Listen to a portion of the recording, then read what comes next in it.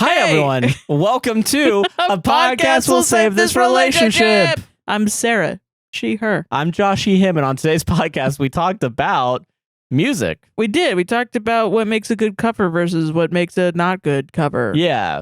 And then we talked then about FaLlOuT, the new TV show. And we read a bunch of shitty reviews of FaLlOuT. Yeah, for fun. Then we just read a bunch of Reddit stories, also for fun. Yeah. We just This is fun. This is a fun show.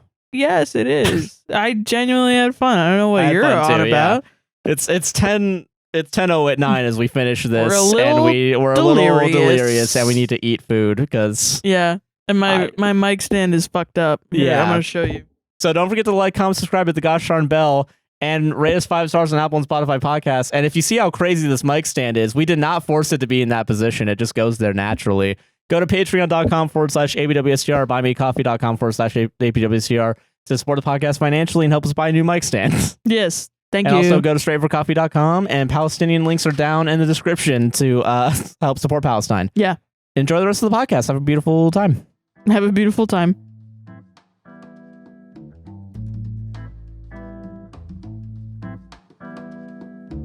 How you doing, Sarah?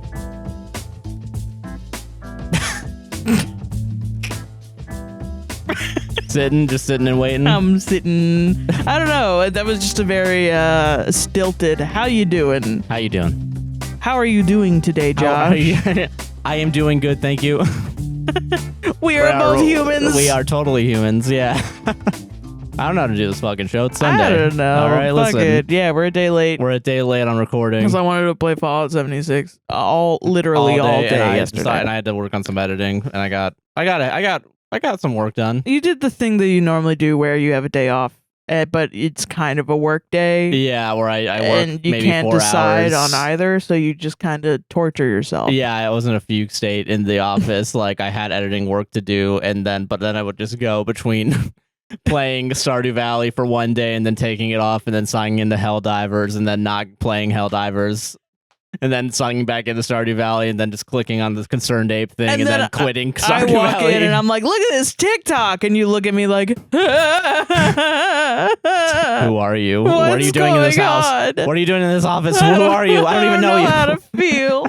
Yeah, real. But yeah, so that's what I was doing yesterday. And now I have this on the docket plus editing Life is Strange tonight, which will be fun. Are you trying to tell me you're overworked and underpaid? Yeah, because you and the boys upstairs are underpaying me. Yeah, I'm your boss. Exactly. Yeah, that's as one review once thought. God. Okay, I don't know how to start the show. We have 2 topics. Yeah. For 15 topics. We have 15 things to talk about. Yeah. Which is great. We have a really good problem where everyone keeps giving us ideas. And we are going to do them, and it's just other things come up that we also want to talk about. Really want to talk about. Like I have a primal need to get out of my brain and into a microphone, you know? So I don't know how to preface. Okay, I made a statement last week. Oh. And I need to apologize. Oh, I didn't know because that. we started the podcast in a similar way that we're going to start the podcast today, talking about music. Oh, okay. Okay, this is the link. This is a serialized show, you know. But okay. Yeah. So I want to apologize. I want to retract a statement I said that only women should be allowed to be vocalists because you said that? I did say that as a joke. I said what about Michael McDonald? That's I know. Listen, what the fuck? What about the king of vocalization, Michael McDonald? The joke I made last week was only women are allowed to make bands, with the exceptions being Third Eye Blind and now you're remembering. I contributed to that joke. I apologize as well. Yeah, please with tears. I agree with it, but also let's add on Michael McDonald. Let's add on Michael McDonald and Third Eye Blind and Tim Heidecker. Yeah, and Bill Withers. But now I have to take someone off the list of women. Okay. So are you naming this person? No, I don't want to name, but I'm gonna leave. I think because I did research on this. Because this is Josh. I woke up. Okay, this is from my perspective. All right, I woke up yesterday. Yesterday, birds were singing. And I walk in and I think I wake up and you walked in on me and all 3 cats were on my body. Yeah, and it was adorable. Checking to see if I was dead. And because I had slept in until 2:30 p.m. Because my body knew I didn't want to do a podcast yesterday. Okay, my perspective before all that, Mhm. I don't know why, I had a dream vaguely related to high school. And whenever I have a dream related to high school, what was the dream about? I don't remember. I just remember being in high school. Oh, it's just one of those like I'm there again. Yeah, and it's always bad. But whenever I have those dreams, I have the inkling in my brain for the rest of the day, like, what's going on with that place? Yeah, what's going? Yeah, it's like, why is the universe telling me I should think about this? Yeah. And I looked at I did the bad thing, which was I went first to the alumni thing, and I realized going through that the alumni was following an account, and I'm not gonna say the name. I'm gonna do you at home can put the dots together. Be your own detective. You shouldn't. It's parasocial and Very weird. parasocial, yeah. You shouldn't be looking up our high school alumni, the people we went to high school with. Yeah, but unless it's Max Frost. Yeah, Maxwell Frost is the only one I've ever name dropped. I'm not gonna the only name other drop. public figure. Yeah, so okay, so I looked into it and like I looked through and see like, because I'm not being followed by these people anymore. But I found one of the accounts was verified on Instagram, and I know that's not prestigious, but like it's a hard thing to get verified. Like you need to have like some sort of public standing in order to get verified. And I was like, who the fuck? Oh. And I realized that it is someone I went to high school with, I think from my same class. And I think I talked about this earlier at some point on the podcast, but there was another person that I realized was like on TikTok, and I got a TikTok from them that I went to high school with, and they're doing like music. And I listened to it. It's fine. It's okay. It's like... I mean, of all the people from your high school that have been doing music, they technically sound good.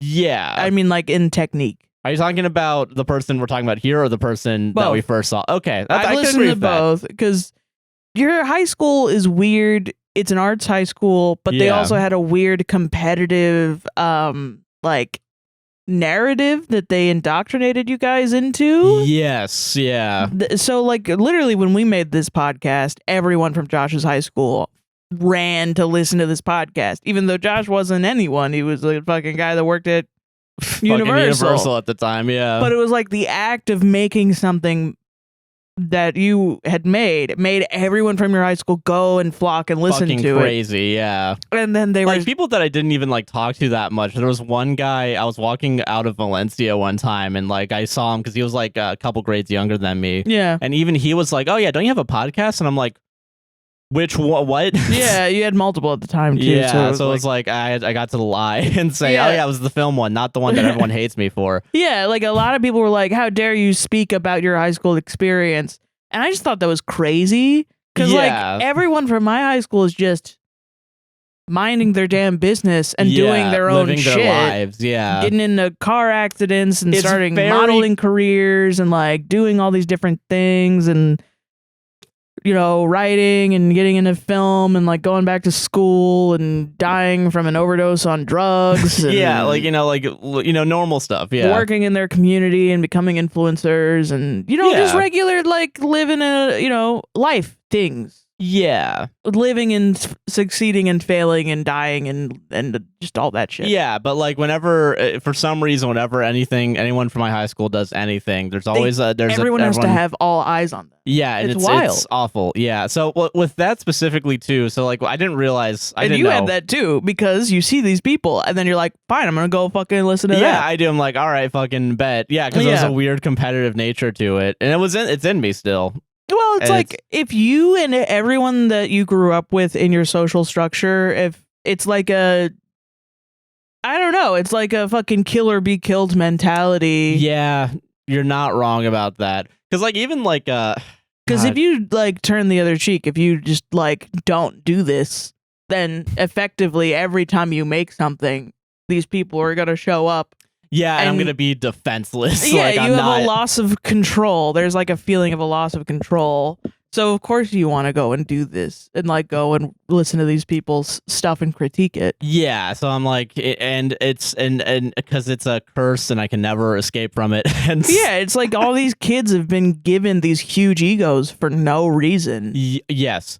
And I guess that's why I kind of want to talk about this now, because it's not when the other person did like their like pop music, I didn't give a shit. It just wasn't for me. It sounded like I forgot who it was like at the time. I don't know. Dua Lipa.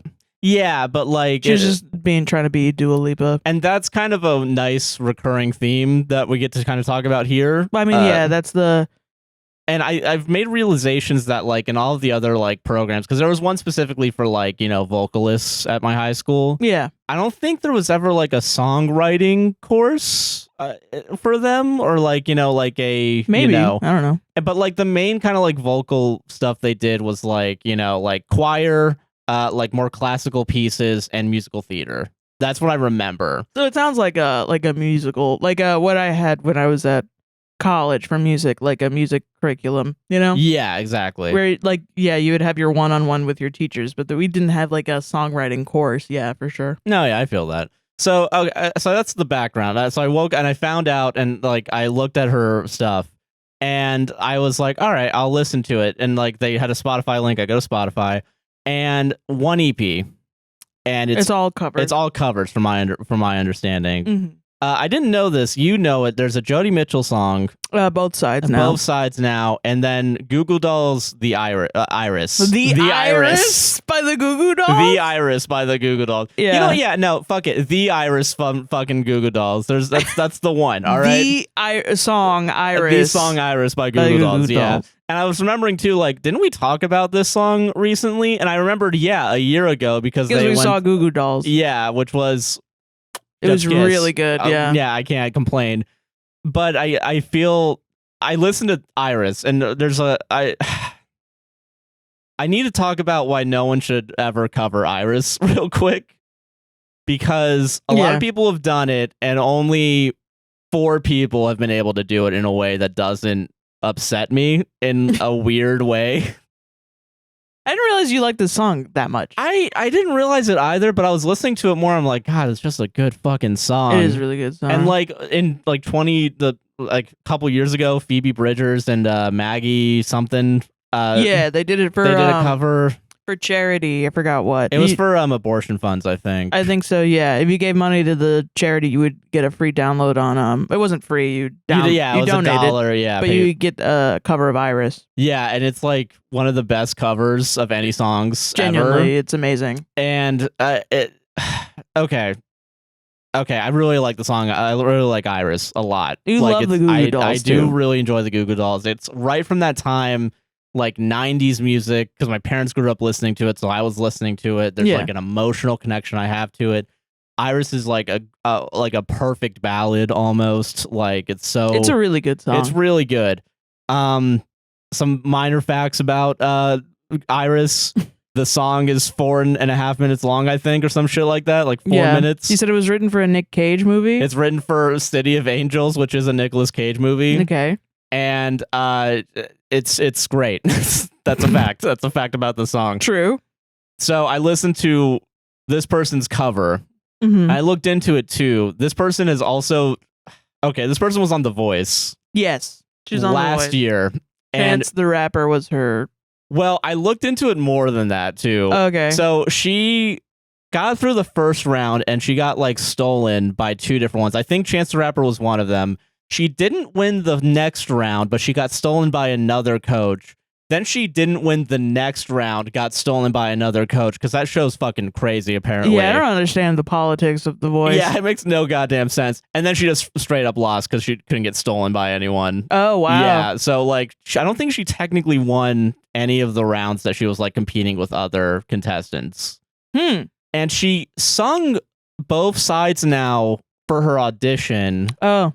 And did Iris in one of the knockout rounds, I think. Oh. And I think she got saved from that too. I don't know. I didn't watch it. So that makes sense then to make an EP of her covers. Of the 2 songs that most people recognize her doing for the thing. But that's kind of baller. I'm sorry. It's a little baller. However, to fail, and then just be like, you know what, people liked it, so I'm gonna put it back out, yeah, so they can have it forever. And that's pretty baller. It's fine, yeah, but I don't think I can understand why she didn't win the rounds though. We did listen to the songs. We listened to both of those, and there's 2 other songs I didn't listen to them because I don't. Who cares? Those aren't affecting me. Yeah. When you cover Iris, you're affecting me on a fundamental level. When you cover any song, the people that love it, that are diehard fans, are gonna have a reaction. So, yeah, because it's their song. They think, you know. Yeah. So, yeah, it's my song. Yeah. It is. Yeah. I mean, yeah. But okay, this cover, and this is a big deal, and I'm gonna point it out first. Is 2 minutes long, and that is a problem. That is a big problem. And she cuts out pretty much all of the instrumentals, and there's no pauses or breaks. No, she just kind of runs through the lyrics. It's rushing. J.K. Simmons' voice, you're rushing. Yeah. So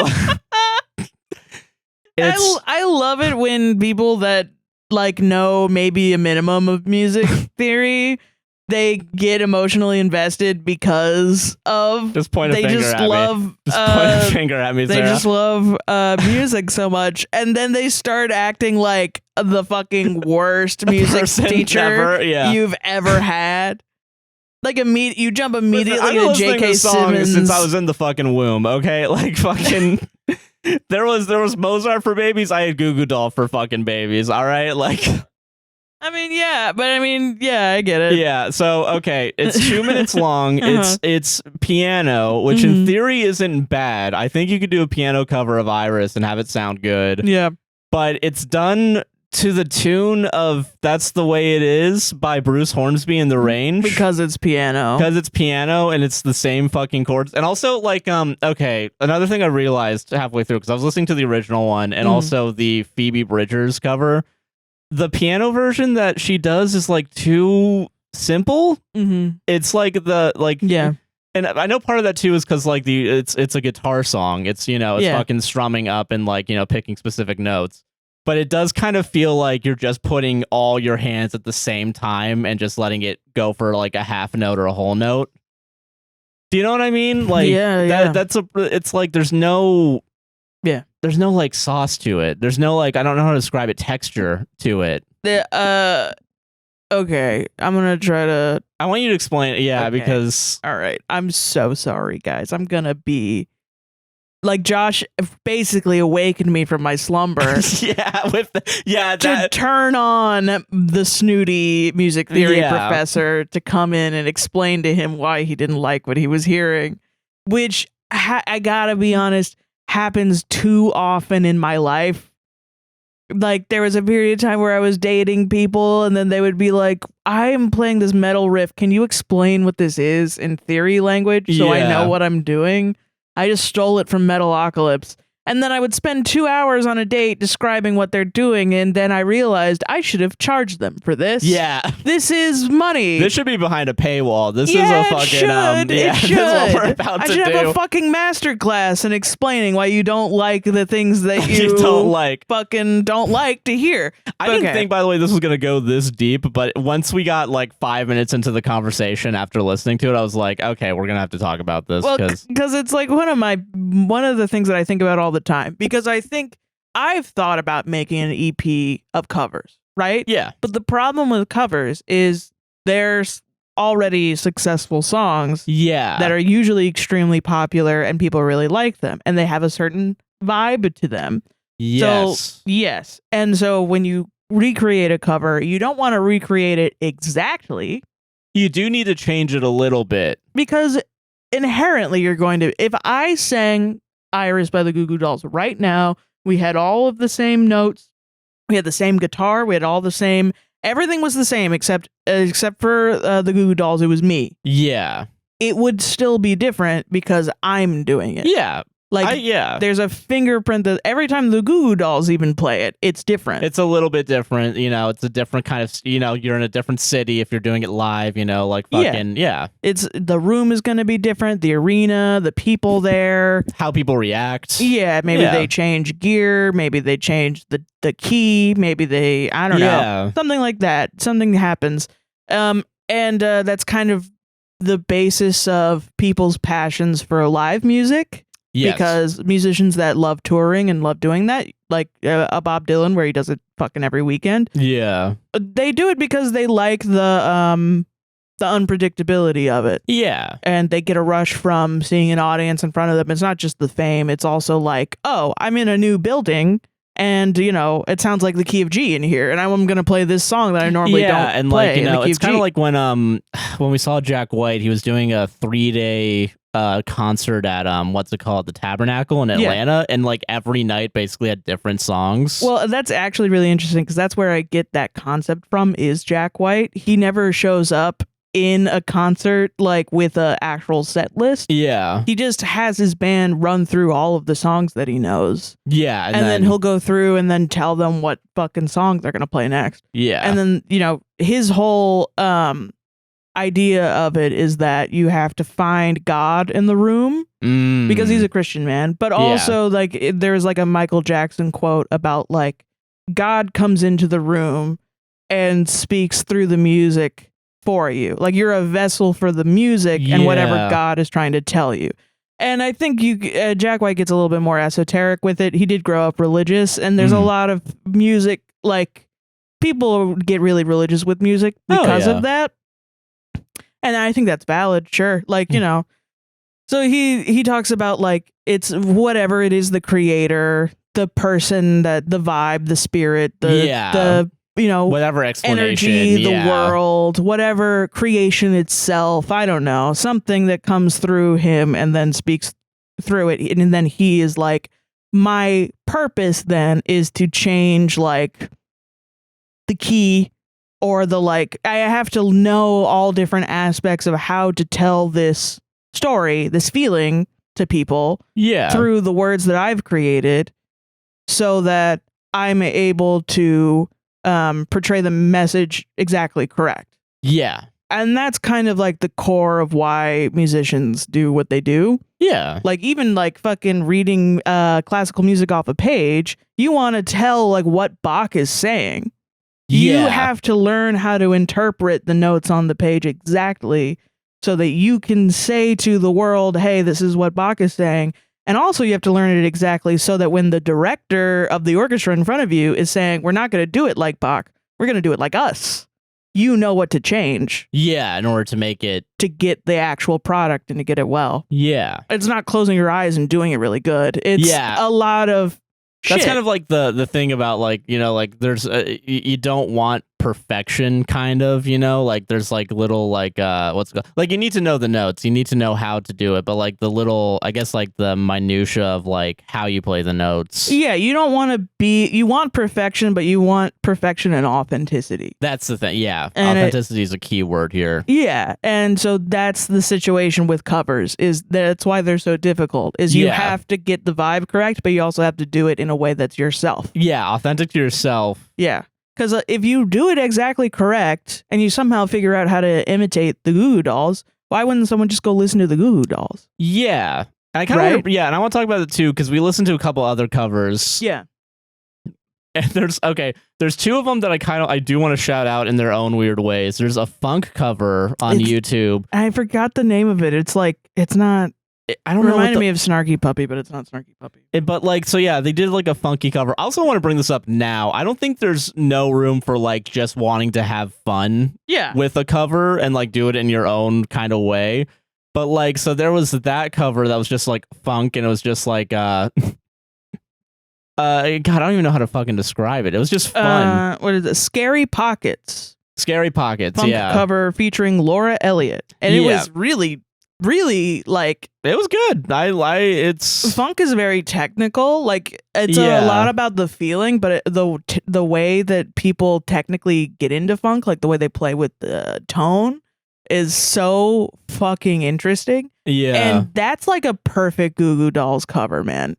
Yeah, because she got the vibe. She gets the crooning. They even kind of play with the rhythm a little bit in a way that's really good that a lot of other covers don't really get right. And instead of doing like the violin and guitar solo, there's a bass solo instead, but which works really well because it's within the genre of funk. Like, yeah, it's fantastic. It's great. I love it. It's really, if you like funk, you should go listen to them. For sure, and that band. And then there was a Goo Goo There was Dolls. a pop punk cover that surprised me. There's a lot of them. There's a lot of them, but there's one in specific that was like not unpalatable in a weird way. So there was 2 rock cover by Jonathan Young, and then there was Our Last Night, Goo Goo Dolls rock cover by Our Last Night. Yeah, they were both like. So the thing that she gets wrong in the cover, this is the main problem. Is with the piano. The thing that's wrong about it, I think, that I personally would change, is that the difference between a guitar and a piano is a piano has like as many individualized voice lines as you can have, and there's a way to play the piano, like in a way that is like, you know, you have your like guitar strings or like like vibrato, like one note a lot. Yeah, you know what I mean? Or even like I guess arpeggiated a little bit, you know, kind of like it would be a little different, but like it's similar. Like you can, I think a lot of people, when they think, okay, a piano playing a lot of notes, they think of a piano playing a lot of different notes because there's like a mechanical issue with playing a piano and playing one note really, really hard. There's a limit to how many there's a physical limit to how many notes you can have, you know? If you play a guitar, you're playing usually 4 to 6 strings at one time. And they all kind of merge together to make the chord. And you can do that really fast. Oh, for sure. Yeah. Especially if you do like power chords or something where you're just focusing on 3 strings or something. Yeah. And now the difference with that, so like you could play 6 individual notes on a piano and play it really fast, but it's going to be really dramatic. It's going to have the vibe of dramatic because of gravity. Because you're literally going like, you're jamming your fingers into keys that are hitting a hammer onto a bunch of strings. It's a little bit easier with the swing of your hand to do that on guitar. And the timbre is completely different. You know, piano is a percussive instrument. Technically, it's a hammer hitting a string is the mechanism on a piano. And then on guitar, the plectrum hitting the string all together at once and then reverberating really close next to each other. That's also different. So it's very difficult to get that vibe without like probably putting the piano through like an effect. But that's not what was she happening. Doesn't play with effects. That was the thing. Because it's supposed to be a focus on... It's a very clean, very real, her voice has like auto-tune on it, obviously, but like not that much auto-tune. No, it didn't like take it. Like all fucking songs nowadays pretty much have some form of auto-tune, I feel like. It's just like you can tell because she's so on the money. But like it's not like the bad auto-tune that influencers have when they try to pretend like they can sing on TikTok. It's fine auto-tune. It's like, you know, it's like music produced, like, you know. You know, and then and the piano was also as clear as her voice as well. Which is a baffling choice to me. There was another instrument. I don't know if it was a guitar in there, but like there might have been like maybe a violin. I don't know. If it was, it wasn't memorable for me. Because I just remember the piano. That was the main one. It's supposed to be like a more intimate, I guess, cover. You know. And like again, I'm not against the idea of an intimate Iris cover. It's been done. Phoebe Bridgers did it. And it's also like, it's not like any of these things can't be recreated. But the way that they did it, it wasn't going to ever sound like the vibe of the original Goo Goo Dolls. That's the vibe is off on this. And I guess like part of that is also okay because I already explained the rushing, like as in literally we're trying to rush through the song by cutting out any of the instrumentation between the verses or the chorus or anything like that. And it's like in Iris, there's like a minute-long instrumental that's meant for like it's like the dramatic violin, like da-na-na-na, da-na-na-na, da-na-na. That was gone, that's out of here. there's not even like room to breathe when it comes to like I just want to know how I just want you to know who I am, and there's like 4 bars or something of like just instrumental and then new verse. Yeah. Like, and that threw me off immediately. Did that happen also in the Joni Mitchell cover? Yeah, okay. She even cut out words in the Joni Mitchell song. So, you know, when you told me that was baffling to me. That was like, what the fuck? Like, you're obviously doing like a little turn, you know, you're trying to be a little cute. Yeah. Because it's not cute. I'm sorry. It's Joni Mitchell. You can't do that. Now, that's one that's like, for me, that I'm like, how dare you? There's a level of like, how dare you? And what's really interesting to me is someone that doesn't have the words to describe that they don't like how they hear things. It doesn't stop them from not liking it. You know what I mean? Yeah. If you hear a song and you don't like it, there is a reason for it. Yeah. You know? And it's not just like, oh, I'm an asshole.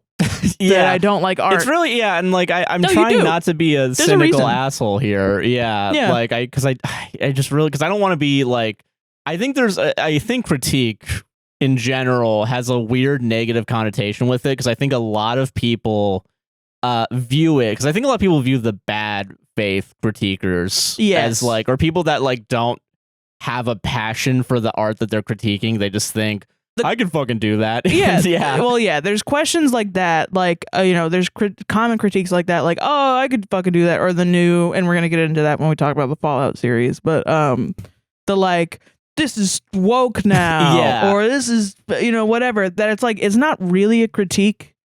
It's more you just saying... You're just ignorant of what's going on. Yeah. You have to actually learn about something and, like, know about it to critique something. Yeah. And that's why I think a lot of people that listen to music and they don't like it, they're scared to talk about it. Mm. And why? Is because they don't know where to start to learn about music theory and to learn about what's going on. Yeah. And they think, oh, I have to, like, play this instrument for 20 years to know about it. And it's like, no, if you're interested in why music sounds the way it does, theory is a great point to start. It's a great way to start. It can get really boring. It can turn a lot of people off. But even like, you know, learning a little bit of the basics of it, you know. Yeah, learning about the science of sound is really interesting. Song structure, learning about writing poetry and what the point of the lyrics that you're listening to, you know. It's you want to learn. When you listen to something like that and you have a bad thought, like you have a bad reaction, you actually just want to learn about what makes a song good. Yeah. That's what that is. Yeah. Yeah. Like, you can take all that hatred inside of you, and instead of, you know, leaving a shitty comment and dunking on someone, you can turn it into why, like more like I want to learn more about this. Yeah, like a experience, like a new experience almost. You know? Like, I wish more people, when they saw something that they didn't like, they weren't just like, I'm gonna make up something fucking dumb about it. I'm gonna learn more about it. Or they you know, I'm gonna make up something fucking bullshit about it, and then I'm gonna go on with my day and not ever think of it. Gonna never talk about it, but I'm gonna talk shit about it for the rest of my life. And like, listen, I feel you, because I do that too. Oh yeah, same. It's easy to go down that rabbit hole if you let yourself. Yeah. I think we've definitely done it multiple times on 100% show. I still won't watch Guardians of the Galaxy 2 because I didn't like it when I was 12. And I'm the only person to ever not like that movie. Yeah, and then you're watching like Ralph the Movie Maker be like, oh yeah, the third one, 5 stars, top 20 movies of this year. The whole trilogy is great, and I'm like, I should probably. Yeah, and I'm just over here like, gotcha. Yeah, you know. But yeah, no. So like, and I guess that's maybe my frustrating thing with like this, right? Is like, I think I made. Okay, you showed me a video. And it's a great video. One of my favorites. It's for some reason I'm the one explaining it because I brought it up, I guess. But I can try to find it. Yeah, but you showed me a video that's like what everyone gets wrong about Hallelujah covers. Yeah, and it's a very simple thing, and I'm so shocked when people fuck it up, and like how many people have fucked it up. Yeah. It's so super interesting, and it also has something to do with theory. It's Hallelujah, How to Cover It Badly. It's a 10-minute YouTube video by Tantacruel. Got 1.7 million views. It's one of my favorite ways to just very succinctly describe what's wrong with a lot of covers. Yeah. And why you might not like them. This is kind of where we're at, because like and also in that there's a lot of people being like, well, a lot of people on TV audiences, they just love hearing when you belt and like do a lot of ooh, you know, like fucking they want vocal runs, yeah, that's the word. They want like a lot of notes strung together and like a little thing. And TV audiences, yes, but also like I see this a lot when people are talking about who's the best female vocalist. Mariah Carey, fucking Beyonce, trying to think of literally anyone else that people do bring up regularly. Yeah, well, like who are the top, you know, Whitney Houston, what's her name? Fucking Amy Winehouse? Yeah, Amy Winehouse is a good one. And they really just kind of bring up a bunch of famous women that all have different styles of vocalization, and then they try to compare them. And sometimes it can lead into, well, you know, Mariah Carey hit this note in Emotions, and no one can hit that note. She's actually a really fantastic singer. And then it's like, okay, well, yeah, but what about Whitney Houston and, you know, this song? This note, and and well, Beyonce can do this run while dancing. And it's like, yes, okay, like if you want to talk about technicals, yeah, have them all sing the same song and we'll come back. But you're not really... That's not the point of music, I feel like. And that's not how you conduct a damn scientific experiment either. You have to have a control group, you know? Yeah, exactly. You have to figure out like what's going on. Yeah. And that's the thing. Music critique shouldn't be a scientific experiment. No, of course not. We should be talking about the ideas behind it, and we should be insulating the performances by the works that are created. Because if you are singing a Joni Mitchell song, why would you put a vocal run in there? Yeah, and that was why would you belt it out? And especially if it's both sides now. I'm sorry. Okay, but also like during Iris, you decide to do the belts at not the belting part. Yeah, not at the belting part, at what felt like when I was listening to it, random points. Yeah. Which is a problem. And you're not trying to do an esoteric genre. You're not trying to do jazz. You're not trying to do anything else. You're trying to do pop music. Which, I mean, and listen, literally any other genre, I could be convinced in like 20 minutes that what you're doing is actually new and cool and fun. Pop music is a science now. Yes. A science that's also been perfected by a lot of people, or like perfected in the way of like... Yeah. In the same way that like Chappelle Roan. Yes. Am I saying that name right?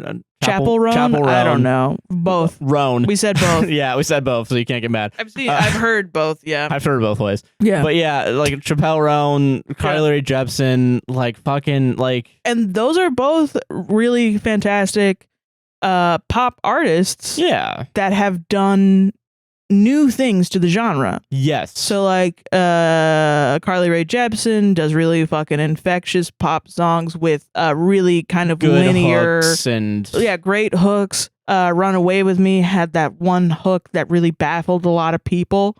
The which one? It didn't end on tonic. It was like in Dorian mode versus the rest of the song. Yeah. I don't remember what mode it was, but it's a really interesting like theory-wise kind of thing. Chappell Roan is like just her vocal performances. You compared her to fucking crazy Freddie Mercury in the same way that like if we're talking about hitting notes, well, like people are trying to sing Chappell Roan's songs to cover them because they're so damn catchy, it's so damn relatable, but they're so high up that they can't sing it. They have to learn how to transpose the song into their own vocal range. Yeah. So that's crazy. And also, like, she's not a singer that sings only in her high range. She also goes very deep. Like, deeper into like my vocal range, which I'm like a low alto contralto, almost basically a tenor. Yeah. But like, so like she goes real fucking low, and I'm like, oh shit! Like she goes between them really smoothly. Yeah. And she also has like a belting ability too, which is which is why I compared her to Freddie Mercury, because like. Yeah, I don't know. Like, you played a bunch of songs on the way to my parents' house like 2 days ago, and like I put more of them on my liked songs. This is just good. Like, fucking Phenomenon, so good. It's fucking really good. So I don't know. I guess that's why it's like frustrating, like listening to. welcome to my damn world, man. Every fucking person that I know from my goddamn music college that are trying to go out and be big famous singers and stuff, I can't turn it off anymore. I gotta listen to their shit, and I'm like, why did you write this confusing lyric? Why'd you do it this way? Yeah. Why'd you do this? You know better. I'm That's like, I was in class next to you. And that's kind of like, better. that's why I feel like, and I feel like I'm saying I know you should know better because you were in high school with them. Yeah, and also like you went out to fucking Los Angeles and you got on The Voice. You clearly have a good technical voice. And like even the other person that wasn't on The Voice, like they were able to get like industry backing and like, you know, like get like industry songwriters. Yeah, they're in LA and stuff. They're also in LA. They're trying to make, you know, making music they're fucking living. Yeah. And I listen to it and I'm like, I get it, but there's other people. You're trying to do what another person's doing. And I don't vibe with it because I should just go to the other person that's doing it, you know? And that's something that, you know, this is where my knowledge stops because I've never been in an industry, like I've never had an agent or a manager or something like that. So yeah, we're not hot shots at all. Yeah, like I don't know what those conversations are. Like maybe she does want to do this crazy stuff, but then her manager comes in and is like, hey, no, you're being Dua Lipa. Yeah, here's light. The new. You're gonna be Dua Lipa light, yeah, because I can market you that way. Yeah, you're not allowed to do anything else. Let's try and make 15 TikToks by the end of the week. Yeah, to try and because I'm scared of losing my money. You know, I want money. Yeah, I'm caring about me and not the concept of music. Yeah. And like, you know, that's so I don't know who to blame exactly, but it seemed it's like a nebulous problem. I feel like listening to the EP, it seemed like she was like, and also now knowing the context that she sang these songs on The Voice, she was like, I'm gonna give the people what they want. They want me to sing these songs. I want to be a big pop vocalist. Yeah. So we're gonna get my voice really clear. We're gonna get my voice really I'm going to sing in the kind of cursive style that everybody is singing, right? The cursive, breathy, Billie Eilish style that everyone's singing right now that's on its way out, whatever. And that'll be my flavor on it. And we're going to cut out all the instrument parts because they want to hear me sing because it's me. It's not the band. It's just me. Yeah. And it just comes across as someone who listens to a lot of music and has learned a lot about it. Like, you don't know what you're doing. Like, it feels like you're not connected into what's hot right now. Yeah, get your it's kind of old finger on the pulse. Yeah. Not even like it's I don't know. And it's just like everything that I've thought about with a EP cover, like a bunch of covers in an EP, every trap that I've dreamed up and I've decided is too hard for me to do happened in this EP. Yeah. And I'm like, well, there you go. That's it's But her vocal, I mean, her that's the thing. I don't want to show on her like performance. No, it's great. It's just the what's it called? The choices that you made with that performance is baffling. Yeah. Which is one of those like it's one of those things which feels like you could have the greatest voice in the world. You could have, you know, all the privilege of, you know, being able to hit notes and perform songs and get into a studio and, you know, do all these things. But you can still fuck up when it comes to what you do with it. You know? Weird choices. Yeah. Just because you have $1,000 tool doesn't mean you're going to make $1,000 song, you know? Exactly. But also, I don't know why people like Drake. Yeah. And like a lot of people like Drake. Yeah. I don't get it. I've never even got it just on his, I know we talked about Drake when we looked at the Drizzy subreddit, which I kind of want to go back to. Because he got dissed since then, and there's like they've correctly got dissed by Kendrick Lamar. The copium in that subreddit is really funny. Awesome, hell yeah! They're literally spreading rumors on behalf of Drake. Like they're going through and being like, "Rumor has it Drake has a response to the diss that's gonna blow everyone out of the water," which is apparently the same narrative that happened when he was dissed by Pusha T. And it never came out, and he straight up got bodied. Yeah. And it's so now other Drake fans are going into that post in the comments and being like, I'll believe it when I see it. How are you still a Drake fan? How? Yeah, this you is guys so crazy to me. I don't understand it, but a lot of people really like it. Yeah. And so I fully believe that this amount of knowledge and this amount of experience with this type of music is not mainstream. Like, I think we're in the 20% of people that really don't like music like that. Yeah, no, I get that. And there's a lot of people that watch The Voice and a lot of people that listen to the people that are on The Voice. Yeah. And they're just different. They just like different things. And I think that's fine. But it's like when you have these specific tastes, that's kind of the problem with like ingesting this much media is you learn what you like and what you don't like. Yeah. And then it's like a violent reaction when you hear something you really don't like. Yeah, like we were talking about it. You were talking about the idea of being like spoiled. You know what I mean? Yeah. Of like, because like I'm thinking about like, you know, God, like this also happening during the time of like fucking today. That what is it like? Coachella's going on right now. Yeah. And like just seeing like some of the performances already, like seeing Tyler the Creator fucking explode out of an RV. Did you see him? He was talking about Childish Gambino. Yes, I saw that. I saw that. And he also did the same thing, I think, for ASAP Rocky, I think. Oh, that's funny. He also had him on and then said, I used to hate this motherfucker. It's awesome. No, it's so good. Like, but yeah, like, you know, like, and meanwhile, I think that's a creative experience. A lot of creatives behind closed doors are catty little bitches that hate me a lot. That hate everything that all of their friends make in front of the doors on your podcast. Yeah, there's that Jon Stewart quote when he was on Crossfire. It was like, so I've discussed it privately between friends, loved ones, and newspapers. We all make fun of you. No, but like going to like newspapers on television, I've made fun of you guys. Yeah, that's the thing. Know? Yeah, I don't know. It's like trust me, I am a catty little bitch. I think everyone is when they get into this. There's a level of narcissism that you need to have to put a camera on your face and think that people want to hear listen to what me you and say. Explain. Or at least you have to get have to get rid of a healthy level of shame to start doing it. Like we were just watching Sad Boys and they were talking about how like when creators Eddie Burback was saying that when creators get an ego about how much of a following they have, like next to their names, like they get 1 million. Like who gives a shit? You shouldn't. Everyone has followers now. Who cares?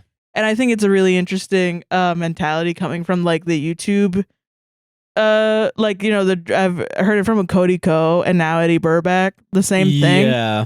And I'm like, it's really funny to me because you're on a podcast talking shit about other creators. No, we're all hypocrites. We're all, disgusting little freaks, Yeah.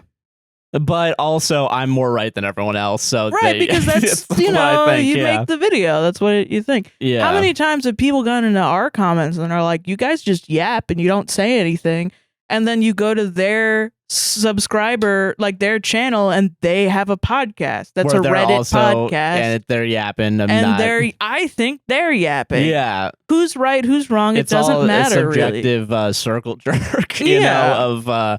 Disdain, and no one can tell anyone what content is good and what content is bad. No, but I can definitely go and look at a piece of media that was created and try and determine if it was intentional or not. And if it effectively gets the message that it's saying across. And to me, that's the thing. It's like every time I say I think something's bad, it's because I think it's bad. Not that it is bad 100%. There are exceptions to that rule, but I try to stray away from that. Yeah, I mean, they pop up every once in a while. Every once in a while, there's something that doesn't make any fucking sense, and then you're just like, I don't get what happened here. The Wall cover by The Wall. Doug. 5 months. We're gonna have to go back to that, dude. Yeah. Time goes so fast. 5 fucking months. We're gonna have to go watch that podcast that I can't even think of the name of what that is. Yeah, it's too long. anyway, there's something that's objectively good. Yes, yeah. Let's we took our time shitting on two covers of two songs. Let's talk about a good TV show that came out. Yeah. FaLlOuT. Good show. That's it. That's what. Hey, real quick, we realized this halfway through the recording. This is spoilers. We're gonna spoil pretty much everything that happens in the show as we discuss it. Yes, so keep that in mind. It just came out.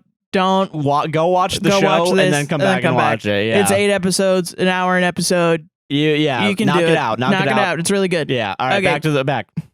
Okay. I do want to. Okay. So video games. It's interesting to me. I love video games. I love video games. I'm a gamer, guys. We're gamers. I'm a fucking gamer. But okay, go to APWSTR Gaming and watch this game. Whoa, it's over there. But yeah, so video game adaptations has always been rocky up until recently. Yeah. We need to talk because it used to be a joke, like, the Street Fighter movie, the Mortal Kombat movies, the coming Mario out, movie, the live action Mario movie before they did the animated one. Yeah, and even the animated one, I think a lot of people was still kind of mixed. It was like an ad, more like. Yeah. And like, but okay, like even like other things like that aren't video games, but like the Lego movie or something, like shit like that. It's been very turbulent because for the most part they've been bad, and then The Last of Us came out. Well, the Lego movie is good. The Lego movie is good too, but so like video games as TV shows is interesting. Yeah, because I never thought about that. The Witcher. Oh yeah, they had a TV show too. Yeah, and they kind of fell off. Yeah, but and the Witcher TV show happened. The Last of Us TV show happened, and that one was really well received. Everyone loved it. Yeah, and it did the video games justice, and it improved on the video games. Yes, because a lot of those like video games that are very narrative focused, I think work better as TV shows, and I think that's so too. I think that's what happened here. I think especially FaLlOuT. Yeah, especially FaLlOuT with like a very rich like backstory and like all these little things that like in the video games you might miss because you don't want to read like files or computers. Yeah, and the fact that every like new FaLlOuT game has a new vault that has its own story. You know what I mean? Yeah, and like its own like experiment, of some sort. Like it's a if there are these vaults all scattered across the United States because of the concept of like a nuclear war happening. Yeah. And only rich people can go into these vaults, and spoiler alert, companies have basically manufactured decided that they want to construct societal experiments in these vaults to manipulate the people that will come out post-war into creating a quote-unquote perfect society. Yeah. Just for fun, because they have the money to do so. Yeah, and I think that's what the FaLlOuT series does really well, is making Vault Tech the main company that makes the vaults, and also all the other mega corporations that exist in this universe, like very clearly the bad guys that kind of fucked everything up for everybody, so much so that they implied that they caused the war. Yeah. Which is a really good... That's a big spoiler, so... Yeah, this whole thing is spoilers, but it, even in the games, it kind of... Not that it feels like that, but like there's a big part of it, I think, where it's like no one knows who drew the first bomb, Yeah. But, okay. I don't even know where to start with this, because this is like a really good piece of media to dig my teeth into. Yeah. Because there's not a lot of bad in it. No. It's the cool thing about FaLlOuT is that it has a wacky vibe to it. It's so wacky. And I'm happy that the show got that in, because like the games are incredibly wacky. I was kind of worried, and I'm kind of worried still about the next few seasons because it's made by the guy that made Westworld. And I haven't seen Westworld, but I've heard Westworld's fantastic. I've heard Westworld was good, and then like the second and third season or something like that, it kind of jumped the shark, is my understanding of it. Yeah. But I do like the idea of Westworld. I think from what I remember watching the first season, it seemed like a very good show. Yeah. But like there's that one scene, I think it's in the first or second episode, where it's the Enclave scientist escaping with the dog. Yeah. And then as he escapes, like a gun turret pops up and says, don't panic or something on it. Like, please please remain calm is what it is, and just start shooting them. Yeah. And then there's the shot of the dog in slow motion and all the bullets missing them. Yeah. It is very like the FaLlOuT games are super fucking wacky. They are taking this like really serious like fucking. Okay, Walton Goggins real quick. Also fantastic. Everyone who acted in this was amazing. Yeah. I was a little iffy on the main girl and actually not even really. Like when her kind of like wide-eyed goofiness really it's a really good encapsulates juxtaposition. The protagonist in a video game is if you do like a kind of high charisma yeah, like, you know, low intelligence perception kind of she's not dumb, but she's kind of walking around naivety to being her. a good guy, and she gets like, you know, roughed up by, you know, everything that happens. Yeah, and she slowly changes, which is the whole point of the game pretty much. Yeah, it's like, you know, you're leaving the security of a vault. I really loved the way they introduced Maximus in the Brotherhood of Steel. Yeah. Because I will say, I don't remember much from the video games. We were talking about it a little bit. I played 3 in New Vegas, but I never completed them. Yeah. I do remember the cover to FaLlOuT 3 having the Brotherhood of Steel, like, power armor on. Yeah. But I never really understood, like, their gimmick, I guess, completely. Yeah. But I kind of like this, like, weird like trying to get all the pre-war technology with like this kind of religious aspect to it, where it's like there's knights and there's like, you know, like cardinals and like it's I really enjoy that in this. It's a unique idea, man. Like and this sucks, but I'm gonna compare it to in the Harry Potter novels. Okay. Ron Weasley's dad, it really loves Muggle technology, but since he grew up a wizard, he doesn't know what they're used for, so he just kind of keeps like extension cords in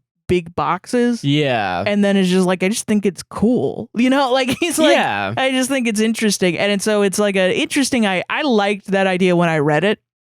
And I do like the concept now of like being a part of a society that has all this technology that's been taken for granted.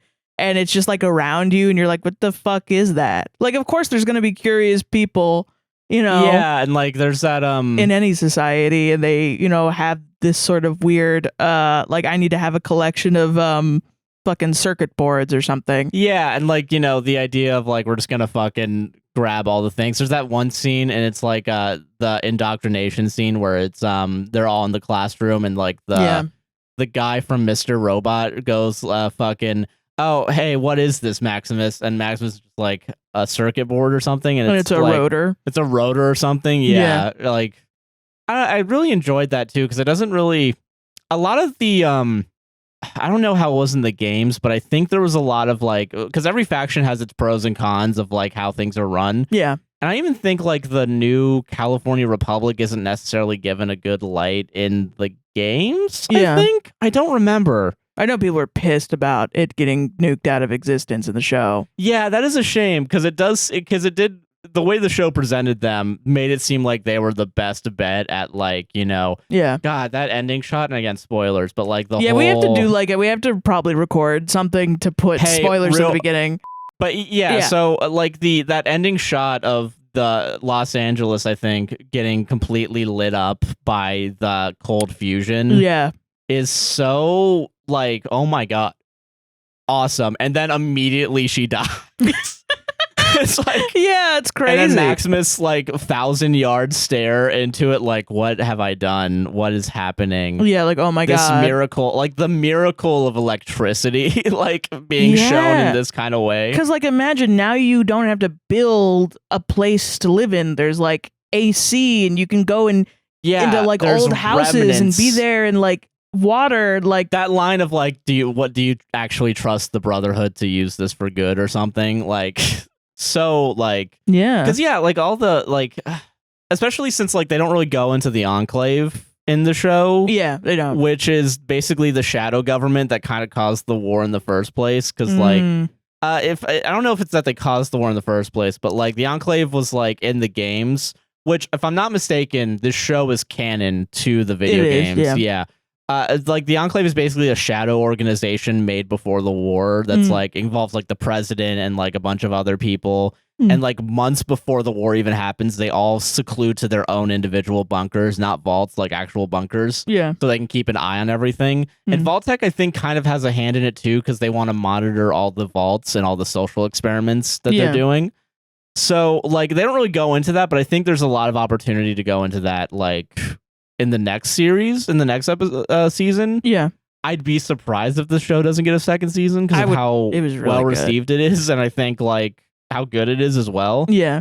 But yeah, like there's never with the faction specifically. Like I think the New California Republic's probably the best one. Yeah. And I think it is kind of a good decision to kill it off because it's the good one. Yeah, there's not really a way to, and I did see some actual genuine criticism of that, and people were like, they dislike that every Bethesda game.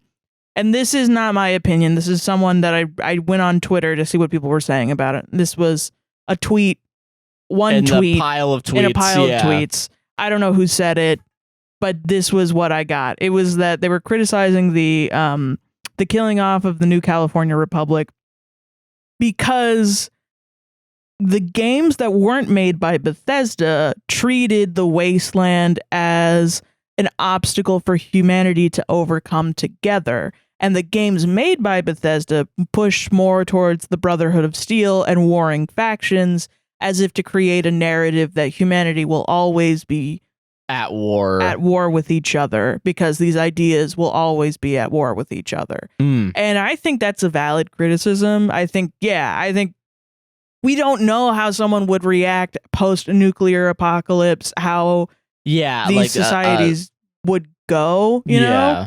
And it's an interesting that the game and the show and the company is trying to push a narrative of perpetual war rather than that humanity can overcome anything. Yeah, and it kind of feels like the show is also kind of critiquing that idea a little bit because it's not a happy ending. It's portrayed as a happy ending. No, it's fucked up. It's almost satirical in how it's presented, where like everyone's cheering. That's the actual ending shot where it's Maximus. Everyone's cheering for Maximus. Yeah, as he's like the saddest he's ever been because they think that he killed the leader of this. Yeah, and it's like no, because also, the character arcs in the show is great too. We already talked a little about Lucy, right? That's her. Yeah, Lucy's her name. Also, I realized this halfway through, she kind of looks like the protagonist from Portal. Sometimes it's actually kind of. I don't know if you noticed that like too. Shell? Yeah, like Shell. Yeah, especially when it was like when the tanks hop in the leather armor. Yeah, for sure. But fucking like her arc is really good because it's the naiveness, and like Maximus's arc is really good because it's the change, like the wanting of like the thrill of adventure and like the power hungry struggle that he has. Yeah, it's kind of like a critique on like patriarchy. I also love that they describe Maximus once he kind of steals the power armor from Titus, his knight. He's just like a little kid. He's a little boy. Yeah, and that's kind of how it feels when you're in the power armor in the game, is like, this is really unlimited power. I shouldn't have this. Yeah. You know? And what are you going to do with it? You're going to like maybe pretend to be a knight for 5 minutes and then you're going to get fucked up by Walton Goggins' knife because you don't know what the power that you hold, you know? And I just love the concept of the power armor too, because it's like, okay, yes, so the Brotherhood of Steel is this like big knight, whatever, which people were criticizing. We're going to get into some Google reviews I found. Yeah. People are criticizing that they made the Brotherhood of Steel some sort of weird religious cult thing, but I feel like you need to have that because otherwise the Brotherhood of Steel is a bunch of little boys in armor. They're literally called knights. Like it's supposed to be kind of a play of like medieval, fucking like that works. It's a funny concept. Like a knight has a fucking huge ass sword that takes skill to use. Yeah. And is, risking their lives in these fucking big wars for like stupid ideologies. Yeah. And like in this game, a knight has that, but instead of a sword that's difficult to control, it's a giant, incredibly easy auto gun turret machine that you can fly around in, and you're basically God, because the point of the Brotherhood of Steel is to oppress people. Yeah. Like, yeah, especially since the fucking, the first night that he has is like this jock asshole, like fucking. Yeah. But the second he gets hurt, he's just a little like bitch about it. He's a little bitch about and it. He's like, oh, they're gonna fucking kill you. Also played by a Zionist asshole. Yeah, so good who that they dies killed him immediately. So if you feel bad, don't feel bad. He's fuck that on guy. screen for like 2 minutes. Yeah, he's not portrayed good in this fucking thing. Yeah. And honestly, I think they just brought him on set to be like, yeah, just act like you would. You would in like this how situation. you normally are, and then we'll kill you. Yeah, he seems like a huge dick in real life. Yeah. He is, yeah. But yeah, so fucking like, yeah, and it's just like you get to watch him bleed out. Awesome. It's baller. Yeah.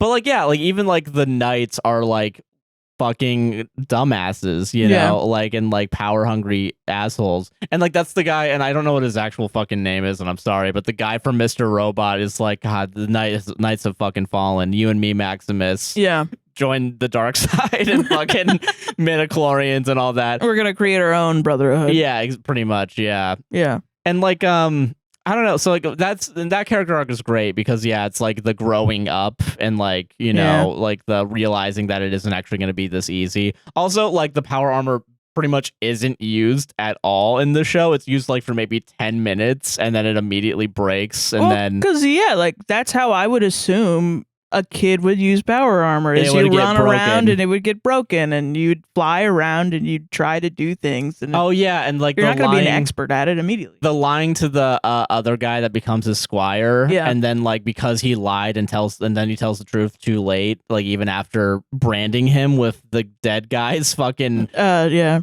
Oh god, and then like losing that fusion core, whatever it was. Yeah, so good. Also, I do like that character and how he's just kind of like a little like. He's also a child, but like he has to go through his own journey. Yeah, it's like little boys trying to figure out what's going on. Yeah. You know? And like at the end when they like decide to like not get the other one hurt and like Maximus actually sacrifices himself to help Lucy and hit the other guy. It makes sense. Yeah, it fits perfectly. And best character and best actor, Walton Goggins. Walter Goggins? I don't know his fucking name. I don't know either. Goggins, man. You made a point while we were watching this. Anything that Community has touched will turn literally to gold. Baller. And I know he's been in other things. And he's always been fantastic. He's always been fantastic. Even pre-Community. Yeah, like he's such a good fucking actor. He's and amazing. Him playing like I really like his because like I like the idea of the ghouls kind of like being not immortal, but like these long living creatures that like feed off the wasteland, you know? Yeah, that's a cool idea. Yeah, and like the oh god, him having like this super strong connection to Vault-Tec as it slowly like kind of as like the mystery. This is a really good mystery show. Like even if you know the lore of FaLlOuT and like you know all the vaults are experiments, it's like little trickled down like you know. It's really good. And it's like neither of us really played full on like FaLlOuT games that are like huge nerds. There's a lot of people in our Discord that are huge nerds about it. Yeah, nerds. Fucking nerds. But I am now too. Like I think the FaLlOuT story is great. I think it's an amazing like thing. I like it more than a lot of the other Bethesda games for sure. Like stories. I'm surprised at how strongly it's taken me because I liked Skyrim and you're not really a sci-fi person either. I feel like I'm discovering that I am because like we read a sci-fi book for the APWSTR book club at Patreon.com/APWSTR. Yeah, I gotta plug it. And you were really into that one. Really shook me to my core, and I liked Star Trek. And I like it when science fiction talks about ideas rather than what if there's a big old wacky alien out there? Like sometimes that's what turns me off about science fiction. And especially like Star Wars sometimes, like I think because so many other stories said the same thing. Yeah. And I will admit most of them were inspired by Star Wars, Yeah, no, like, for sure. It being like kind of one of the perfect hero's journey. Yeah, from a story structure, yeah. But it's just a shame it just came too late to Star Wars, I think, to really get into it. No, that's fair. Yeah. And I think a lot of other things kind of outlast Star Wars. I think Star Trek, I haven't gotten into Star Trek, but I'm more intrigued by it because it's about, you're right about how it's like about the ideas. Like I think sci-fi that's more about the human element and experience. Yeah. And like, because like in FaLlOuT too, like especially with the ghoul character, they kind of touch a little bit on discrimination, you know, with him. And in the what's it called? The fucking 76, which I played a little bit of recently. Yeah. There's one ghoul character you meet immediately, and there's like during a robbery, and it's like the robber's like, "I'll fucking kill you, you ghoul." Yeah. You disgusting piece of shit. Yeah, there's a lot. I think it's really cool that FaLlOuT tackles these ideas of like racism and discrimination and deciding in the wasteland if you want to be, an all for one kind of person and one for all, or just an individualist, all for yourself kind of thing. Yeah. And I think that's a really cool idea, and how racism and discrimination kind of plays into that, which they do go into, like how Lucy doesn't know how to treat mutants when she's in the new vault. I think that's super interesting too. Yeah, and like with the what's it called? Because like in the lore TM of FaLlOuT, like the Enclave is specifically like an eugenics filled organization. Yes. That's like, it's also, that is kind of touched on in the show too, when they talk about when they show the dogs in that second episode, and it's like a dog under 10 pounds. Incinerate all dogs under 10 pounds, and like unless a dog is good at being obedient, you kill them. Yeah, and that's why that scientist character fucking leaves and deserts, because he gets caught with the dog that he's hiding. Yeah, and it's like, so good. Yeah, essentially, Vault-Tec was basically trying to do like mass eugenics to recreate a perfect society. Which I really enjoy that everyone has like that. Everyone's kind of connected in that, like Lucy and her father and the ghoul, because the ghoul.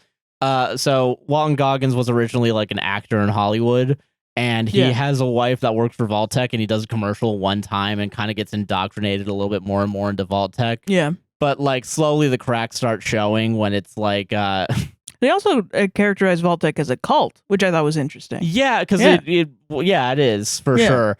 And like the fucking what's it called when they the Red Scare kind of things. Yeah, like McCarthyism and stuff like that. How it still persists even after the 50s, because the FaLlOuT universe, like technology is kind of stuck in the 50s almost, but like the main point is like semiconductors are never invented, so everything's in like vacuum tubes and shit. Yeah, that's why they're still able to have all this like crazy tech. Yeah, it's like retro futuristic, I guess. I didn't know that. That's cool. Yeah, so like that's kind of why everything's kind of how it is, and like all the computers are still super huge and like CRT kind of. Yeah, like big backed TVs and things. Yeah, it's really good.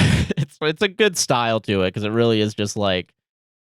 I think that the fact that it separates itself from like the world we live in really works in its advantage, because like taking that switch away from like, let's make the Cold War, but like let's make it hot. Let's like actually let's actually have someone make a move in the Cold War. Yeah, and like like the whole point of like there's like resource wars, because eventually we're all just using oil, and like we have to at some point the United States annexes Mexico to get oil. Like it's like so much little crazy things. I think that's a fantastic, like, just in the FaLlOuT story in general, like that's a great way to describe the war pre-nuclear shit, because post-nuclear apocalypse, it is still a resource war. That's why cold fusion is like the biggest deal. Yeah, because if you have a source that's infinite, like that's your MacGuffin. Think about every resource that is being taken for granted now, because we didn't have electricity. Yeah. Now we can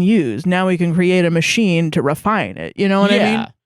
Which is wild. Yeah, and that's like kind of like and I guess it's like a pretty big point is like, if we all pit ourselves against each other, we're gonna kill ourselves, you know? Yeah. And like that's why, and I think like hearing that too, like fucking like with all the shit that's going on in the world right now, like and the entire concept of like a nuclear bomb and mutually assured destruction is yes, if we ever escalate to that point, we will wipe the human race off the planet. Yeah. And what if a company decides, well, if I do it first and I do it contained, and then I can create the most, I can rule the world. Oh, exactly. Like I can make the world to be how this company's supposed to be, And it's a real fear. It's a real fear in every human being that exists on this planet, that nuclear wasteland can't exist, Yeah. And it's something that is, I think, also very drawing of FaLlOuT, is like, this could possibly happen. Yeah. It could. If we decide to just let go of our humanity, you know? Like, yeah. And that's kind of the thing, too, as I'm thinking about, you know, like, especially, like, we're in our timeline, where we are today. Like, there are, you know, moves of, like, okay, we know climate's a problem. How do we fix that? We have all these new technologies. There's solar, renewables, shit like that, right? Yeah. And, like, oil companies aren't going to go down lightly to do it. So they have to find new ways to, like, market oil and, like, market gas and, like, oh, hey, actually, when you cook with gas, it's actually it tastes 100 times better than if you cook with electricity. Yeah. Or, cigarettes like, are good for you. Cigarettes are actually good for you. Yeah. It's like, it's all these, like, you know, little...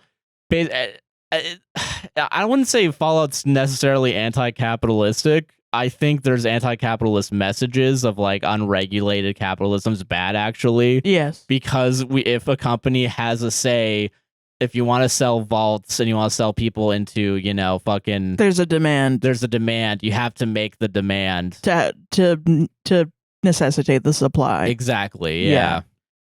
Yeah, I mean, and, well, I will say, I don't know, maybe FaLlOut 76 is, like... a lot of the things in FaLlOut 76 as I've been playing it have been more, like, environmental... aspects of it, you know, like you know, how do you treat the water to figure out, you know, there's the first responders where they're kind of running around and trying to figure out how to teach people skills of, like, how do you cook and how do you cook for your family, how do you cook for your community.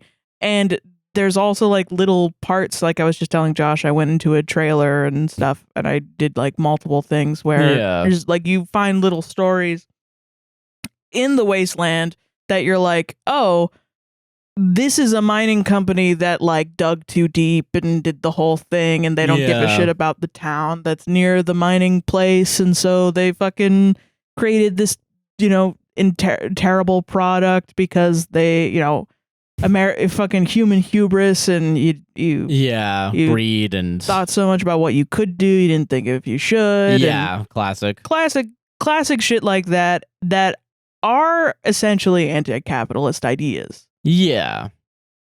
And you put them all together in a big narrative. It does end up kind of being anti-capitalist. So I understand why people are upset at the idea of, like, taking away the hope of a new future. I just wonder if they're going to expand on that. Like, okay, the NCR is gone, and then next season we're going to figure out how we can do more community building stuff. It's not interesting TV. That's the thing. Yeah. Sadly. And it is produced by Amazon. Yeah, you know, that's another thing. So it's not, I highly doubt that that's going to happen. Yeah. Because, like, it would be an hour of people farming. That's what it would be. Yeah. And people don't want to watch that. I'm sorry. So, but I want my boring TV show that's about the ideas. Yeah. I want, please give me that. Thank you. Yeah, like, that's the problem, is it's not sexy, you know? But also, there's probably a way to make it sexy. I don't know. Yeah. It's not my job. That's why I don't fucking write it. Yeah. But I fully agree with everything you said. Moises Arias is fantastic. He's Rico from Hannah Montana, and I couldn't believe it. I was like, oh my God. And then he does a fantastic performance as in the younger show. Brother. Yeah. That whole vault mystery was fucking fascinating to me. Like, three really interconnected vaults was like, I've never heard of that in the games. Yeah, same. But it makes sense because it goes back to fucking vault tech. Yeah. Also, yeah, the fucking reveal that, like, when it's because Goggins becomes a fucking ghoul, you know, and like I think he eventually quits when he realizes, oh, vault tech's gonna fucking bomb us and it's gonna be over. Yeah. But, like, fucking when he hears the McLean name for the first time, and he's like, oh, I fucking know who you are. Yeah, and then the big it's like, reveal. what the fuck are you talking about? And then, like, this guy put all of his assistants into the fucking vault. I will say, can we stop doing the fucking de-aging technology? Can we stop doing that? They kind of circumvented the problem because they do it with the guy from Twin Peaks. Oh yeah. But, like, because, like, they kind of do it where it's like it's kind of like a dream sequence, so you can't kind of see that it's AI, but, like, I could tell really easily because I'm awesome at this. You know, but like, can we stop doing this de-aging thing? I don't think I even noticed. I noticed it. Like, I could tell. Like, it kind of had the feeling of like when they had to when they reshot Man of Steel or whatever, the Justice League movie, and they had to get rid of his beard. I feel like they also like. I feel like he could look young enough. He doesn't have to look like a baby. Like exactly. Like it's kind of weird that like I follow that guy on TikTok. He's not that fucking. You dye his hair or give him a wig or you could have done something more than just like put it in After Effects. Yeah, you don't need to do that. We could yeah. But Sarah, it would have cost 10 cents more if we had gotten a wig. And he's fantastic. I think my other favorite actor is fucking Michael from Lost as the director. The guy that puts the cold fusion in his head. Yeah, the scientist. Yeah. He's a fantastic actor, and he's perfect for these little roles where he is like a little freak. Yeah, he's just a little freak. A little freak.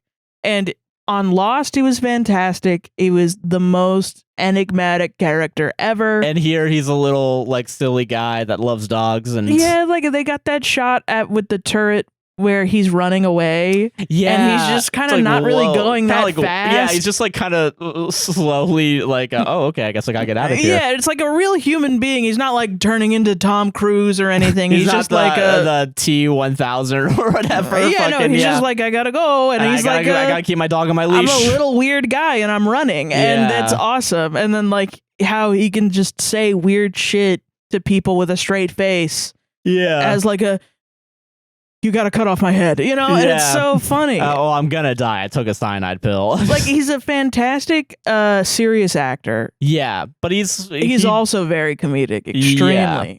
But just again, like the tone of the series is like perfect. Like it has the dramatic elements, but it has the comedic, wacky elements where we're gonna make an axolotl with human fingers for tongue. Like, which apparently in our Discord, some of the Yao Guai or whatever that's called, that thing.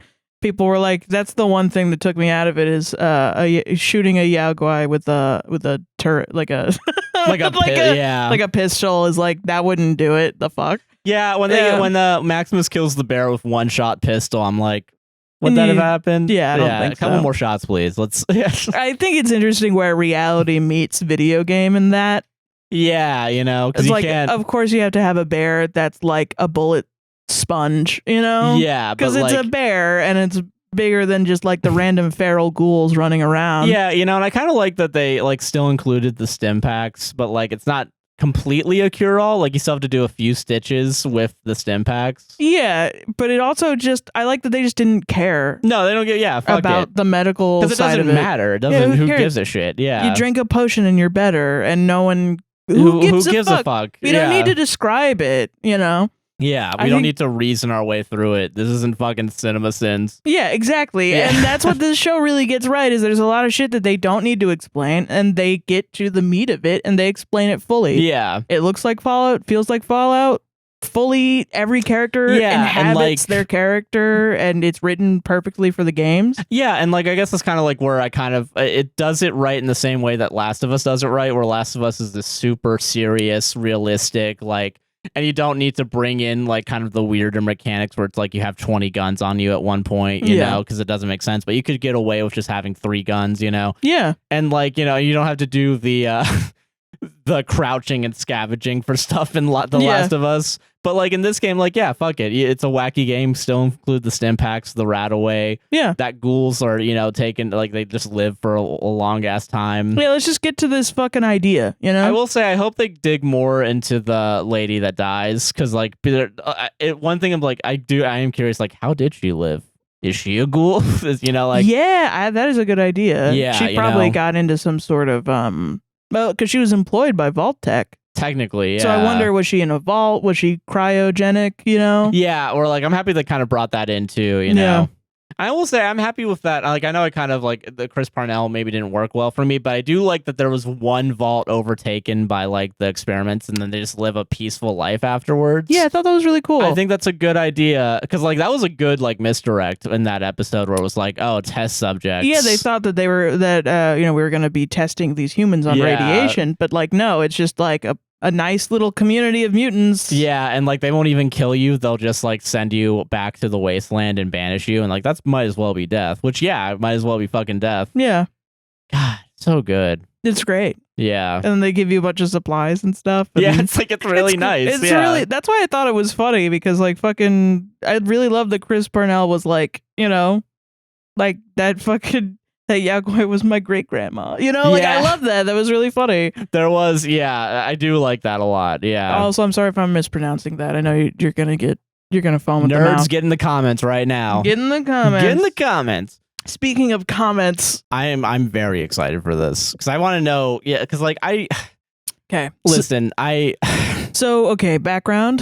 When the day that it came out, like literally, I think 2 hours into it being out, I went to IMDb to see what the reviews were like, and I didn't read any of them, but it had a 2 out of 10 on IMDb. Which literally 12 hours later, it had an 8.7. Awesome, which is I think a fair rating for the show. Yeah, and it was okay. So specifically, a lot of people a lot of FaLlOuT fans have big critiques of the games. FaLlOuT 4 came out and people fucking hated it. Yeah. And then Starfield came out and it had pronouns and everyone freaked out. Yeah, because it was woke. Yeah. I remember because I bought FaLlOuT 4 after playing Fallout 76. And I was going through the reviews because I didn't remember if it was good or bad or not. Yeah. And all the reviews were now praising Fallout 4 because it wasn't quote unquote woke like Starfield. That's stupid. So these people are flooding ratings because of their own political ideology. Because they also, I forgot to mention too, in the fucking show, they have a they/them character in the yeah, you don't have to look so pained. It was awesome. No, it was great, but I'm so annoyed by this already. So ironically, that does not come up in the reviews that I've researched. Great, I'm fine with that. Yeah, but like, I'm just thinking like this is a fucking fantasy sci-fi game where you can make your character green. Like, who fucking cares about pronouns and like like you were able to make your character a fucking like male, female, whatever. Like, it's not just because if you're a person that identifies as a male, you can still become a female character and no one's gonna shoot you. Like, yeah, exactly. No one gives a shit. It doesn't change the gameplay, if I'm not mistaken. I think there's only a few where it's like, oh, if you're a male, you want to be a lady killer. You know? If you're saying that Fallout has quote unquote gone woke, you're crazy, because it was always quote unquote woke. You know? Yeah, because you were able to play. From what I understand. Yeah. Yeah. No one cared. No one gives a shit. Yeah, you were able to play either gender when we all thought there were two genders wrongly, and then Starfield came out and was like, well, maybe there's more than the two. We can at least put they, them, but you can still present masculine and feminine. Stupid. It's dumb. I'm sorry.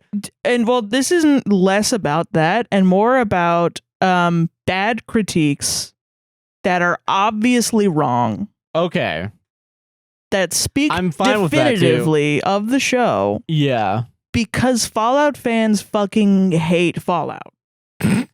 That's truly like it. True fans, yeah, there's a weird and it is parasocial. Like you love something so much that it's not exactly what you dream up in your mind and not the narrative that you believe in. Yeah. And then you start hating it when it starts to not do the thing that you like. Yeah. And effectively, we're going to go through these. They're very long, so we're going to talk about Let's fucking party.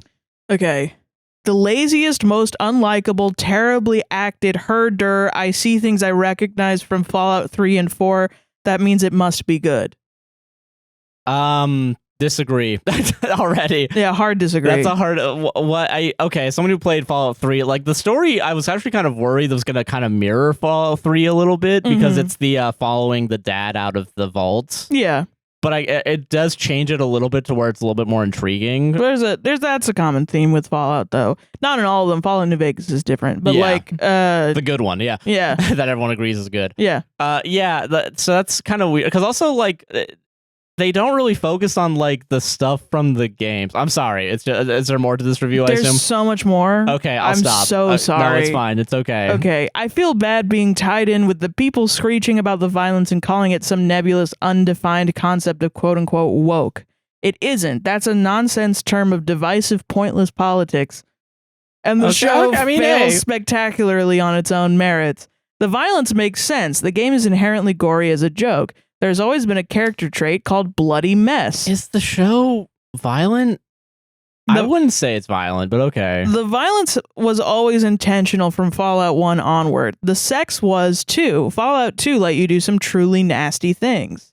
But the reason they're wrong here is because they're not being done ironically. There's no humor or subversion behind the violence or sex. You're not telling me the first sex scene that happens where it's her fucking riding the guy that gets completely naked isn't ironic?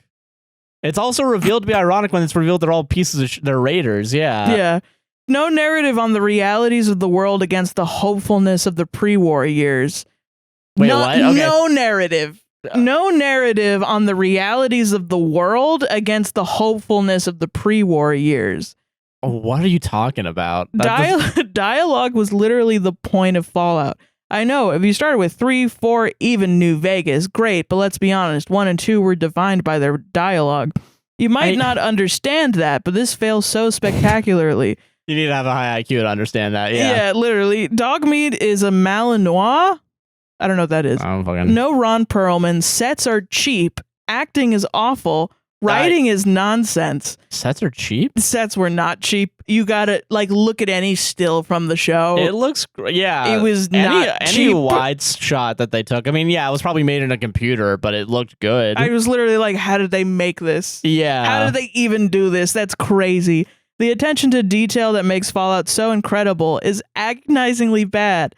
Fallout has always been about an insane attention to detail of mixing 1950s post-war positivity and retro-futurism with gritty post-apocalypse and in the real games rebuilding civilization. And I would say it did in the well. real games is funny. The real because it's not 3, 4 New Vegas. Yeah, right. Okay. The ones that I like. The real games. Wrong things from modern day lazily slapped in with not a care in the world as to attention to detail.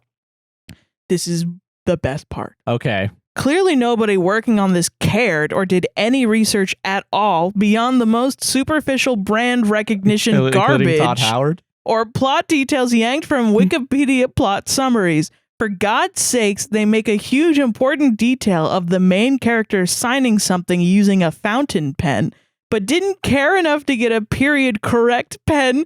Instead of getting $20 Japanese Pilot Metropolitan, which has a super distinctly designed nib and stands out very obviously in the hyper zoomed in shot that's called an insert, honey, and was introduced in about 2015. The makers of this abomination obviously do not care whatsoever about this world. You're caring about a pen. Find a pen guy in the wild.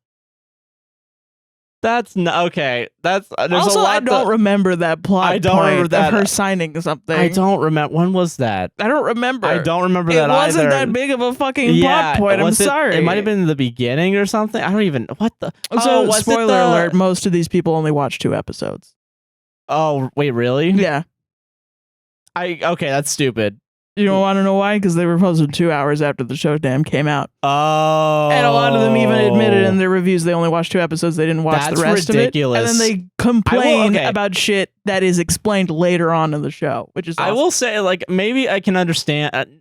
Maybe not, actually. I was going to say maybe I can understand, like, not liking it after the first 2 episodes. Because there is... It does. I can understand. Okay, but you have to watch the whole fucking show if you're going to talk about that. Because I will say, like, it's very obviously ironic in those first scenes with the vault where it's all happy-go-lucky. Yeah. And, like, okay, when you're getting to the point of talking about pens, you're kind of losing the point. You're missing the forest for the trees a little bit. A lot of it, literally, actually. Yeah. So, like, I don't know. There was one thing that they said. I can't remember it because it was like fucking stupid. Can I read it real quick? I'm sorry. About what? What? There was something that threw me out of it. I think it was right before the pen thing. They make a huge important detail. Clearly, nobody working on this character did any research at all. That. Okay, so I looked into that too because I was interested in it. Apparently, the idea of making a Fallout TV show or movie has been around since Fallout 3. And Todd Howard himself, the man himself, was like, no, I don't trust you with this. Wow. And then the guy that made Westworld said, look, I played the games. I get it. Okay. Yeah, I want to do this. And Todd Howard's like, all right.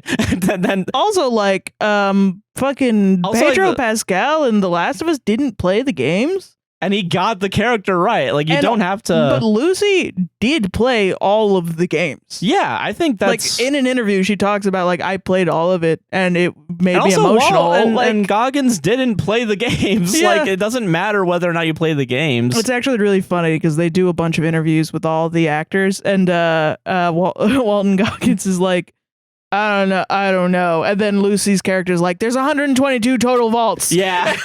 It's really fucking funny. I'm gonna look up his name real quick because I keep saying I don't know. We'll go back and forth. It doesn't matter. It's a podcast. We say things wrong. You should know this by now. Yeah. Commenters. Okay. Doesn't follow any continuity of any plots or themes from the setting. Bethesda literally had a fucking say in the show. Like, I looked into it too. Like, they had to keep it in continuity because they're making a 5th Fallout game.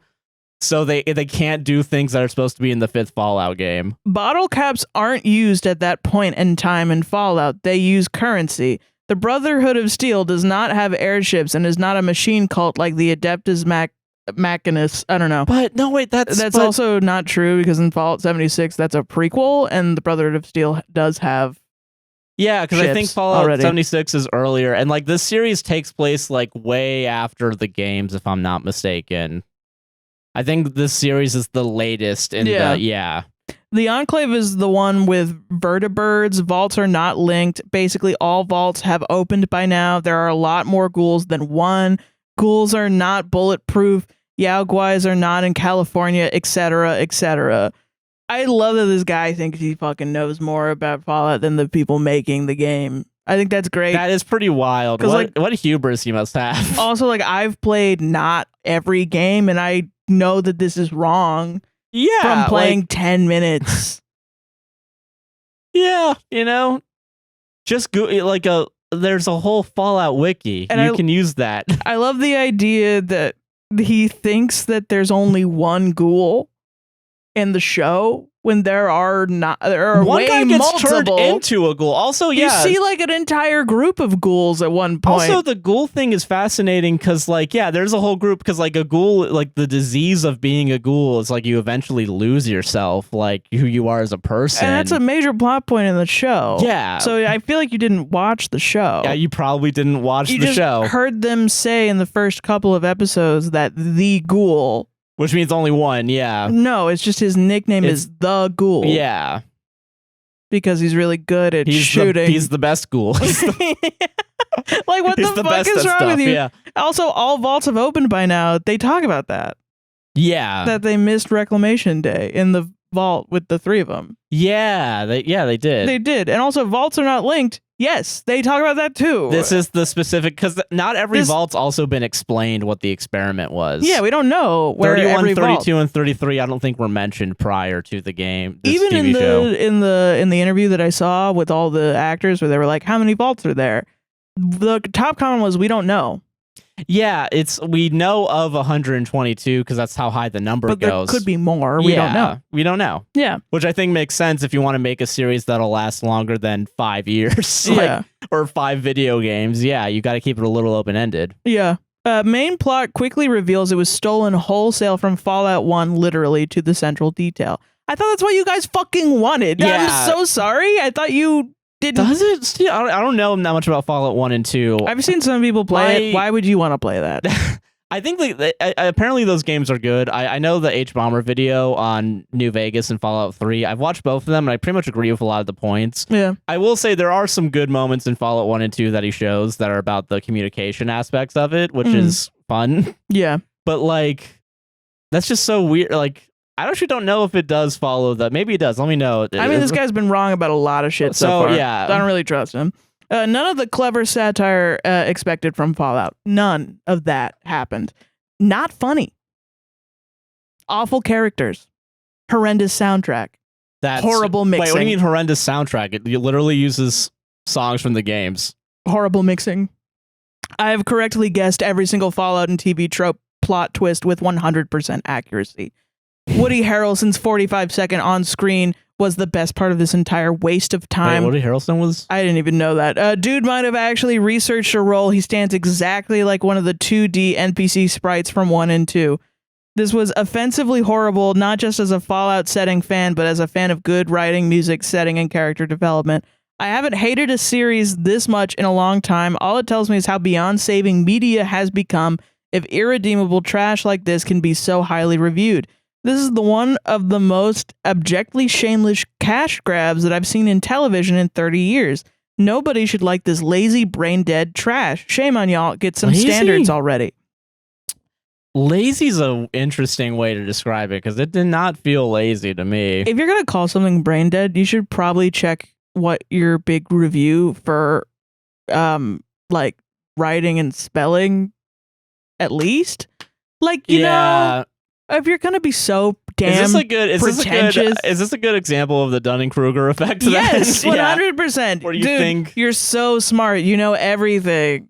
You know everything more than anyone else. You're so smart, dude. You're the smartest man alive. That's why you can't Media's dead. That's why you can't watch and understand any TV show. It's not because you're on a higher level. Yeah, it's not because the TV show's too smart for you. It's that you're so smart for TV. Man, this show that's so stupid. That's really dumb, man. I don't even I can't.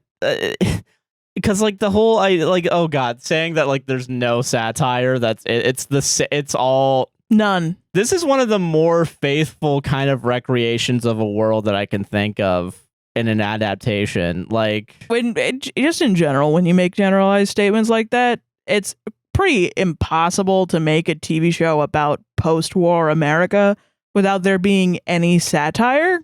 Yeah. Especially if you're trying to do it in a funny way. Yeah, or a little bit of a wacky, like, you know. How I think you could trip and fall on anything and it would be a satire of society in a post-nuclear apocalypse America. Yeah.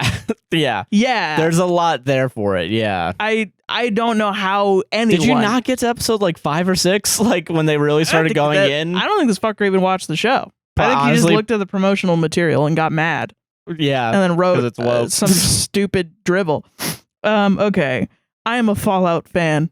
The problem with this is that it doesn't feel authentic. It focuses too much on concepts like feminism.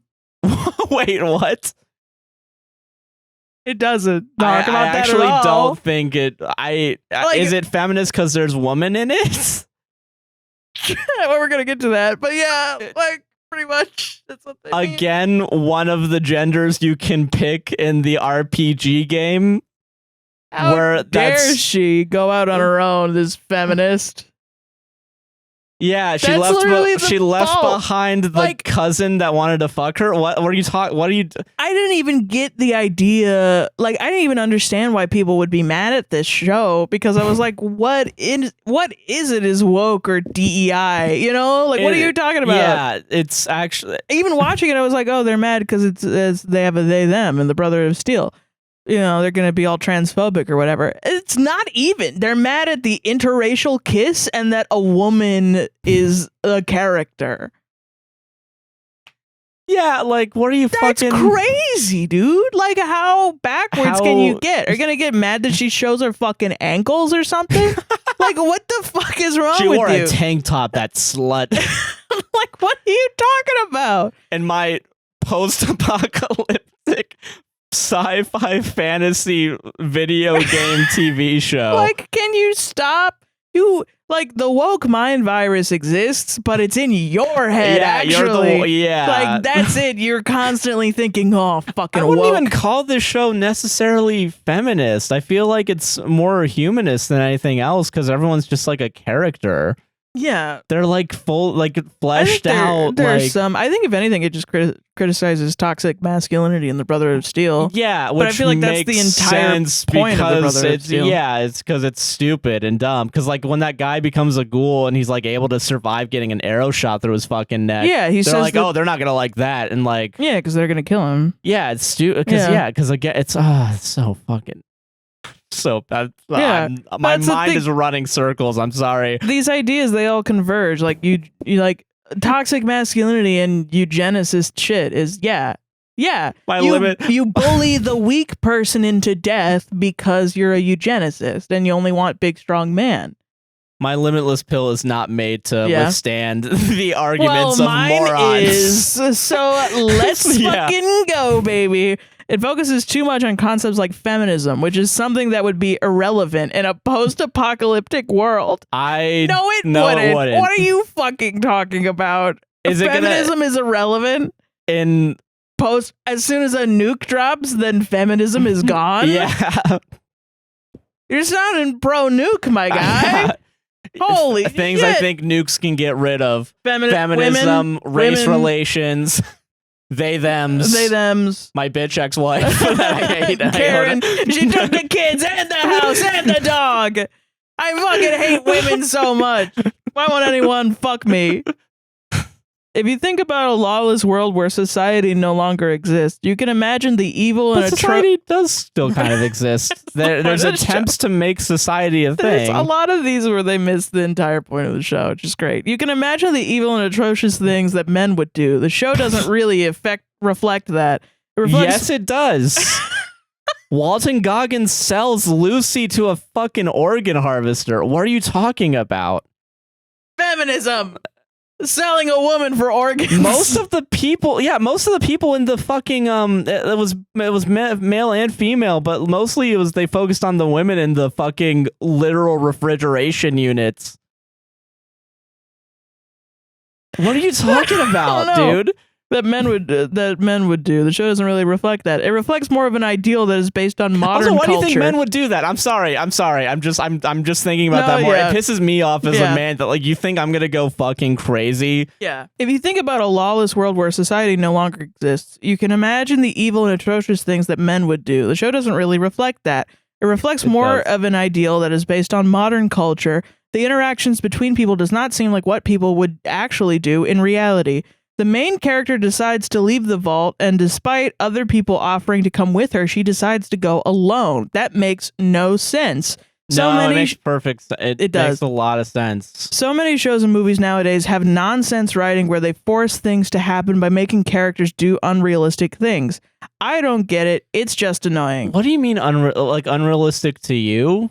There are other people, though, that will act in a way that you might find irrational. If I wouldn't do it, it doesn't make sense. Yeah, my world exists only at the front of my driveway, and that's it. There's nothing else beyond that. I'm not thinking of any other people. Guess what race I am? There are many scenes of people getting killed in slow motion while old music plays, which is supposed to be cool cinematography, but it's a FaLlOuT trope that has been played out 1,000 times and is boring at this point. It's not. It wasn't boring. Very disappointed. In fact, I think it kind of works better in the show because this is a FaLlOuT trope in the FaLlOuT show. Yeah, how shallow and pedantic do you want to get? My FaLlOuT had FaLlOuT in it. Disgusting. Also, they don't.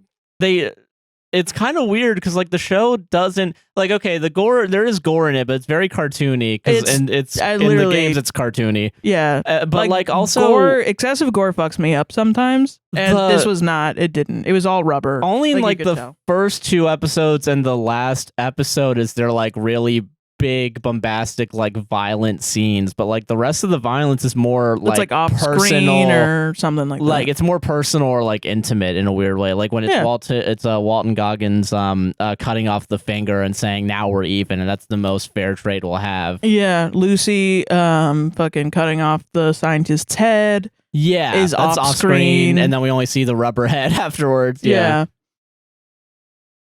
Is that what they mean by cheap? The fact that the rubber head's also it's a rubber head? It's supposed to be cheap because it's goofy. It's goofy as fuck. They don't want you to be oh gosh, this is horrible. Because obviously it's horrible. It's if you had a beheaded, do you want to see a real beheading? Are you kidding me? That's insane. No, you don't. You go freak. On Facebook. Yeah, go on Facebook. Yeah.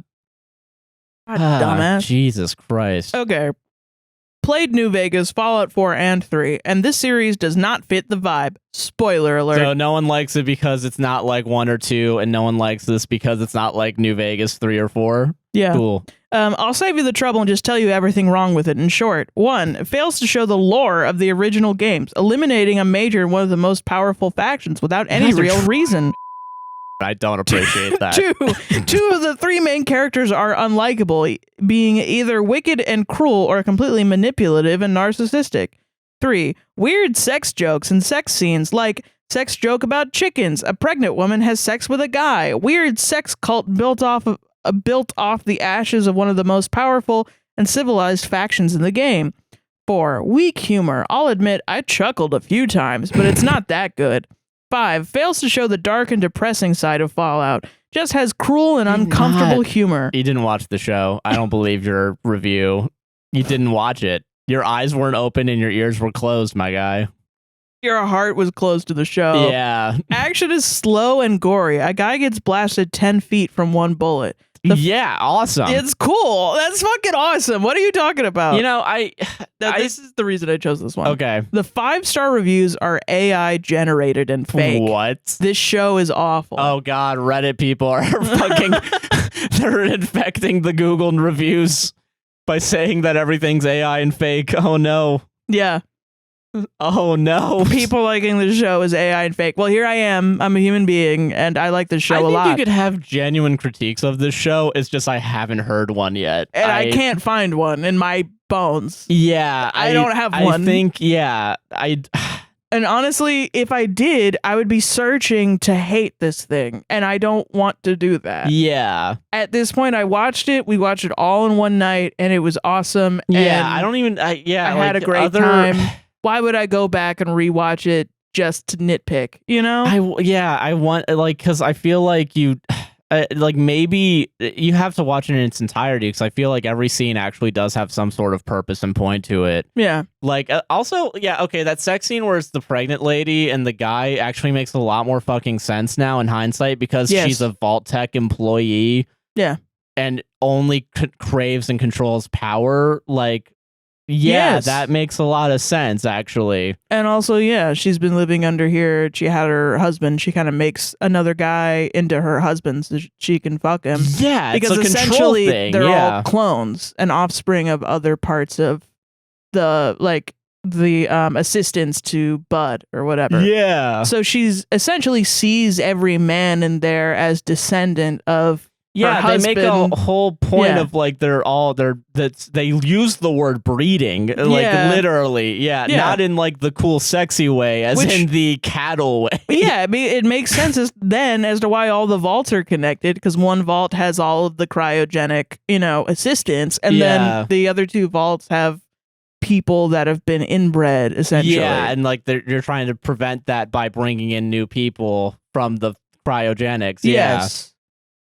Because you're breeding the most acceptable... Generations and generations and generations of eugenics, essentially. Yeah. Which makes sense as to why they didn't come out on Reclamation Day. Yeah. Because they want to do it forever. Yeah. Jesus, man. Fucking dumbass. Jesus Christ. I just realized I said not the cool, sexy way. in the same way. In terms of breeding? Yeah. All right. Yeah. No. There you go. Because it just reminded me of when Jeff, during the UN. Oh, yeah. You're acting like a schoolgirl and not in a hot way. Yeah. I'm a disgusting person, aren't I? People, yeah. I'm not even going to joke. You are. I tried to attach a photo. Please, if you're a somewhat common-sensed human, read this review. I have played all the FaLlOuT games. I'm a FaLlOuT fan. I love that people have to say this in the reviews. Yeah, you're trying to make that appeal to authority, yeah, and it's... The narrative is all the good reviews are fake, all the bad reviews are real, and by actual FaLlOuT fans, and not fake FaLlOuT fans. Yeah. And if you like the show, you're a fake fan, and if you don't like the show, you're a real fan. And also, if you leave a positive review, you're not even a human being, you're a robot. I love FaLlOuT, the show about humanity against capitalism and robots. Yeah. That's my ideals, is I love it when humanity overcomes robots and capitalism, but everyone who likes the game is a robot. Or likes the show? I think we got confused there. Hold on, wait. Everyone that likes the game and the show are not real, and everyone who doesn't like it is a real fan of the game and are human beings. If only there was a show or something that like kind of talked about the othering of people. This show, however, is so cheesy and stupidly unsensible. At first, you'll make yourself power through. Then you'll be like, okay, it's getting bad. Then finally, when a guy slightly walks at a fast-ish pace and a minigun misses every single shot within like 12 feet, Nah, me and my buddy both agreed the show's kind of ridiculous. They did so many good things but dropped the ball. Also, the vault doors look like a fucking Tonka toy. And most of the guns do, too. It's literally like they made the script for the show for 10-year-olds to watch and added gore to the film. It's a TV show. I don't know, man.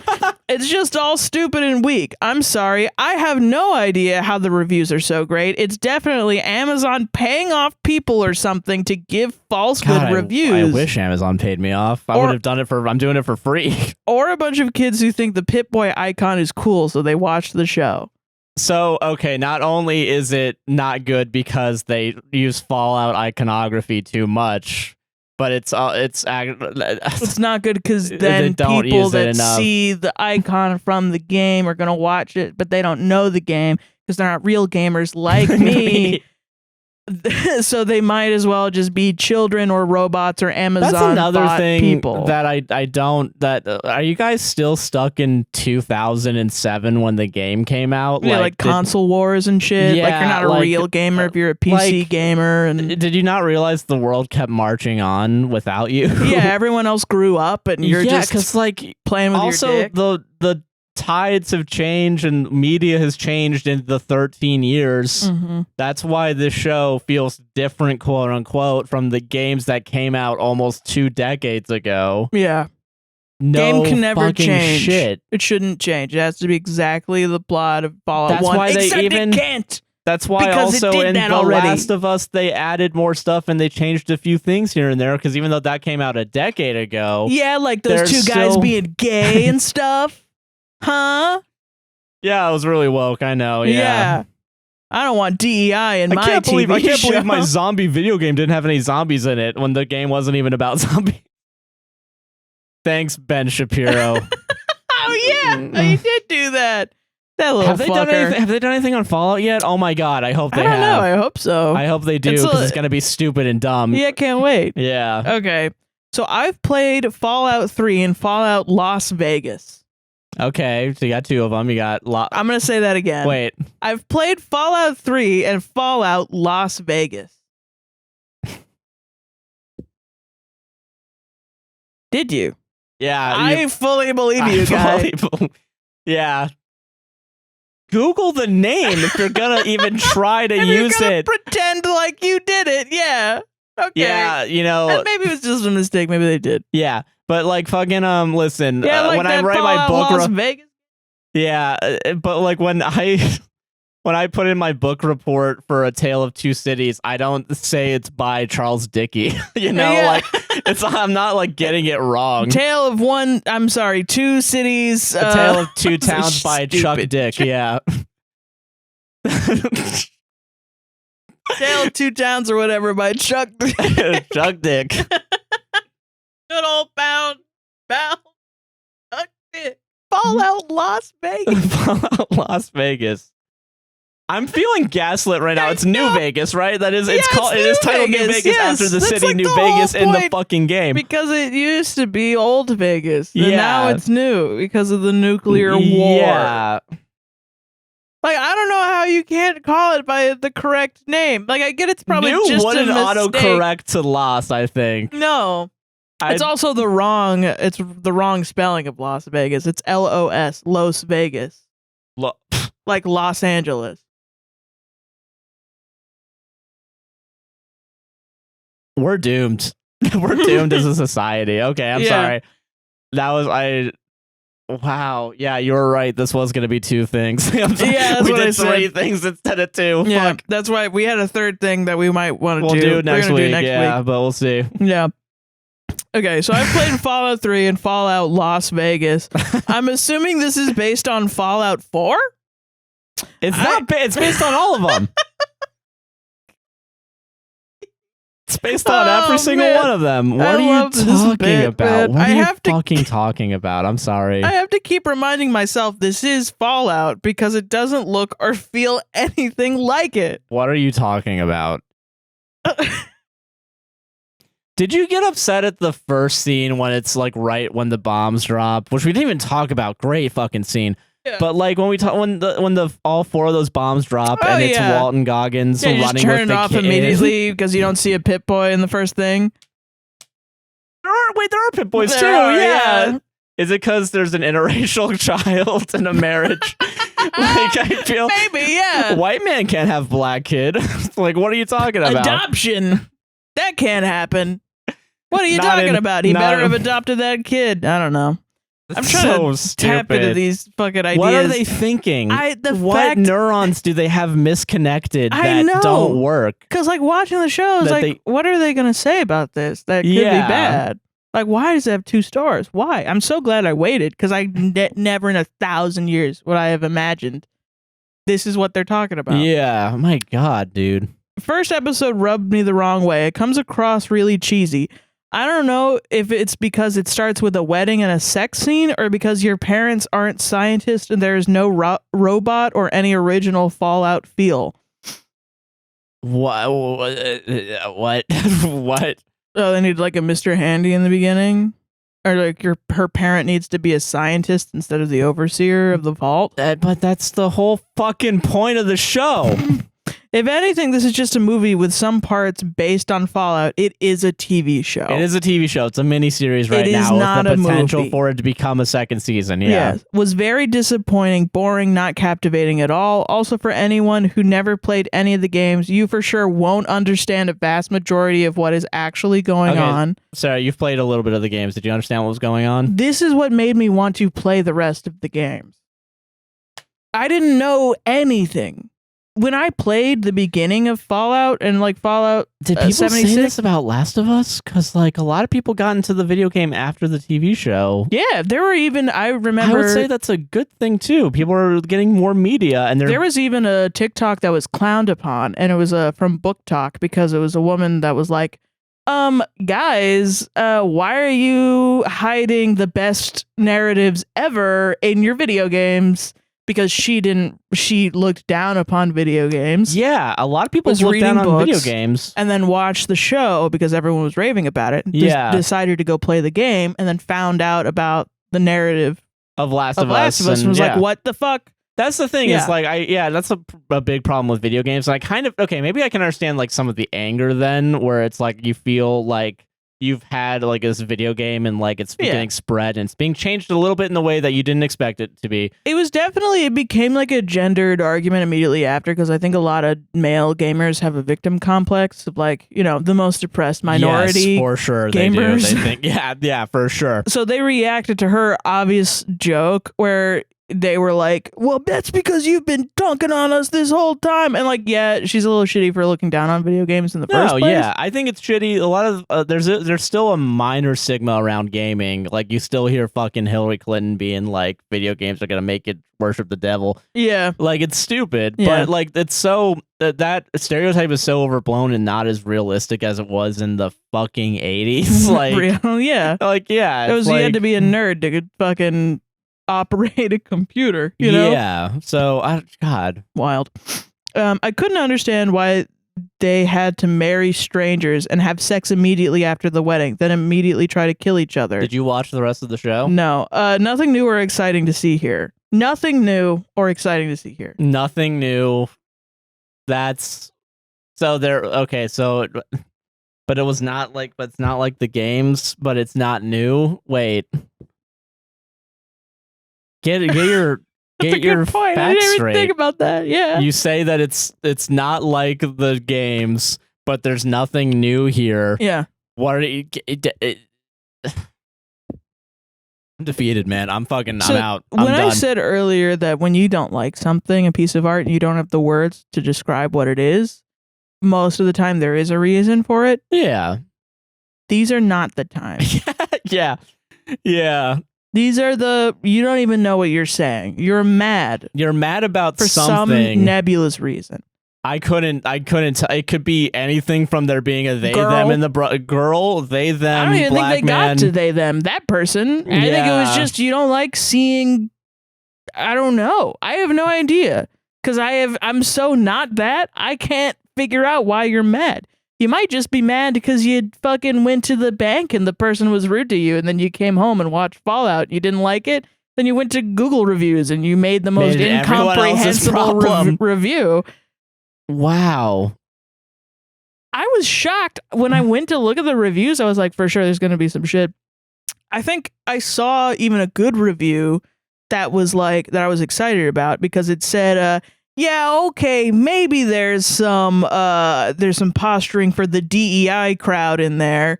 And I was like, a good review? They got the fucking fascists? Yeah, they got the fascists be like, nah, I still like it. I was like, what the fuck is going on? And then I couldn't find that review to throw in. But I was like, I don't want to cherry pick bad reviews. No. These are like out of the first 10 that you found that were like negative. Yeah. Of course we can't read all of them, but like fucking, there's not, if I had the time I would. But I was like so shocked that like all of the things that I liked about the show, people fucking hated. Yeah. And I think it's so funny to me because it's like you don't even know what you're mad at. Yeah.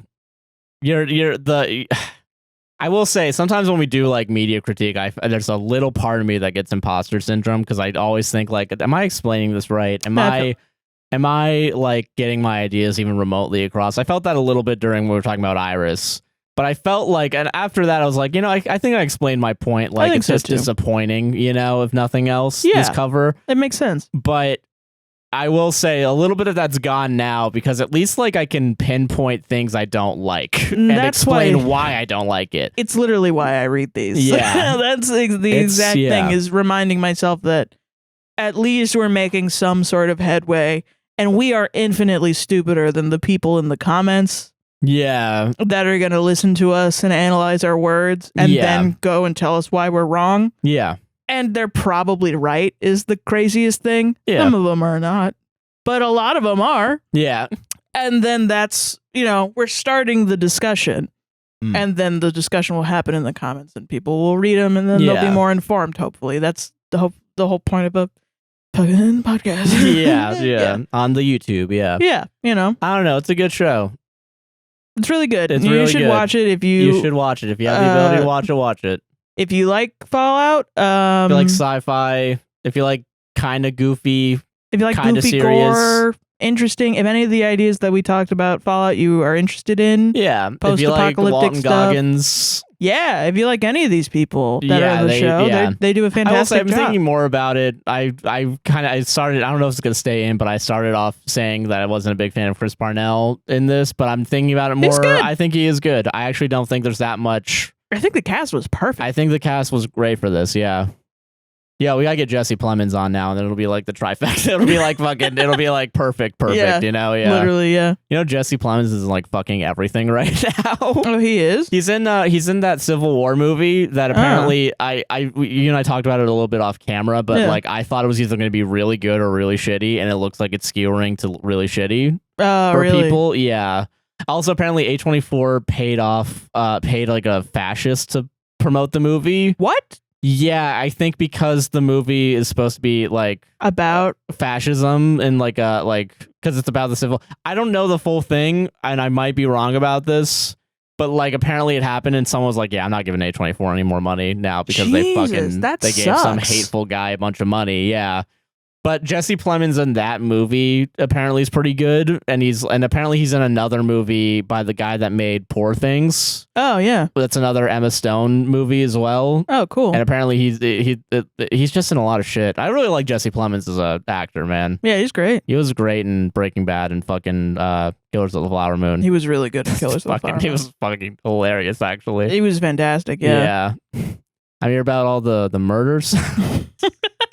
Yeah, I mean, it was also pretty, it's funny in the like starkness of that, where Leonardo DiCaprio's character is like, "What's going on? I totally don't know what you're talking about." I don't know what you're talking about. Yeah, that was really good, man. But I guess spoiler alert for Killers of the Flower Moon. Yeah, but yeah. Man, what a bunch of bad reviews. Yeah, but speaking of reviews. In the ad segment, we're going to tell you to give us a good review on the thing ads. Bye. Welcome to the ad break. Welcome. Hey, are you enjoying this podcast so far? I am. Then you better like, comment, subscribe, hit the gosh darn bell, rate us 5 stars on Apple and Spotify podcasts. And whatever the highest, I don't know. And whatever the highest rating is on your podcast player of choice. If you want to support podcasts financially, there's a couple ways to do it. I'll also share this podcast. I don't say share. Share it with your friends. With your friends. If you share this podcast with 3 people and then they share it with 3 people, then you can all talk about it. Yeah, exactly. Yeah, isn't that nice? It's not even a pyramid scheme. It's just you get maybe connect with your family. Yeah, send it to your mom. Don't do that. Send it to your mom right now. Send it in an email. You could. Yeah. Is your mom cool? I like moms. It's a good test to see if your mom's cool or not. Yeah. If you want to support the podcast financially, there's a couple ways to do it as well. Mm-hmm. Straightforcoffee.com/APWSTR. We have our coffee line. Sarah's blocking my coffee, but Sarah's coffee is a chaos blend. It is a chocolate cream blend with dark roast. It is Colombian. And I have a caramel cream flavored coffee that's a medium roast. That it lights a medium roast that is from Brazil. Yeah, and you can get them for $18 for or $16 for one, $28 for the combo. Yeah, it's Link pretty good. is right here. I think that's where it is. I can't tell. Yeah, soy jack. Okay. Yeah. But yeah, so that's a good way to support a local coffee roaster in Minnesota. Yeah, and support us as well. And if you want to support us directly and buy us coffee, what? You can go to buymecoffee.com/APWSTR and we'll read whatever you have to say as long as it's not bad. Racist, homophobic, transphobic, anything you like can still mock us. Yeah. No one's taking us up on it yet. Yeah, I don't give a shit. For 100 coffees, I'll read Josh is a big stinky poo-poo head. So get on it, America. I'll read for 100 coffees. I'll read. God, will Sarah just shut the fuck up? Yeah, there you go. Yeah, so for $300. Yeah, please do that. We have to pay taxes. I actually saw a comic artist I follow that was like, "Oops, I forgot to pay my taxes last year. Can you guys give me money to pay $4,000 to the IRS?" Honestly, I might. I kind of want to make a YouTube post like, "Hey, we wouldn't normally do this, but taxes are due tomorrow. So can you guys go to Patreon.com?" Yeah. Okay. Yeah. Okay. First coffee comes from Dylan and Amber. Thank you. Who bought 10 coffees? Thank you. Hello, Sarah and Josh. Hello. Unfortunately, Amber has been fully blind for a bit over a year now, and it's been extremely difficult. I am sorry. Yeah. Hopefully everything's going okay with that transition to, Yeah.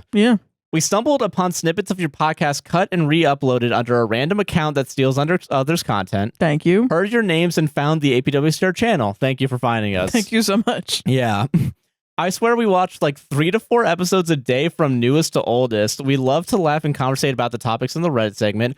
We don't always jump right to it, I swear. Oh, nice. Thank you. Thank you. In all seriousness, we absolutely love your content and are genuinely hanging on the edge of our seats when you don't upload. Parentheses, take all the time you need when you need it. We will be here waiting. Thank you. We appreciate that too. I do appreciate that. Extra long story short, it's Amber's birthday on the 24th, and she has been wanting to buy y'all some coffees for a while now. I was just hoping to make it a little birthday surprise in her honor. Well, happy birthday. Happy birthday, Amber. Happy birthday, Amber. Happy birthday. She is truly the strongest person I know, and I'm so proud of her doing her best every day. Love you guys. Happy 420. Hell yeah. Hell yeah. Happy 420. Awesome. Well, yeah, happy birthday. Fucking, and yeah, I'm happy to be a voice in your life. I don't know where I was going with that. I'm sorry. That's beautiful, though. Yeah. That's nice. It's interesting. I was thinking about it recently. Like, there's one pretty big person that's like an advocate in the blind community. I think Molly Burke is her name. She was on the Daily Show apparently. Yeah. At some point. But she follows us on TikTok. And I was looking through some of the other accounts, and there's a bunch of other like people that are like big on TikTok and blind or advocates. Yeah, that follow us. Yeah. So I'm happy. I don't know. That's one thing I like about podcasts is like, it's a very audio. I like audio kind of things. Yeah. I saw also like some people were criticizing podcasts that just like react to like TikToks because there's a bunch of them that do that.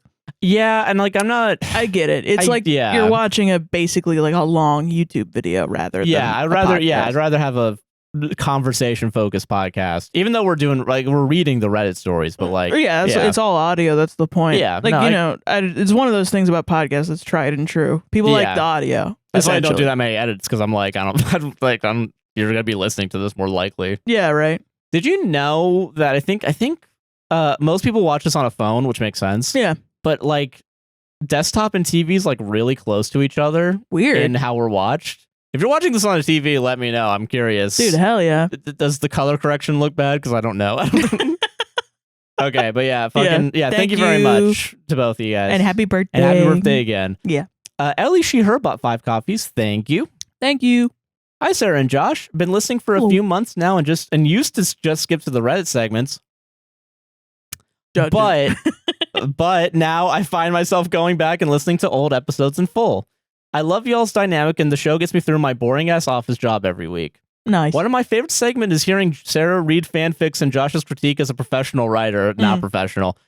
Did you know? Do you guys know Ben Shapiro's written fiction and short stories? Yes, and I've avoided them. We're not doing it. I'm putting a line in the sand. I'm not doing it. No. Maybe. I've watched a That's Jose. a good idea. I watched a Jose video on it, and it's like the most racist shit you could ever fucking read. Yeah, I don't know if I would do that. I don't want to platform that. Yeah. I think you can find them online without paying. Would love to hear Josh's takes. Lol. Go watch the Jose video. I don't know where to find it. Yeah, but yeah. I don't know if I feel this comfortable. This show is just us referencing other YouTube videos we've watched at one point in our life. Real. Yeah, lives. Yeah. Yeah. Sarah, sorry to get parasocial on you, but one of the reasons I love this podcast so much is because of how open you are about your difficult relationships with your family and mother. Thank you. I'm currently no contact with my dad, and it's been really hard. I hope I can get to a point where I'm making hilarious jokes about it like you. I just feel so guilty about when I talk about it, but hearing you have unapologetic boundaries makes me hopeful. Oh, I'm glad. Anyway, the reason I bought these coffees is I was just in the middle of listening to episode 191 and got to the part where y'all talk about sexism in kitchen/professional cooking. Yeah. The Weird in Hell YouTube channel has a really good video that touches on the history of this topic and elitism within kitchens called Why Are Cooking Shows? Nice. And it came to my right away, so I thought I'd recommend it. Smiley face. Sorry for the super long message. Hope y'all are doing well. Thank you for doing what you do. Thank you very much. Yeah, thank you. And I don't know. Maybe it is parasocial, but it's okay. No, it's okay. I find it okay. Yeah. When people reach out to me about their issues with their moms and how I've helped them, or even like advice or something, usually I'll try to respond. Sometimes I won't because I'm busy, but that's like one of the things that I'm like, that's a good thing we do with this podcast. Like, yeah, it's kind of like advocacy or help, because people don't really talk about it, and most of the time when they do talk about it, it's judgment filled. Yeah. So it's not a lot of people have gone no contact with their parents, especially most of the time it happens in isolation, and like it's very difficult to talk to your friends about it and people to get over the idea of like, but I love my mom and I want my mom with me forever. And it can come off it can create a lot of bad situations. So I understand the guilt behind it, but I don't think you need to feel guilty. If anyone has gotten to the point where they cut off their parents, I believe whatever happened the reason to you. was, yeah. Like, no one does that unwillingly, and I'm proud of you for sticking to your boundaries too. Yeah. Yeah. Damn. Yeah. That's nice. Paisley bought 5 coffees. Thank you. Thank you. I've been following on TikTok for a while and recently started watching the whole show. As a pansexual autistic fat woman married to a techie straight man, I feel such a camaraderie with both of you. Fuck yeah. I have been actively going through heaps of shit, and disassociating to your podcast gives me the comfort of hanging out with a group of friends without the pressure of having to contribute, and I'm very grateful for that. You're welcome. You're welcome. We make this for you. Yeah. Also, Sarah has a very sexy brain, but also she and I are so similar, and now I'm wondering if I've been actively deceived into loving myself. Yes, you have. Well played, APWSTR. Well played. Nerd, you love yourself now. That was my master plan all along. Yeah, to make people... to get Paisley to love herself. Just them. Them and them alone. Yes. Cancel the show, actually. Thank you all for watching. Don't forget to like us. We're done? Okay, yep, get. And we're breaking up? No. That was all ruse. Yeah, the whole thing. Thank you. We're happy to help. Happy to, Yes. Gotcha, nerd. Gotcha, you nerd. love yourself. Love yourself. All right. Last coffee. Someone bought 5 coffees. Thank you. Thank you, someone. I'm so glad I found your podcast that has been helping me cope with feeling socially isolated while living in Alabama. I didn't realize how much I needed to hear someone other than myself be vocally pro-trans rights, anti-capitalist, and destigmatize mental health. Nice. None of my friends are into media analysis, so I live vicariously through your discussions and find myself answering along with y'all in the car. I am so pumped that you are watching Bones. Back in the day of 2012, Tumblr, both Booth and Ben and... Oh, God, I can't say their names.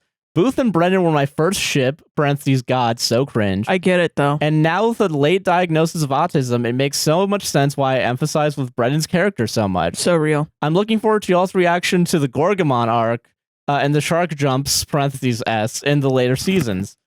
Things are kind of dark in my personal life right now, but I always look forward to my evenings listening to APWSTR while grinding Stardew Valley 1.6. Hell yeah. We're going to do Bones again. We've gotten past the Gorgamon stuff. I'll save the discussion, I guess, for when we do Bones again. Yeah, or we do it. Yeah. I mean, no, it's going to be long, and this is already long. So, yeah, we got to do that in the future.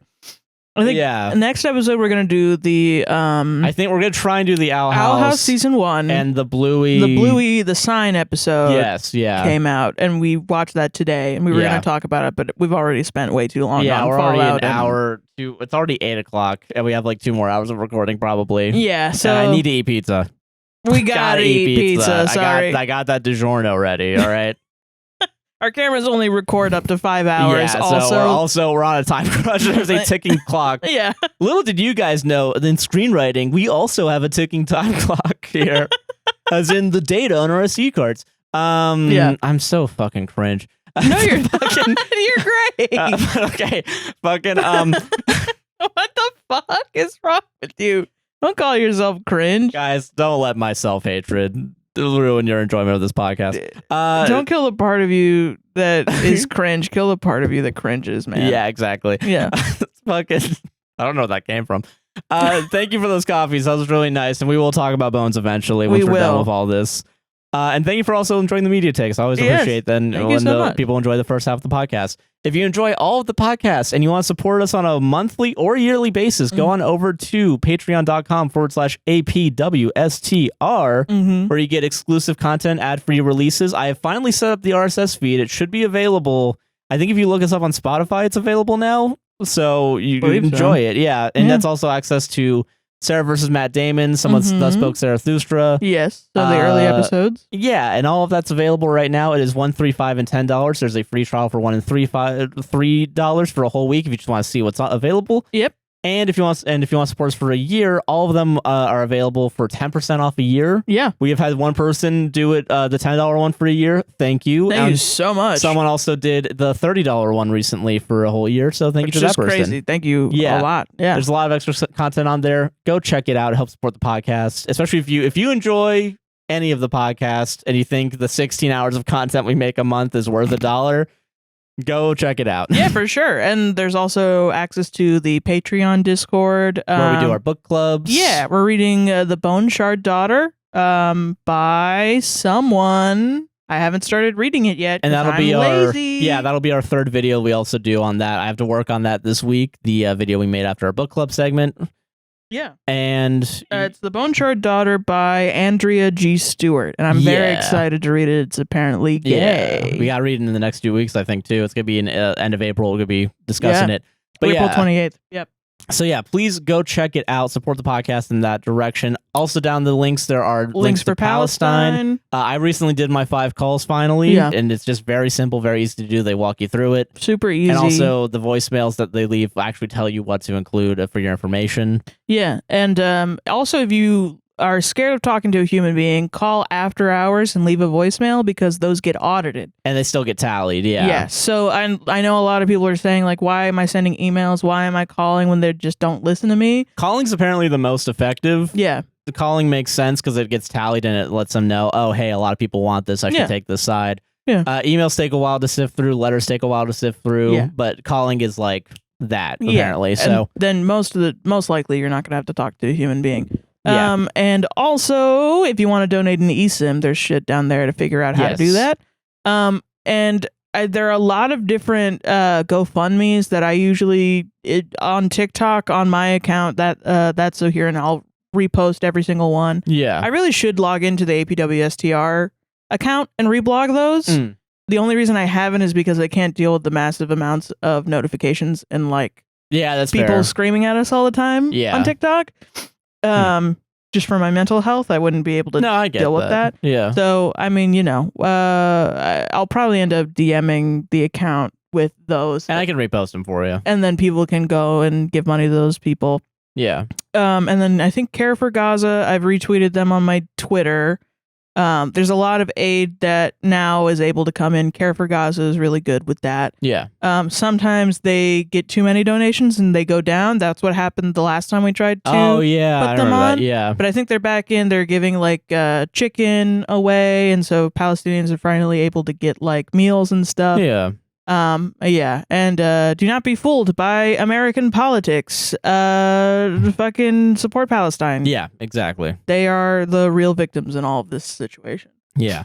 Links to all that's down in the description. Check out all the other stuff we have down there too, just in case anything that to help out. Like I have computing projects down there that help further science. Go check all that out, please, and enjoy the rest of the episode. I don't think there's anything else. I don't know. Bye. Bye. I'm fucking ready, dude. Yeah. Welcome to the Reddit segment. Welcome to the Reddit segment. Welcome to the Reddit segment. And today, Sarah, do you have 5 stories for us? I do indeed. Okay, good. I don't know, I'm taking this stuff seriously. This is yeah. Man, I am getting progressively more out of it as we record. This is like when we get to Story of Seasons when we're doing the gaming at APWSTR. Oh yeah, gaming. Usually it all falls apart at the second Skyrim where we're just saying insane shit. Yeah, so this is where I'm at right now. My limitless pill wearing off.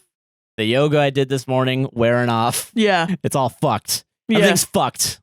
Everything's fucked. Everything just fucking sucks. Okay, but I'm ready. You just don't want to wake up. Everything's fucked. All right. Am I the asshole for deliberately misunderstanding my child's father? Okay.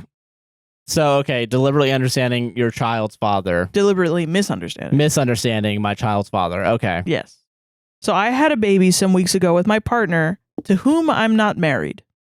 Okay. We've been together a while, and I've given many compromises in this relationship. While discussing baby's name, we had a few disagreements on names, but ultimately decided on a name we both liked well enough. The surname was a sticking point. He wanted the baby to have his name alone. I offered to hyphenate because logistically it's easier for the baby to have both of our names.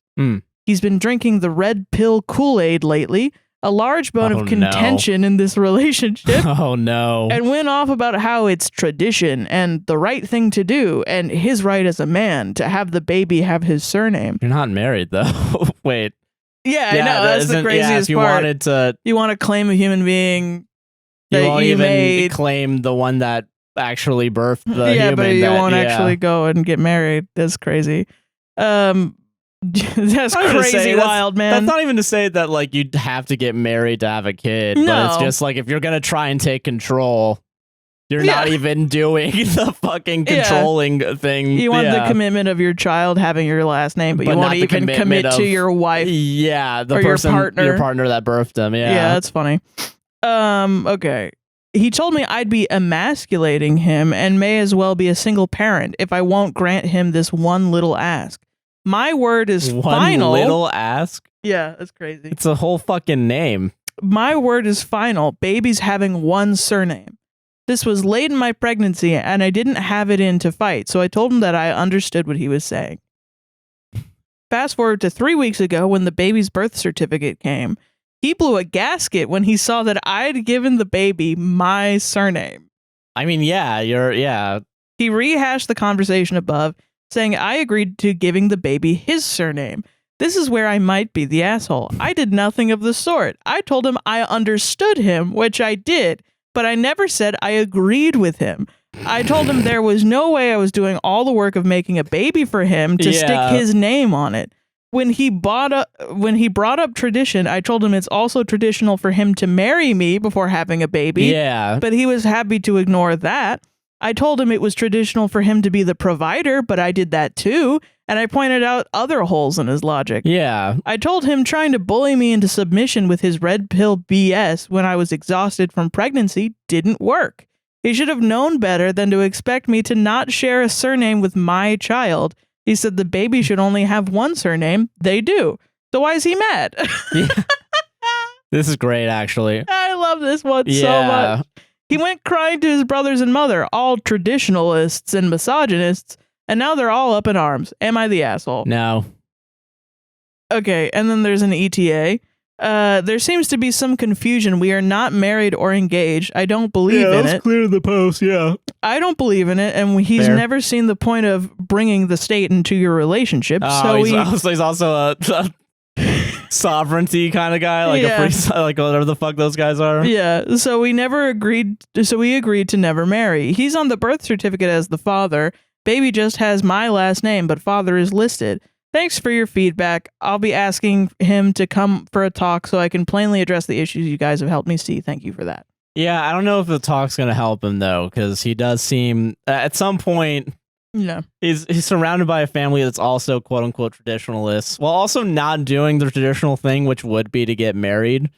There are awesome. Like like as someone brought it up in the comments, but like there are legitimate reasons to get married. Like you got to be there when medical issues, shit like that. Yeah. But I'm never gonna take away someone the ability. Like I'm never gonna force someone like you got to get fucking married. Listen, I don't care. Yeah. So I don't know. It's it's fascinating to me because you plainly state all the fallacies in red pill because red pill is a subsidiary of fascism kind of it is absolutely, and one of the main tenets of fascism is hypocrisy. You 100%. You just believe whatever you have to believe in that sentence to say it, and then it doesn't matter what you say in the next sentence because you can flip it around depending on what you want. So silly. God, dude, that's so funny, dude. You fucking you think that your wife's gonna forget and because you wouldn't be in the hospital because you're not married. So she gets to fucking say malicious compliance, motherfucker. Yeah, there's only one baby surname. Only gets one surname. Yeah, fine. It's gonna be mine. Also, you're always 100% right. You put in the fucking work of birthing the baby. I don't know if you think that a woman's fucking weak and unable to understand what you're doing in the middle of a pregnancy when she's going through the worst pain a human being will ever go through. Fuck you. Yeah, no, if you're trying to manipulate her during that, you're not a good person. Go fuck yourself. Yeah, you're a bad person. I don't know. I'm so sorry. And also, burn in hell the rest of the family too if they're gonna be like, God, what a crazy motherfucker she is. Yeah. Wait, you didn't marry her? I hope that's what they do. I hope that he goes back to them and then they're like, but you didn't marry her, so this is kind of your fault. Yeah, because it is. God, what? That's the thing. Sorry that she's not a fucking trad wife for you. She's not even a wife. That's the thing. You want to have these harsh consequences? Then deal with it. Yeah. Fucking idiot. What the hell? Yeah, damn. It's such a shame that everything stopped in 1950 and the world kept marching without me. Yeah.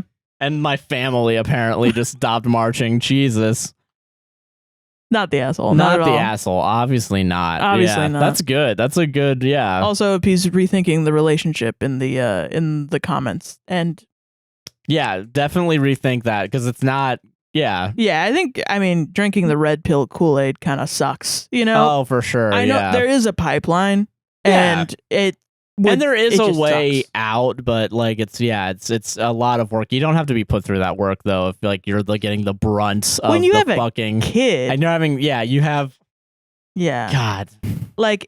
At some point, if they're not going to listen to reason, you got to be like, nah, dude. I'm out. Yeah, I got to take care of this kid somehow. I'm going to figure it out. The kid takes priority. Exactly. You don't want the kid growing up being a red pill fucking kid. Yeah, where the dad's like, all right, so you got to tell your mom to put the dishes away. Or, right. It's that's what a woman does. Yeah. So dumb. Absolutely dumb. Patriarchy as usual being the dumbest thing ever. Being absolutely stupid. Absolutely stupid. God bless. That was a simple one. It was. You miss picking simple ones over there? I just thought it was awesome, and I wanted more women to hear it, because I was like, you know what? Or AFAB people. Yeah. Fucking yeah. All right, I got a new one. I didn't tell you this title. I don't know if you've read this. I hope you haven't, but I saw it. It's from an hour ago. Oh, it was probably I had one about Botox, and I wasn't super sold on it. I get it, but this one's kind of similar in a weird way. Yeah. So I'm interested to see what we think. Okay. Am I the asshole for being rude to a man who commented about my tattoos? Oh, you think Botox and tattoos are the same thing? Well, I guess modifying your body. Oh yeah, I see that. Yeah, I see. Yeah, I see what you mean. You get I was saying the perceptions are two different types of things. There's a weird degeneracy with tattoos. Oh, I get what you mean. In terms of stigma, they won't hire people with tattoos on their necks, even though that's kind of going out, Yeah, it's out, yeah. And the conversation around Botox is more of women's perception of themselves and stuff like that. I can get that, yeah. So that's why I wasn't like, ew, Botox, yay, tattoos. Okay. That's not what I'm doing. That's what I was when I picked the story. I'm joking. Okay. Yeah. Am I the asshole for being rude to a man who commented about my tattoos? Throwaway. Bye. See it. I, 28 female, am a woman with quite a few tattoos. It was hot this weekend and I was out running errands in shorts and a t-shirt, so you could see a lot of them. I was waiting a bit of a lengthy line at the store yesterday when an older man, maybe 50s, in front of me started chatting. I really hate small talk, to be honest, and wasn't really engaged. But then he whipped out this line. He said, you'd be a very beautiful woman. It's a shame you have so many tattoos. I already want to punch him. Go fuck yourself. I looked directly at him and loudly and clearly said, I don't recall asking for your fucking opinion. The man was absolutely stunned. He spluttered a few times and said that he was trying to give me a compliment. I said, oh, is that what that was? Pay for your fucking groceries and don't say another word to me. I'm in love with her. He stared at me for a few moments and the cashier was kind of looking at me too. The man hurried up with his transaction and left. The cashier started ringing up my groceries, but then he decided to tell me I was super rude to that guy and he was just trying to compliment me. I'll go fuck yourself. I was really sarcastic and told him his input was super valuable and left. Sorry, let me read that with the proper sarcasm. I'm sorry, hold on. I was really sarcastic and told him his input was super valuable and left. That's awesome. I try on the show, you know what I'm saying? We both do, I told my boyfriend what happened when I went home and he laughed about it, but it came up again at a family dinner and half the people told me I was an asshole. No. I don't really think I was an asshole, but IDK, I'm just tired of people commenting about my body. No. You're not an asshole. People should stop commenting on everybody's bodies. Yeah, I agree with general. That. Yeah. But if she didn't want people to look at him, why did she give the tattoo? Because it was to make herself feel better, you fucking idiot. Yeah, she did it for herself. No one, sometimes especially people do women, things for themselves. Believe it or not. Yeah. Would you go up to a man and say that? Would you go up to a man with tattoos and say that he would be a really pretty man if he didn't have that many man tattoos? If he didn't have tats, yeah. Go fuck yourself. No. I know that's happened at least once or twice. Some fucking... Yeah, but let's not ignore the idea that women have to be untainted. Yeah, they gotta be pure. They gotta be... And I know it's a lot like the Christianity, of the like, but that's God's body, made you in his image. You can't taint it with tattoos. Oh, no, don't do that. No, you're so pretty, haha. You're so pretty, haha. Don't get a tattoo. Buddy Christ, look at it. Yeah. But just in general, no one should be commenting on anyone's body. No, of course not, yeah. No. Mind your own fucking business. Mind your own fucking business. God. And also the cashier is so like, what the fuck is wrong with you? What stake do you have on this? Yeah. This is the thing, man. It's really like when you put people in their fucking place and then everyone else just gets mad at you because you're the aggressor. In their place, yeah. And it's like, no, but you allow these comments, these passive aggressive ass comments to exist. Maybe. Well, Sarah, it was a compliment what I was saying when I said you made a mistake. I'm not even entertaining this. This is the reason that you need to be aggressive. I'm so sorry. Yeah, it is. Yeah. You can't be passive, when it comes to little digs. Because no one's going to stop the men from making these passive aggressive comments. If no one's going to stop them. No one does anything to fucking push back on it, yeah. I, as a woman, will make passive aggressive comments sometimes to try to steal the power away. And even then, people look at me like, why would you say that? And I'm like, well, because if I get mad and I get yelly and I get upset and I call you out, then you're going to call me a crazy person. Yeah. You're going to get gaslit basically into thinking. Essentially, I'm walking into a room with just a bunch of abuse waiting for me. If you can't even push back a little bit, if you're just supposed to be passive and, fucking. And that's like an event I can avoid. This is society for women. Yeah. This is crazy. I'm sorry to make it a gendered thing. I'm sure it can happen to either gender. I know that I've seen this a lot specifically for women. No, yeah, I get that. No, I'm not trying to make it about men right now. I'm just fucking I don't know, it's just it's kind of wild to me the fucking Because like, okay, like, me, I'm not, a big fan of tattoos for myself personally. It's always because you don't like needles. Yeah, though. I don't like needles. Yeah. But like, it's always baffling. And I guess like maybe with the so I was gonna do another story that was about Botox. Yeah. And it was basically about basically someone's sister and their husband was kind of like, you're old, you're getting old, and you're looking like, and like I think some point, like, because the sister got a bunch of Botox, and I think the husband did too. Yeah. And at some point, like the sister was like talking about like, oh, you guys look so young, and then the sister was like, oh, thanks.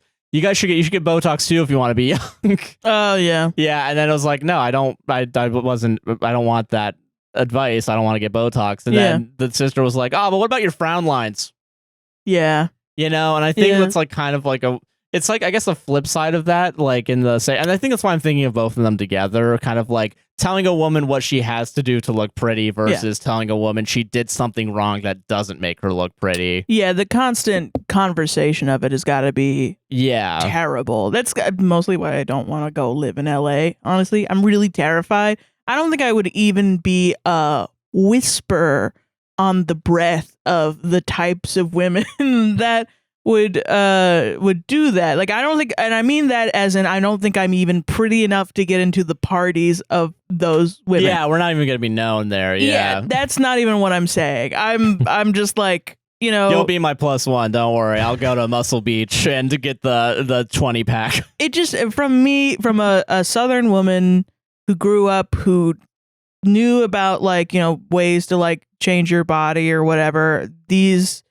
surgeries seemed just expensive. Like that was like, I never thought that I would ever get it because it seemed expensive, and I never even thought about it until like a psych was like, we should do gastric bypass so you won't be depressed. Fuck that person. Yeah. And I sat there and I thought about, oh, maybe I should get gastric bypass. Because someone that you perceive that's supposed to have an authority, over your mental health. And I had never thought about it. I've known people that are fat and go through it and they love it, and I've also heard horror stories about it too. Oh yeah, that's the thing. And I don't judge any women that get body modifications at all or even want them. I'm scared of the manipulation into it and the kind of like, I don't want the pressure, to change my body just because I'm very like, I don't know, I'm attached to my body. And it's very weird being in this body where people consistently are like, your body is bad, you need to change it. Your body is bad and you need to change it. Yeah. Because my reaction is like, but I like my body, yeah. Is it? And then all of a sudden you're like, well, should I like my body?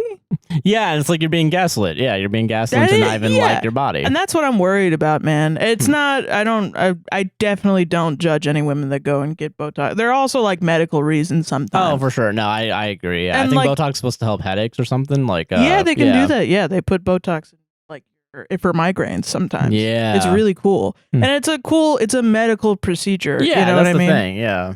So yeah, I don't at all judge women ever. Yeah, me neither. No.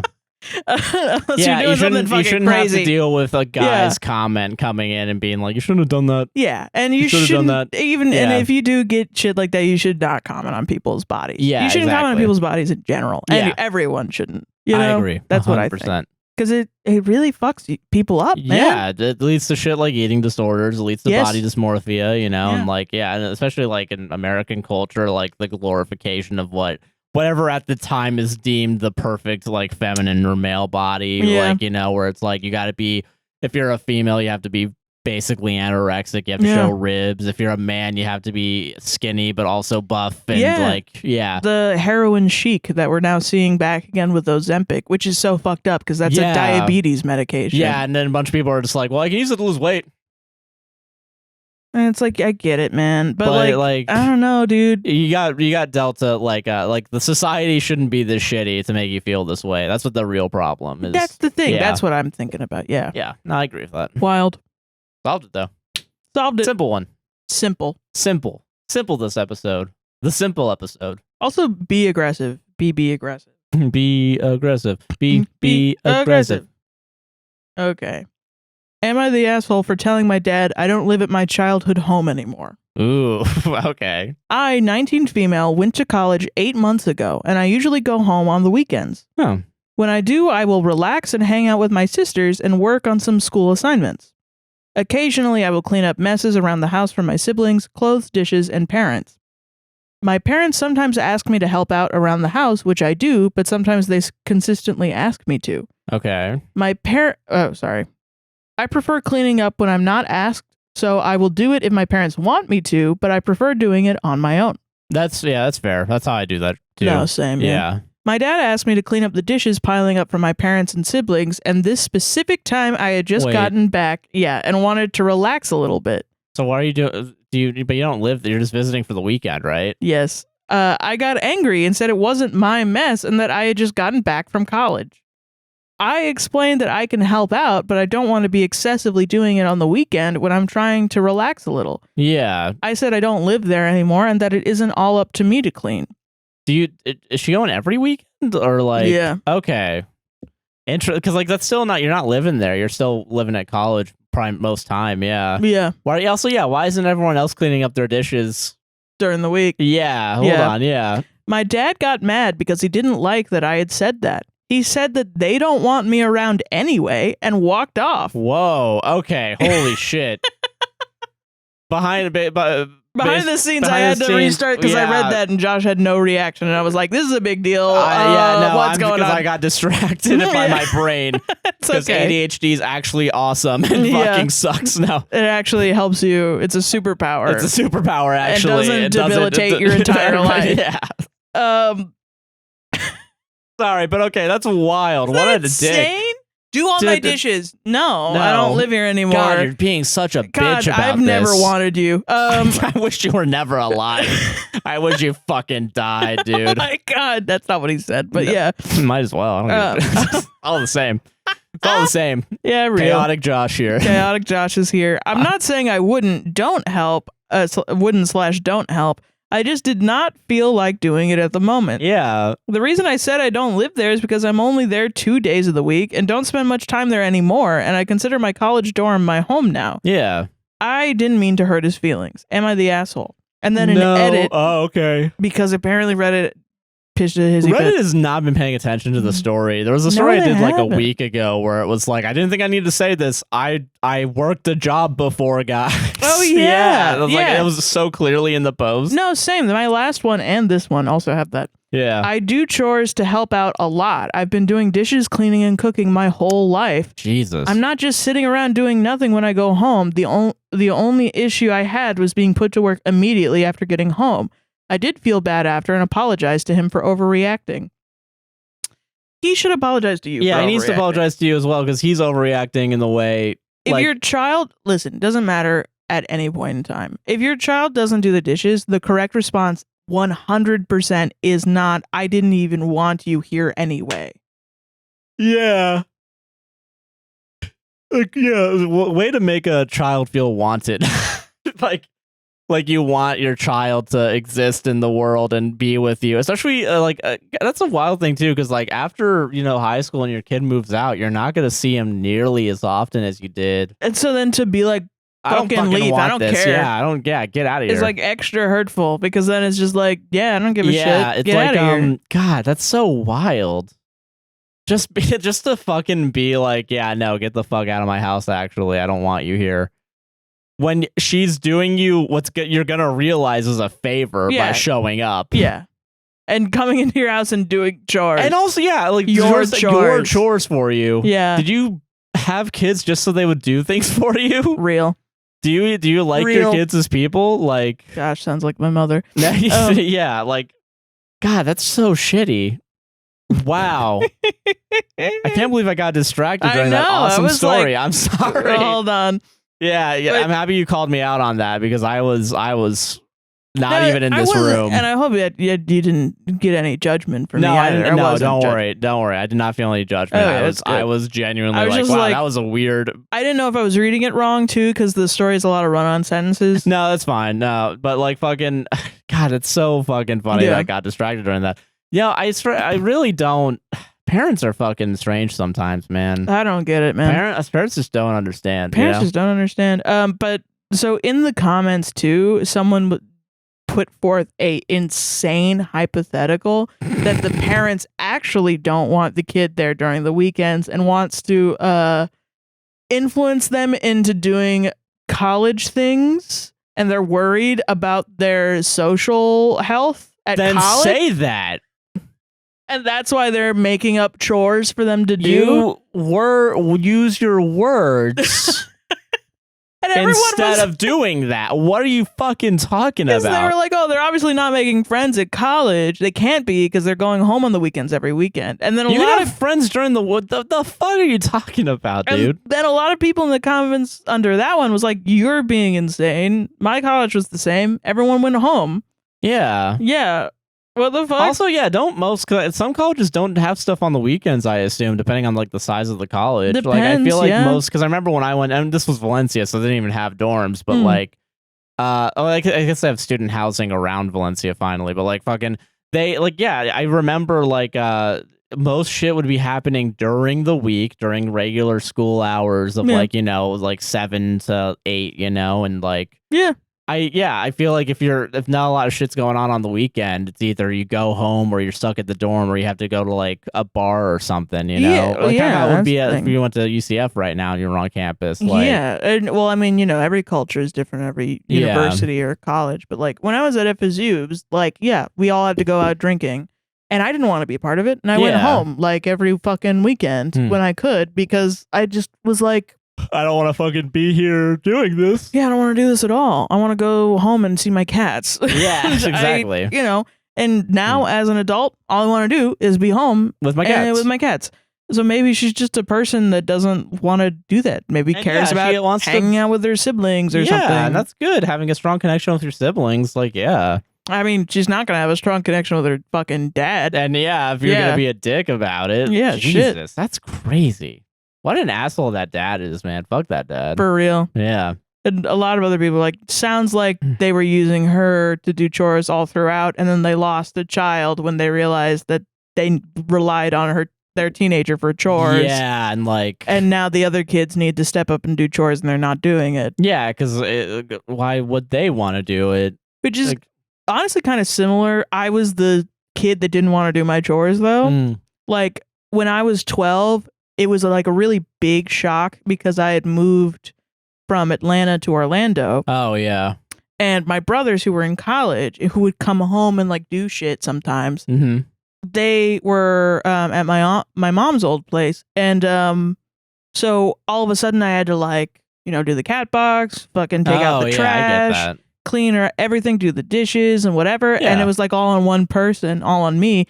And I was like, oh, fuck. Yeah, no, I get now that. I feel all of a sudden the true nature of what. And I didn't realize until a little bit later. I was like, it's because my brothers aren't doing it. No, I get that. Yeah. And really, I should have learned earlier to do those things. No, I agree. Yeah, same on my end. I feel like, I think once I got Leolo, that's when I finally started doing a lot more chores because I was taking care of him. Yeah. And I think after my sisters moved out, I learned how to do my own laundry at some point, or learned how to fucking. Yeah. And my mom taught me all that too, thankfully. Which that's good. Yeah. I don't know, and I think slowly learning more how to do chores. I think it's a good thing to learn how to do chores and do them properly, and do them in a way that's I think it's easy. good. Yeah. Doing chores is good. I'm not saying don't do chores. I'm saying that hey kids, revolt. Hey kids, don't do any chores ever. Do drugs and drink alcohol and No, that's not what we're saying. That's what you're saying. That's not what we're saying. It's what you're saying, sir. Take accountability for your actions. I'm so sorry. I told all the kids to do drugs and smoke alcohol, and I would never say such things. Not me, man. Single tear and yeah. But no, your dad's being a dick. Yeah, fuck your dad, dude. Definitely the adult response shouldn't be like, well, I fuck everything. Yeah, fuck this bullshit. That's not cool. Mix more dishes, to fuck with you. What a dick. Fuck him.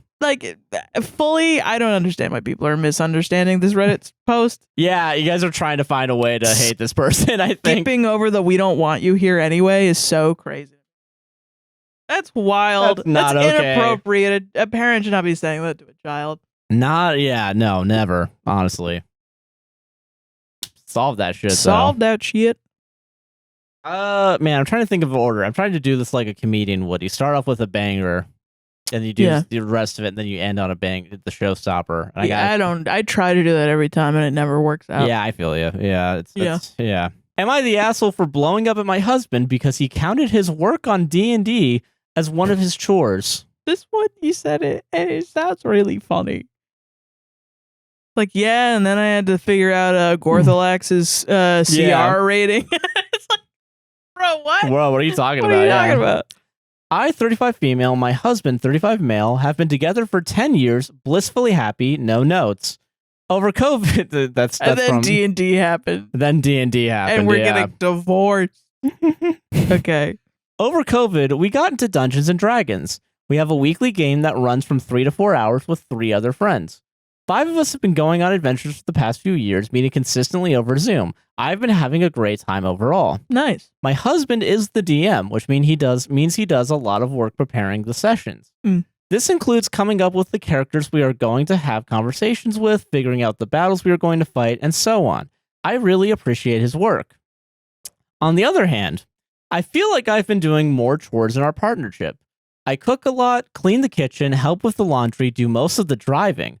We tried splitting chores before. There was a period where he would fold laundry or do cleaning while I cooked, but it didn't last beyond a week or two. Okay. I normally don't particularly mind, but life has been especially shit lately due to health issues in the family, and I think it put extra stress on us. That's fair. I get that. That's real, yeah. So, the other day I cooked dinner. During dinner, he was giving me a sneak peek of the magical items he made for the blacksmith in the new town, and I guess I didn't look as excited, so he asked me why. I said, I'll be excited when you clean up the kitchen after we are done eating. This started a major argument, and we really don't have many of those, so it was a bit intense, about how I don't appreciate his work on this campaign. I countered by saying he's free to work on his hobbies as much as he wants, but it's not the same thing as helping me out with chores. To this, he countered that his work on this D&D campaign counts as a chore, just like cooking and cleaning. He said he provides a space for hanging out with our friends every week. In a way, he's organizing and scheduling our social life, and that it takes a lot of work. I thought this was an absolutely bonkers perspective. This is where things escalated because I was sort of befuddled, I still am, and he got really hurt. He said, the fact that you're asking this shows that you don't understand how much work I've put into this campaign. For the record, I did run a leg of the campaign as the DM for a few weeks and it was a lot of work. But it was a hobby, at least to me. It was a fun thing I elected to do, not something I needed to do like a chore. He pointed out that I don't need to cook either. We can afford to eat out every night and hire a cleaning service for sorting out the apartment. He's not wrong, we can't afford it, but it still felt weird. Yeah, that is kind of a weird... I mean, maybe some people want to do that, but I don't know. Yeah. I eventually let it go, but I feel like I'm going to need some sort of a resolution to this because I can feel the resentment bubbling in my chest. I don't want to win an argument, I am not looking for vindication, but can someone give me an insight into this conflict? Am I wrong? Am I being the asshole here? Thank you. It's hard, because, like... I kind of get the social thing, but I still don't see it as a big chore. Really? I don't know, because it's weird. You've never DM'd, though. I've never DM'd, I think. Okay, I want some insight then, because... It is a lot. Okay. But I'm more worried about the fact that they both can't communicate well without, like... So, like, okay, red flag number 1 is when she's like, you're gonna clean the kitchen for me after eating. That is a little weird, like kind of a demand. Enter a conversation and like that is you're like, it's fighting words, kind of. Yeah. If she's mad about it, I get it, and you can be angry about it, but like, you can't expect his reaction to be like... super awesome, like... Okay, honey, thanks, It's not even like a question. Yeah, you're like in a relationship. You have to have mutual respect for each other at the very least. Like, that's the starting point. Now, if he's been... Yeah, it sounds like he's not been good with chores since then, and it sounds like he's a little lazy with chores. But, like, you gotta, like, meet him where he's at and be like, hey, what's going on with chores? Why don't you want to do chores? Yeah. Like, what's happening with that? And it sucks because, like, I know for a fact that it can feel like you're babying your husband or your partner or whatever. Oh, yeah. But, like, it's either that or you break up because of chores. You break up a 10-year marriage because of chores. Yeah. And, that's the real question is, do you want to like work on it together and save the marriage, or do you want to just, break up and do other shit? Both are valid. No, yeah. But like, if you want advice on how to save the marriage, then you do have to talk to each other about like, okay, what's the thing stopping you from doing the chores? What's our level of clean that we need to like accept? Let's work on this together as a team. I'm not gonna, mother you and nag you to do chores because that's not something that would work for me. Yeah. With that, like, yeah, okay, it might take fucking hours to plan out this campaign and to schedule everything. Yeah. And maybe he has time set aside for that, but she fully believes that it's a hobby and he believes that it's work. So their perspectives are gonna clash. Yeah. So you're not gonna be able to come to a satisfying conclusion or compromise with that. Because both of your mindsets are very different about prioritization of what's going on. Yeah. Yeah, it sounds like it's a big communication issue, because then when he brings up cooking as like an example, which I do think is weird because you need to eat. Yeah, that's a bigger... You don't need to play D&D, but you do need to eat. Yeah, yeah. That's the difference. That's the difference between the two. Like, yes, okay, you could order out every day, but you didn't really... That's not really a solution, though. That's like a... You're just kind of thinking that that's what she would want. Yeah, like, you're kind of like... And oh, and also we should hire a cleaning service, so you don't have to worry about that. Both people are kind of misunderstanding each other here. Yeah. And it kind of sounds like both people take their own perspective as, like, absolute and are not willing to hear the other person's perspective. Yeah, which is why you would have a fight like this, and that it's not resolved yet. You know? And yeah, unfortunately, when you have fights like this where it's like, what the fuck are you talking about, bitch? Like, you have to come at it from like an understanding point of view. You know what I mean? Yeah, I get that. Now, if he's a piece of shit. Yeah, and like, like even like, that's my thing too. Yeah, I want to know how he was before D&D. Was he doing chores? Because it seemed like there was a 1-2 week period where he had a trial of like asking him to do more chores. Yeah. And it didn't go through. So what Sounds happened? Like it's hard for him, but I don't know why. He could just be lazy, or he could, have something else going or something. On. Yeah. I don't know. It's weird. It's hard for me as a person who has DM'd and also has ADHD and doesn't like doing chores to not empathize with him. Yeah. But I know there are man babies out there that think women should do all the chores. You know? And like me doing the D&D is actually work. Which I think it's a good thing to like plan out social shit too. I think that's important.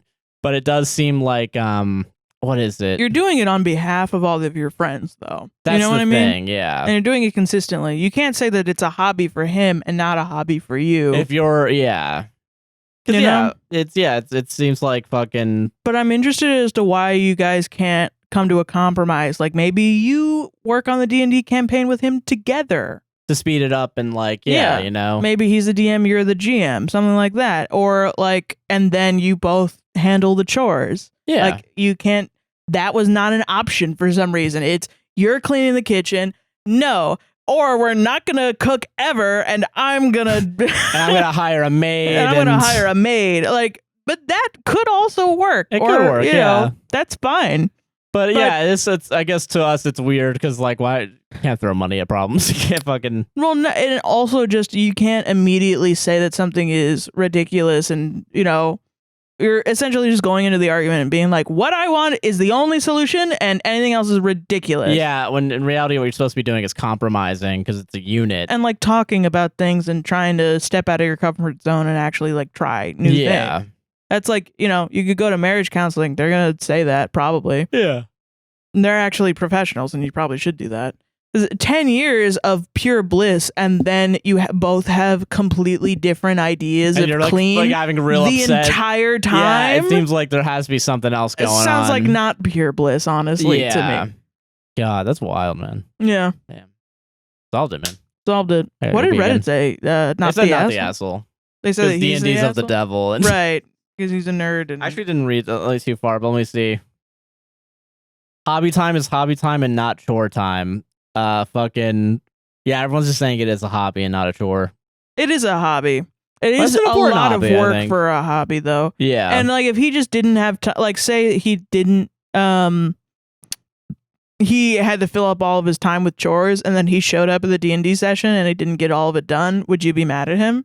You probably get mad. Yeah, so, weird. That's all I'm saying. Because, like, it's weird. Being a DM is a level of work. It is almost like a mini job for your friends. Yeah, but it's worth it because it's a fun hobby you do with your friends, and it's a social activity. And it's kind of inherently a thankless job. Yeah. Too.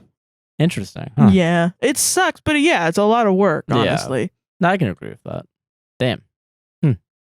I agree. You know what? Maybe no one's really shitty here. Just gotta figure out. It sounds communication. Normal. Yeah. It sounds like a normal fight. Yeah. Yeah. Damn. Am I the asshole for telling family I didn't find their visiting and holding my new baby helpful? Oh, visiting and holding new baby helpful? Yeah. Okay. Big problem? I mean, that would be a bad job at holding. That wouldn't be helpful, yeah. Yeah. Be pretty harmful. Starting over. We had our first baby recently and had a lot of the classic offers to quote-unquote help that really only meant holding the baby. I get that this is helpful for many and can allow you to catch up on chores and avoid feeling touched out. If you like that, great. Yeah, I feel like, it's not really helpful if you're just holding the baby, so then you do the rest of the work that you would have done if you weren't holding the baby, yeah. In my case, I had a crash C-section and literally couldn't do any chores for a bit because I couldn't/wasn't supposed to get down on the ground, unload a dishwasher, push a vacuum, carry laundry, or walk my large breed dog. But I had no issues cuddling and feeding my baby and getting up briefly for diaper changes. Yeah, makes sense, yeah. I was lucky that my baby also slept fine in his bassinet, so I had enough time for sleep, showers, etc. in the early days. Quote-unquote helpers who just wanted to hold baby mostly got in my way because I had to hobble away in private to feed, cover up more when clothes hurt the incision, etc. Yeah. I was also trying to do as much skin-to-skin as possible due to supply issues. I basically just stared at them, waiting for them to leave because I couldn't do much else. It didn't help that they were mostly in-laws since my own family lives far away, and I noticed quickly that even though we had a good relationship before, they really weren't there for me. Just a baby. Wow. Jesus. Sometimes in-laws suck like that, though. Like, they don't care. For real. Yeah, they're like, you're not part of the family. But baby is. But baby is because my offspring made it, not you. Not you. Yeah, it's crazy. Jesus. I didn't specifically ask anyone for help with chores, but I did make it clear that holding does not equal helpful after some family members were under the illusion that they could come over frequently bypassing my stated limitations. Oh, fuck, I can't read. Bypassing my stated limitations on visits to quote-unquote help. No one jumped to volunteer to do things that were actually helpful, which is fine. So instead, I hired out for cleaning, food, grocery delivery, dog daycare, etc. Yeah. But shout out to my amazing sister-in-law who was the exception and offered to exercise and generally give attention to our dog, though. That's good. My partner's family will still slip in passive-aggressive or butthurt comments about how they weren't allowed to come, quote-unquote, help with baby more. But you weren't helping. Right. They're like, I wanted to be around baby and hold baby all day. God, that's so fucked, actually. They're portraying it as help. That's awesome. My partner has suggested that maybe I could have made other excuses to avoid the visits without bursting their little bubbles, and I guess that's true, but honestly, I was tired of fielding the requests. He also wondered whether I could have just let them come over and think they were helping, and maybe I'm an asshole for this. No. But the idea of them coming over and mostly being a hindrance, but then patting themselves on the back. Yeah, fuck them. Yeah, on the way out for quote-unquote helping irks me too much, lol. Yeah. For what it's worth, now that he's a few months old, I let them come and visit whenever they please, which is often. That's fair, yeah. And make it clear that now it's helpful because I can actually do chores. Yeah, because that's the thing. You had a fucking C-section. You never realize how important, and I'm thinking about this right now because I did one workout today. Yeah. You never realize how important your fucking core is. Real your stuff. Torso, okay, because I was thinking about that, right? Because first of all, already like a regular pregnancy, or typically like where everything goes well. When I burned my tummy, Yeah, bitch, I was walking around and everything was rubbing up on it, and I was like, no, oh, like genuinely, this is bad. So like, okay, let's even assume that you have like a regular, normal pregnancy where nothing goes wrong. Yeah, amazingly, quote unquote normal pregnancy. Yeah, where like your baby safely comes out and you don't have to do a C-section and everything's fine. Yeah, you're still. The C-section is normal. Yeah, C-section is normal as well. Yeah. We're not judging you for having no C-section. judgment here, of People course. do and that. In fact, more believe power it or not. to you if you get a C-section because you're doing a much more well, it's always surgery. You're always going through surgery, and it's always it's always going to be difficult. It's always laborious, and it's always a big thing. A crash C-section, specifically in this case, is it's fucked up that you're just picking up the baby, not doing anything else, and then staring at her when you're like, shouldn't you go sweep? Huh? Yeah. You got a big ass scar on your tummy and you should just go do all the chores. That's the thing. Like, house is pretty dirty. Yeah, like you literally, and that's why I think I was thinking about my core, because like you can't bend over. No, you can't literally. do things that you think would only be handled by like your legs and arms. No, you would have to like God. Like even a regular or normal pregnancy, they're all normal. I'm sorry. Yeah. But like, all pregnancy is normal. Even then, I don't think you should be doing chores. No, God, no. Like, what the fuck? This is applicable to all pregnancies, but this one especially what happened. Yeah. I don't know the term for a pregnancy through the vagina, not through a C-section. But that's the only reason why we're saying normal, quote unquote. Yeah. But people judge, man. Like, I've seen on Reddit before that people that have C-section pregnancies, other moms will be like, but you didn't actually give birth then. Fuck you. How about that? Like, yes, you fucking You had did. that baby in for however many months it was, like 8 to 9 months. Hopefully 9 months, because I know that's like when it's safest, Like, God, like a premature like C-section, that would be fucking horrible. Yeah. And then you have the fucking gall to just be like, here's that's a broom. Not real. Yeah. Go do fuck you, dude. Go fuck yourself. Fuck you, also, man. sounds like dad's not in the picture either. Yeah, like what's going? Yeah, but the in-laws are there. So what's crazy going on? to me. Yeah, like they should have known beforehand if dad's not in the picture that they should come over and help you and actually clean. do like chores and because you're fucking god damn, dude. That's so fucked. That's wild. I wonder if it's like I mean, it's definitely it feels misogynistic to me, and I'm gonna make everything about misogyny for the rest of my life because that's how I think. Boo. Boo. But yeah, sorry. I don't know. It came over me. I just look at that over there. Yeah, that's good. Oh hell yeah. Yeah. But yeah, it feels like I'm gonna go over there and be the dad, and she's the woman. So she got clean. So she's got to clean and do everything else that she would normally do. Get out. I mean, I'm happy that she was in a position to get like help. Like, yeah, that's great. But what if you can't? Yeah, that's the thing. Again, you can't throw money at everything. Sometimes, sometimes you don't have the money. You know? I wish people were more considerate. Yeah, in general. empathetic. Yeah, and sympathetic. Yeah, like fuck, man. Ridiculous, man. Yeah, not the asshole. Obviously, they weren't helping. Obviously, they not. they wanted to see a baby. I wanted to hold the baby and do the easy stuff. Ooh. Yeah. I want to see the baby. This is a lot of memes. Yeah. Back to back in this one. A lot of jokes. A lot of memes. The memer episode, dude. Yeah, not the asshole. Not the asshole. Solved it. Go to the next one. I'm fucking hungry. Okay. All right. Someone in the comments said, it's important to set up boundaries early on because family's going to trample on them later. Yeah, exactly. That's a good point. That is very That's true. all I wanted to say. All right. Okay. Yeah. All right. Next one, baby. Okay.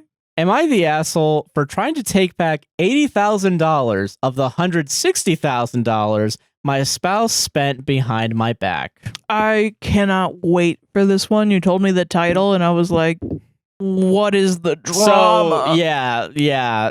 I'm going to say, too, at the end of this one, I'm going to call myself out. All right? I'm going to confess to my sins. What? In one very specific way in this post. What you been doing? Nothing. Okay.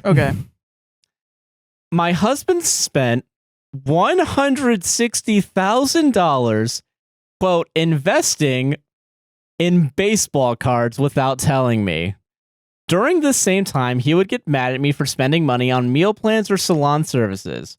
I would get yelled at for my disrespectful spending and my financial goals not aligning with his. So he'd say he did most of the spending on his personal credit card that he's paid for with our joint account. For a long time, I didn't have access to our online banking, so I didn't see the amounts he was paying on his credit card. Wait a minute, so you had a joint account? Listen, I'm sorry, all the comments that are like, she just says the thing from the Reddit, like she doesn't even add anything. I don't care, I'm shocked. Yeah. I'm shocked. So you had a joint account. A joint account that you didn't even have access to. That he was using to pay off his personal credit card. That he was using to spend on baseball cards. I would add some comments, some useful comments if I had any. I'm just flabbergasted. Yeah. What the fuck?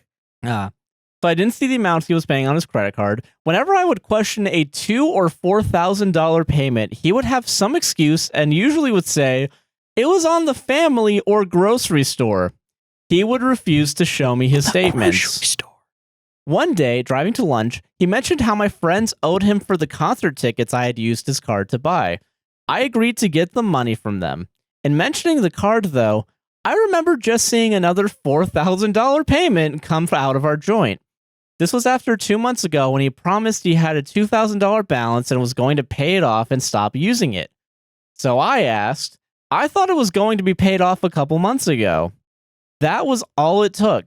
He launched into me about how I ruin everything. We can't just enjoy the day. This is why my relationships never work. On and dropped me back off to our house and left. Bro. It was this outburst that made me realize there was more going on. Yeah, this dude's got an addiction to baseball cards. Yeah. After lots of back and forth and digging and finally getting him to give me access to his credit card statements, I added up $160,000 in 3 years that he spent. I already realized that financial abuse that has taken place on many levels, and there is so much that I'm not including. Yeah. During all of this, my husband met with a divorce lawyer, then begged me for another chance. This was about a year ago. Oh. What? There's more? That's crazy. We are still together, but as you can imagine, the financial issues are only one of the many issues here. I can't imagine. You need to get a divorce, yeah. At the time I realized what he had spent and that I was so ill-prepared for a divorce, I started transferring money from our joint to my personal every month. My goal over time is to take my half back, $80,000, and invest how I want to. He was, of course, mad, but I basically said, oh, well, he should have considered me when he spent it, and I was only correcting a wrong. Recently, he made sure the money wasn't in the account when my transfer was scheduled. He did this 2 months in a row and said I could no longer do this. I waited for the money to be there and did the transfer anyway. He went nuts, telling me I'm a rat, he's selling the house, dissolving our business, etc., etc. He says that it's wrong for me to go tit for tat and that I should let it go. $160,000, just let it go. The money is just sitting in my account and I have not spent any of it. Am I the asshole for trying to take my half back over time? No. I think you could be the devil. And I don't think you would be an asshole. No, yeah. This is You got scammed out of $80,000. $80,000 on baseball cards. As investments? Yeah. What do you think? Well, as an expert on baseball cards, like, what the fuck do you want me to do? Like, I don't know. Divorce? Like, what do you mean? I'm a 26-year-old child. I played FaLlOuT 76 for 12 hours yesterday. I barely had to get up to feed myself. I don't even think I had lunch today. Like I got my shit together to figure out how to get $80,000 back from baseball card transactions. Like it's fucking Better Call Saul. Yeah. I don't fucking know. What the hell? What did Reddit say? What the fuck could Reddit do? Not the asshole, obviously, because everyone's saying divorce, I think. Yeah, I think this is probably like this is above Reddit's pay grade. Go to a divorce lawyer and tell them all about it and have them get you $80,000. Oh. Oh, someone asked for info. Have you actually seen this baseball card collection? Are they good? And yes, the cards are everywhere, organized in sleeves and boxes. He has many of them PSA graded. I checked all the companies on the statements I was unsure of. Most were grading companies or sellers. Okay, grading companies I've heard, though, are scams. They're totally scams. Are you kidding me? It's like when the VHS craze happened, everyone was like, oh, get grading. this fucking... Yeah, like vintage wrapped, when in reality, if you just put a magnet on the VHS, it makes them worthless. You married the Greg Turkington of baseball cards. That's wild. Well, they go up 10% per value every year. Yeah. Whoa. I don't even know what to say. And the whole time he's so disrespectful. Yeah, he's the worst human being alive, being like, you're just a fucking idiot. We're gonna make so much fucking money. You don't appreciate anything I do. Spending money on food and your hair. Yeah, like it's just wild to me, man. It's okay. So here's why I brought the story. And why at the beginning, what is your sin? What the fuck have you done? So in our relationship, and I'm calling myself out here. Yeah, I've had a weird relationship with money my whole fucking life, and it sometimes comes out in this relationship where sometimes I feel like and I don't think this happened recently. I think we had one fight like a couple months ago about money. Yeah, I think it was more about the fact that I wasn't, and it was because I wasn't real. It started off with me being a little bit judgmental about you spending, but in reality, what it was I wasn't really putting my half towards it, and I think we resolved it like... Yeah, well, it's also I'm really not financially responsible. Like, it was one of those fights where we both were frustrated with ourselves, and I think we were both like in a mentality where we just weren't. It was like a really, I don't know, you were overwhelmed, which is why you reacted in the way that you did. And I was vulnerable because I was going to you with like I need like $50 for rent or something. Yeah, and I don't remember how much. I reacted poorly to it. Yeah, and like it led to like not. I don't think it was really a fight even. I think it was more of like a long spat. I don't know. Yeah, like we've had fights, and this was not that. Yeah, this was not a fight. This was fully just like we both kind of came together later, and we figured out what was actually going on, and like you know. Yeah, and it was like I'm not really that responsible with money, and it's something I really am ashamed about. No, I get it, and like it's something that like when I was living on my own, I was using like cash advance apps and shit. Yeah, and like to be able to pay, which was because I got sick right when COVID happened. Oh yeah, and you had 2 weeks off, and they forced me you not to go take in. off, and they didn't pay me for 2 weeks, and I couldn't. I was living paycheck to paycheck at the time, and then the cash advances they like go on a cycle. Never do them, kids. Yeah, never do cash advances. And there's been points like living here, I think that like I've had to do that. Yeah, and like part of that, and I think something I realized is that there's a couple like events that happened in December that you paid a lot of money into. Yeah, and then brought you back into like the cash advances. And in reality, why that happened was because I wasn't really helping with that, and I apologize now too. Like I'm sorry. No, it's all right. I get it though. I feel like you are more responsible with your money, and like. I am more like I grew up in this level of poverty, quote unquote. Not really. Yeah. Where I know how to scrimp and like my mom taught me how to scrimp and save and figure out like she would commit check fraud. Like she would be like, I really want a pizza for dinner tonight, but I'm negative in my bank account. So I'm going to go to Publix and pay for some groceries with a check and get $50 back so we can go pick up a pizza from Pizza Hut and have it tonight because I want a pizza that bad. That's the level of like financial irresponsibility that I was brought up with. And then she would go to like different Publixes because you do that too much at Publix, they arrest you. Oh my God. Because it's fraud. Yeah. And yeah. So she was doing that consistently, and you shouldn't do that. That's fucked up. God, and they just like they won't take checks from individual. I don't think they'll arrest you. I think they won't take checks from you anymore. Yeah, I think they'll stop. Yeah, they'll just be like they'll take it from like other people, but then they'll have like you on a list or something. Yeah, but that's fucking scary. It's your shit. For sure. Yeah, and so I mean, I. But like, I guess like, so the reason why I picked this story is like, I hope I've never been like this guy, especially when he's spending.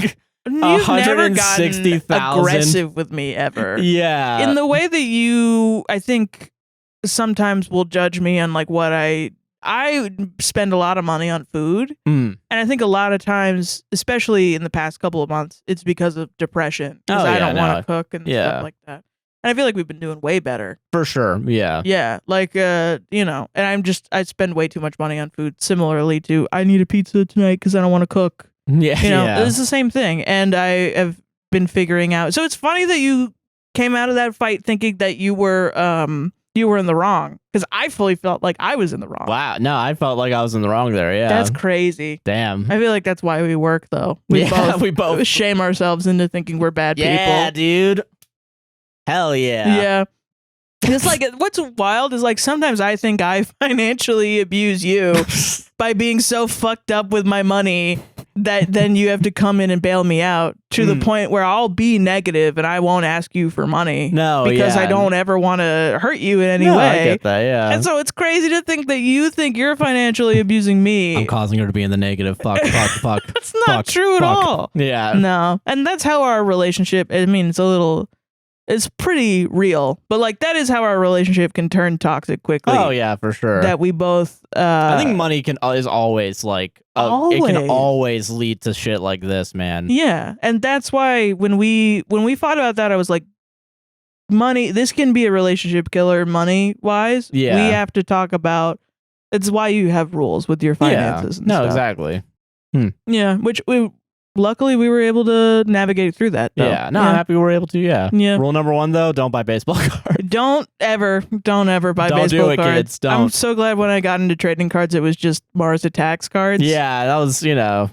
I still got them. I love that I have them. Yeah, I love thinking that I have them, but I will never sell them. Yeah, you should get it professionally graded. No, that's stupid.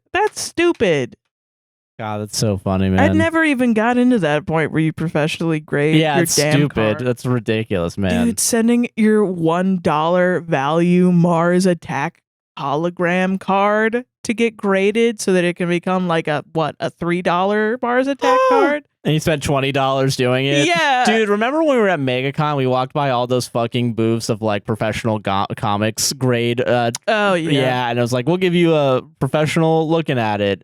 And it's like $50 to $100, and it's like professional looking at it. Well, yeah. What else are they fucking doing? Yeah, they're looking at like cellophane fucking wrapped around paper. Like, what are you expecting, man? Real. God. I mean, I don't know. If you got the money and you want to do it and it's fun, then do it. But don't expect fall it for to. A scam. Yeah. No, agreed. I wonder if there are any grading things that are legit. I wonder. Yeah. I'm not. That's fully something that you need to be immersed in. Now, what I'm understand. into is pennies. That's where the money is. Yeah, baby. Solved it. The r/coins or whatever. Yeah, dude. It's called. Do you not think I have coins separated that I think are actually valuable, worth more than a penny? Everyone's got a couple. Yeah. Where you just accidentally have like a thing I got from this like one Greece. from 1936 when they used steel instead of copper or something. Yeah, like iron. This one has a misprint on it or something. Yeah. You know. That's where the money is. It's weird because that's why you paying cash, everybody. I definitely have that type of autism. I just don't know if I'd spend $4,000 in one swoop. And then say that it was on the grocery store. That's so funny. That's wild. Dude, you obvious liar and piece of shit, dude. I don't think I could ever spend that much money on the damn grocery store. If I see money go into the joint account at that point, I would be taking it all. Fucking yeah. Yeah. And I would say I went to the grocery store. Yeah, sorry. $4,000 on the grocery store. Yeah. And then just what could you buy for $4,000 that's like obvious you could blame on the grocery store that you are obviously bringing into your house? Like a giant diamond statue of like Greg Sestero. I don't know. Fucking yeah. Just like a big gaudy piece of shit. And then you're like, buy this is a gift. I would buy the entire deli, I think. I think that's worth $4,000. Yeah. I'm not saying that you could buy it from the grocery store. I'm saying, what could you buy for $4,000? Oh, and then lie about $4,000. Yeah. What could I get away with? And like a brand new TV. Like, yeah, like imagine bringing home, because this guy was saying I spent this much money on the grocery store. Also, look at all of these cards I bought. Yeah, what a coincidence. Separate. Yeah. Totally not. Totally not related to the grocery store. Yeah. Not at all related. Yeah. Yeah. God, solved it, man. I know we clapped already, but we did. Yeah. Are you a guy that would continuously buy guitars and not tell his wife? Oh yeah, I remember that. Yeah. But yeah, that guy, he kept buying guitars, and then he bought an organ from someone. Oh yeah. Someone was like, "Yeah, I just have a fucking organ that I found in my neighbor's place. Do you want it?" And he was like, "For free?" And then the guy was like, "Yeah," and he was just like, "Yes." Awesome. Yes. And then I turned to him and I was like, "Dude, you just bought 3 guitars, and now you have an organ going to your house, and your wife doesn't know about any of it." And she had said, "I'm going to divorce you if you won't stop spending money on this bullshit." But I didn't spend money on the organ. No, she didn't care. Yeah. She fully was like, I don't like, it wasn't the money, it was this lack of space. Like he had fully started hoarding these instruments. God, that's so wild. And he just fucking put his head in his hands and was just like, I don't know what to do. Got a problem. And he kept complaining about his wife. I met her and she's the coolest person ever. God. I was just like so baffled that you're fumbling this bag, dude. Yeah, I'm gonna swoop in. Crazy. Me, Sarah, I'm gonna swoop in and fucking. Yeah, I'm gonna date your wife. Swoop in. She'll respect my guitars because I'll warn her about them. Yeah, she knows what she's walking into. Yeah, exactly. Yeah. God. Wild. Okay. Am I the asshole for telling my partner's sibling they are taking advantage? Ooh, another taking advantage one this week. I know. Everyone's taking advantage of each other. God. Yeah. Where is this country gone? My partner. Okay. All right. I'm sorry. Okay. All right. My partner and I have been dating for 3 years and now live together. Recently, I've had to support my partner financially because they had to leave their job for genuine reasons that I agreed with. To be honest, I wish they had left it sooner. A few months back, before the work issues, my partner took out a loan to help out one of their siblings with a course that was supposed to be funded by their employer. Oh. Failed grades messed that up. Oh, okay. This was a shock to me, as this sibling does not have a good record with finances, and we are not in a good place with money as it is. It was never a discussion. I was just informed after it was all done. All right, that's fucked. That's absolutely fucked. So now there is a loan that needs to be paid back, and my partner is out of work. Oh. And suddenly, unsurprisingly, the repayments for the loan aren't coming from my partner's sibling. At first, I tried to not let it bother me or become a problem between us. Family is family, and I get that. But when we struggle and I have to support us both while the job hunt continues, my partner's sibling takes off on a holiday. What? At this point, I've had it. I'm fit to blow a fuse. I messaged my partner's sibling to call them out on how they are taking advantage. It's like I've started a war. Whoa, okay. This is so fucking crazy to me. Dude. And this is like the flip side of that. Like, yeah. Dude. You're out of work and you take out a loan. That's pretty, like, for someone else? Yeah, if you're doing it for yourself, I'd understand it. Because sometimes you gotta do what you gotta do. Yeah, you know, I mean, don't do it, though. Yeah, but...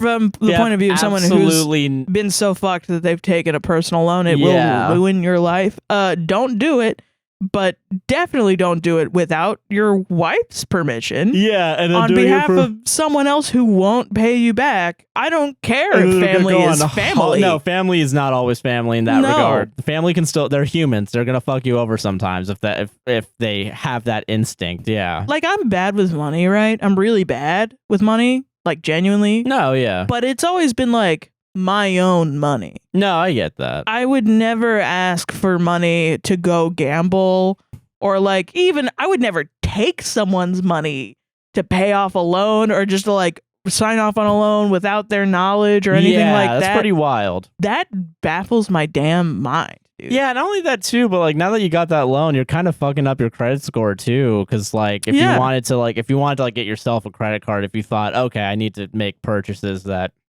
I don't have the money for necessarily, I can pay it off over time. Yeah, yeah, like that's wild. Like that's a personal decision. I don't judge people who make shitty financial decisions. No, of course not. I would be a hypocrite. but like, yeah. Wow, that's just wild. Doing it on behalf of somebody else is cruel. That you don't even trust, like, that, or know that they're going to pay it off. And then they're going out spending money and going on vacations or holiday. Yeah. Like, you're not the asshole, but also you should be more mad at your husband, I think. Yeah, you should be pissed off. Because that was his decision to do that. Yeah, without your input. And he's not even working. That's crazy. Exactly. Like, I get it. Job market fucking sucks, but, like, you can't make that decision. You got to be honest with yourself about how much you're making. Yeah, and you also if you take out a loan, even if it's on someone's behalf, if it's your fucking name on it, you're gonna have to figure. You're gonna have to figure out. You're liable for it. Yeah. God, that fucking sucks, man. I just really for real. And I mean, I don't know if in a marriage, if you take out a loan and you can't pay and it's only your name on the loan, if your wife then has to pay. It feels like he did it knowing that his wife would pay. Yeah, I get that. That's what it feels like to me. I don't know if I'm being too harsh. But it does feel like who did you think was going to pay it? Yeah, especially if you didn't if you're not even talking with her about it, what are you doing? Wow. What type of loan is it? If you have a major decision, you got to talk. It's financial, if you're fucking married, you should fucking talk about each other about it, I think. Especially if God, that's so crazy. Especially if your wife's the only one with the job right now, I don't know. I feel like I'm saying the same thing over and over again. It just baffles my damn mind, man. No, I feel that. God. Solved it. Sorry, something's in my eye. Don't do that. I guess do that. The solution. Don't do that. Always a good solution. Yeah. Quit it. Stop. Cut it out. Get some help. All right, next story. Yeah. Am I the asshole for making my girlfriend wait outside our house for hours after going out? I guess depends on what happened. I'm 27 male, she's 24 female. Context is we only have one set of keys because a few months ago our landlord lost his pair and asked us for one of the ones we had.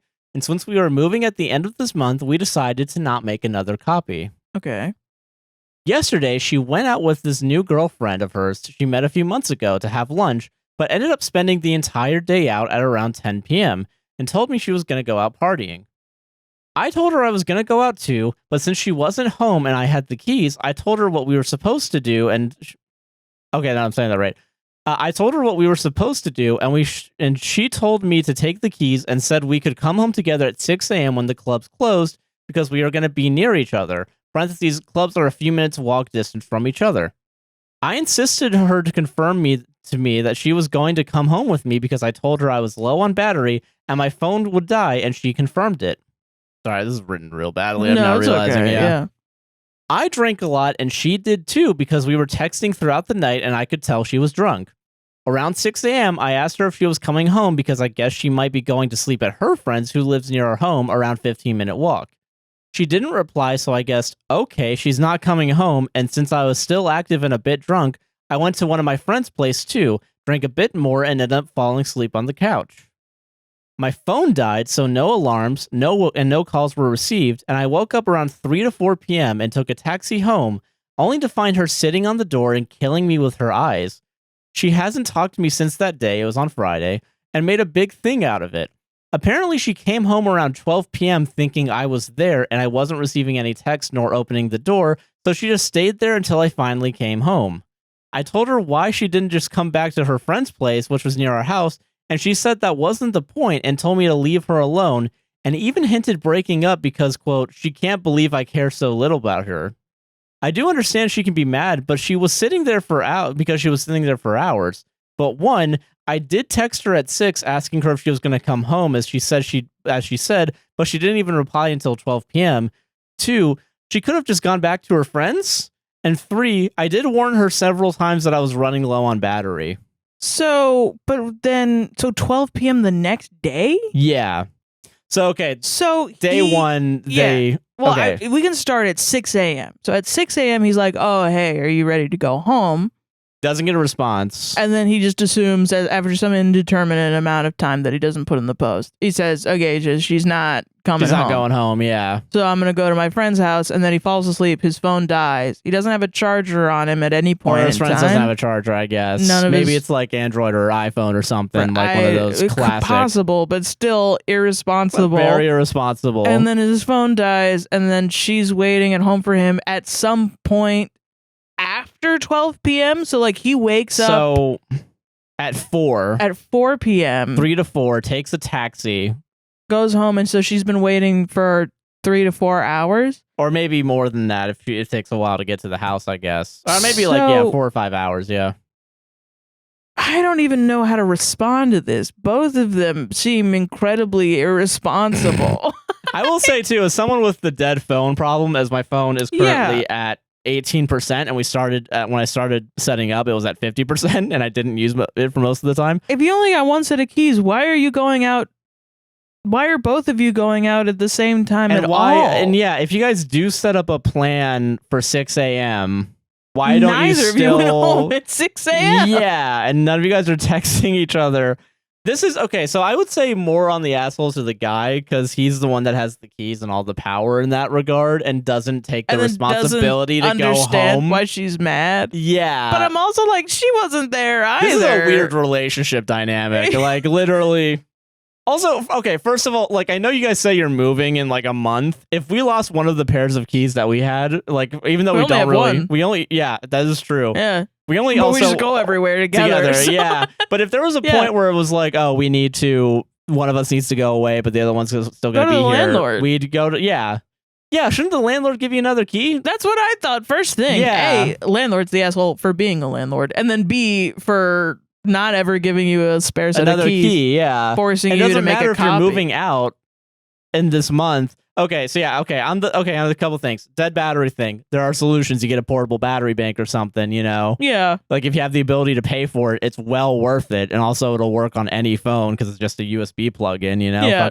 But also, like, there should have been another set of keys. There's a level of irresponsibleness on all sides that it's just like, whoa. It's just baffling. It doesn't make any sense to me. Either if you're going to be that irresponsible, you have to be also carefree. Yeah, that's the thing. Yeah. Like, you can't expect an amount, like someone else to be super responsible to pick up after yourself if you're going to be irresponsible. You just have to be cool with, I mean, I've been incredibly irresponsible with keys as a teenager, and you just kind of have to be cool with either breaking into your own house or just sitting outside for hours at a time. Yeah. You know?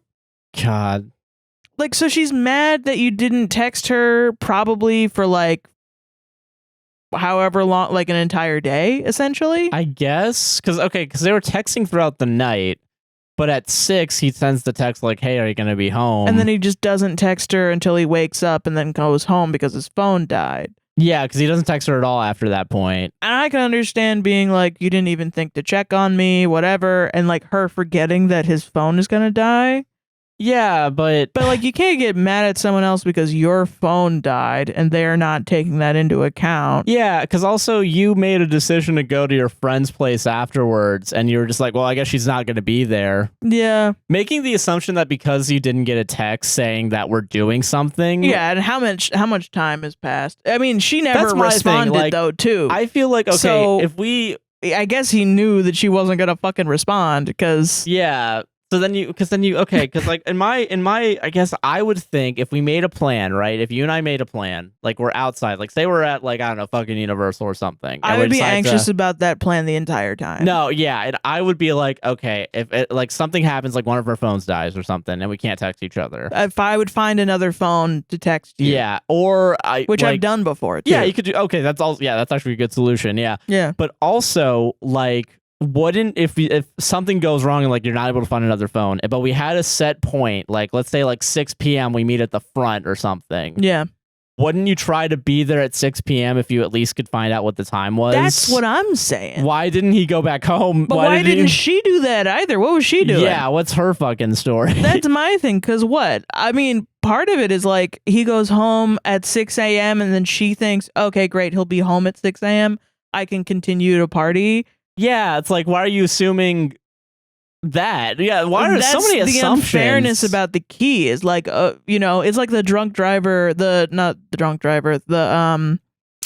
designated driver. Designated driver. Why is it a D? Also, I think is drunk driver. No, designated driver situation. If you're in a friend group and one guy is always the designated driver, he never gets to have a fun time. Yeah. That sucks for and him. If one person doesn't have the key, they are bound to the other person. They can do whatever they want, and she can just assume that he'll always be home with the key. To open the door. That he can never go party. Like, he deserves to go. Like, they party, both I guess. Yeah, they both like partying. Be able to. That's their... I don't understand it, because shit like this happens, but like... This weird little dichotomy, yeah. Yeah, I don't know. Weird. I just kind of think everybody's shitty. I agree with that. I think everyone's shitty here. I do How old are these people? Hold on, real quick. I'm sorry. 12? I don't know. It was older than that. I remember. Yeah. I mean, we're just losers. We don't party. 27 male, 24 female. Holy so shit. basically our ages. I could never imagine. But I'm also not cool. And I don't go partying. I've known people that like partied and shit. I don't even think they were this irresponsible, unless they were, in which case, probably it you usually know, goes hand in hand. Yeah. Like I have stories from my brothers and their friends that you know, like they've fought their friends before because their friends were too drunk. Jesus, and man, would just get aggressive when they were drunk. Yikes. And then to throw their friend out that they're still friends with out of their parties. It's crazy. One time, God, what was it? I think it was the same time. They had a friend who he showed up and he threw up everywhere. Oh shit. And then he started like going up to my brother, my middle brother Michael, who's shorter, and he kept being like, "Hey bro, what the fuck," and like being aggressive. And then Michael is short man's disease, so he turns around and goes like, "Oh, what the fuck, blah blah blah," and it was like, "Just don't talk to me, dude." And they do the whole fucking broy like whatever, and then he got kicked out, and then a bunch of other people were throwing up, and he had left his hat. Oh shit. The guy that they had kicked out had left this like fedora in their closet where he had thrown up. Oh wow. So the entire time they had everybody that was going to throw up go into the closet and throw up on his hat. Oh my god. And then the guy never came back to get his hat, but it was supposed to be like a big prank to give him back his hat covered in what vomit. an epic prank, dude. To your friend. Yeah, a friend that you enjoy and love as a friend, yeah. Who is an asshole who wears a velvet fedora and shows up, throws up at your house, and then yeah, partying doesn't sound fun actually when you put it that doesn't. way. Yeah. Why would you ever? Why would you? Who is this for? Who's this for? What is going on? Sad people. Sad people. Yeah, get fucking wrecked, nerds. I can't drink alcohol anymore because of Concerta, so got him, yeah. I'm anti-alcohol now. Yay! Okay, sorry. All right. Final story from you. Yeah. Am I the asshole for refusing to pay for my girlfriend's plane ticket after she decided to stay longer on her trip without me? Oh, okay.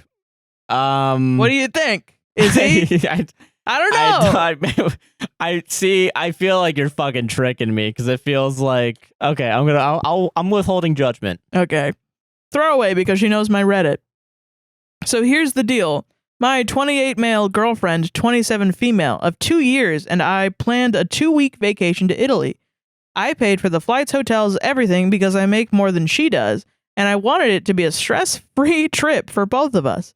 Everything was great until the last day, which she tells me she wants to stay longer to quote-unquote find herself and think about our relationship without me. She didn't discuss this with me beforehand, and it completely blindsided me. Yeah, why wouldn't... I mean, I'm not even against the idea of you wanting to find yourself. Like, I think that's natural, but like the day of, like when you're about to go through TSA, yeah, when you're taking off the shoes and putting your laptop in, like, oh, I'm staying an extra 3 days. I was hurt and told her that if she feels she needs time alone, then she should also be independent financially during this extension of her trip. I said I wouldn't be paying for her new return ticket whenever she decides to come back. Now she's upset, calling me unsupportive and selfish. What? What? And some of her friends are saying I'm being an asshole because I left her stranded in a foreign country without financial help. So Reddit, am I the asshole for refusing to pay for her new plane ticket home after she chose to extend her trip without any heads up? What the fuck, dude? What? Not to the guy. What? Okay, is there any more information?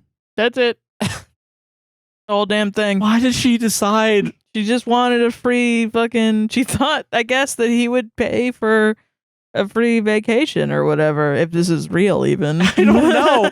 I don't know, because like, okay, I could totally... That's crazy to me. To be like, we're both on vacation abroad for 2 weeks. Last day, I'm like, I think I'm going to stay here. What do you... And okay, because now, okay, like, hold on, because also, like, you're saying also in that I want to think about our relationship and find myself and here find in Italy. myself. I think I'm just gonna stay. So and rethink our relationship. I feel like if I heard that, I'd be like, "Are you breaking up with me?" Like, she is. Yes. Yeah. So, but then, okay, if you're breaking up with me to stay in Italy, why should you fund our breakup? Yeah, like what's up with that? No, you should have broken up when you gotten back to the States. What are you doing? What are you talking? What? God damn, you made me side with a man, you fuck. I know, I hate this. That's why I think it's fake. No. Because who the fuck would do that? No, genuinely, if it was, no matter what, in any situation, male, female, you wouldn't be the asshole. No, never. Because like, that's crazy. Of course not. I'm not begging for you then. Like, fucking duh. What woman wants to stay in Italy? That's what I'm thinking. That was my first response. Oh, where all the men ogle me literally all the time? Yeah. I saw Talented Mr. Ripley. I know how you guys are. Don't you want to fuck every woman just once? Don't you want to fuck every woman just once? Yeah. So good.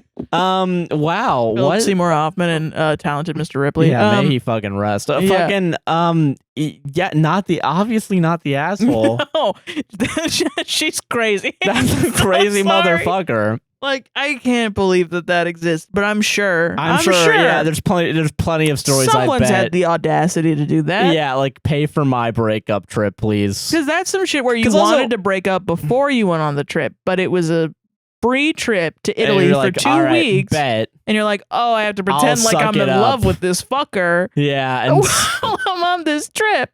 And then maybe I can get him to, pay for my shit.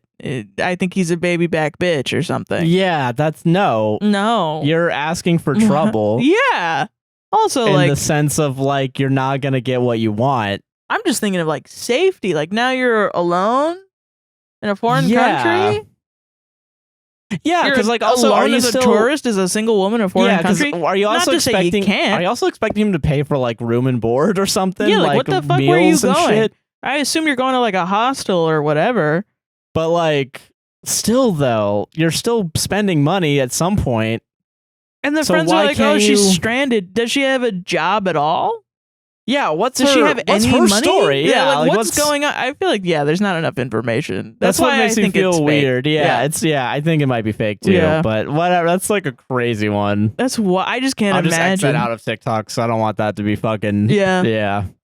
God, solved it, I guess. Solved it, though. Not the asshole with the information provided, but need more info to give a coherent... that common way of... That common one, yeah. Yeah. God. NTAB... Not enough information. I don't remember how it was. TMAD. There you go, yeah. The classic acronym that everyone uses. All right, final story of the night, dude. Yeah, which is good because I'm also slowing down. Fucking hungry, dude. Am I the asshole for suggesting to my fiance that my family gets their own room at our wedding? I'm gonna say no. Okay. NTA. I, 25 male, am recently engaged to my lovely fiance, 25 female. We have been together for 4 years. Okay. We have started general wedding planning. Her family is much bigger than mine, and she wants more of a, quote, party-type wedding with lots of music and dancing. My family is all a bit older than hers. She is the oldest sibling while I am the youngest, and they aren't into big, loud weddings. They would prefer something quiet and more focused on socializing, and I would too.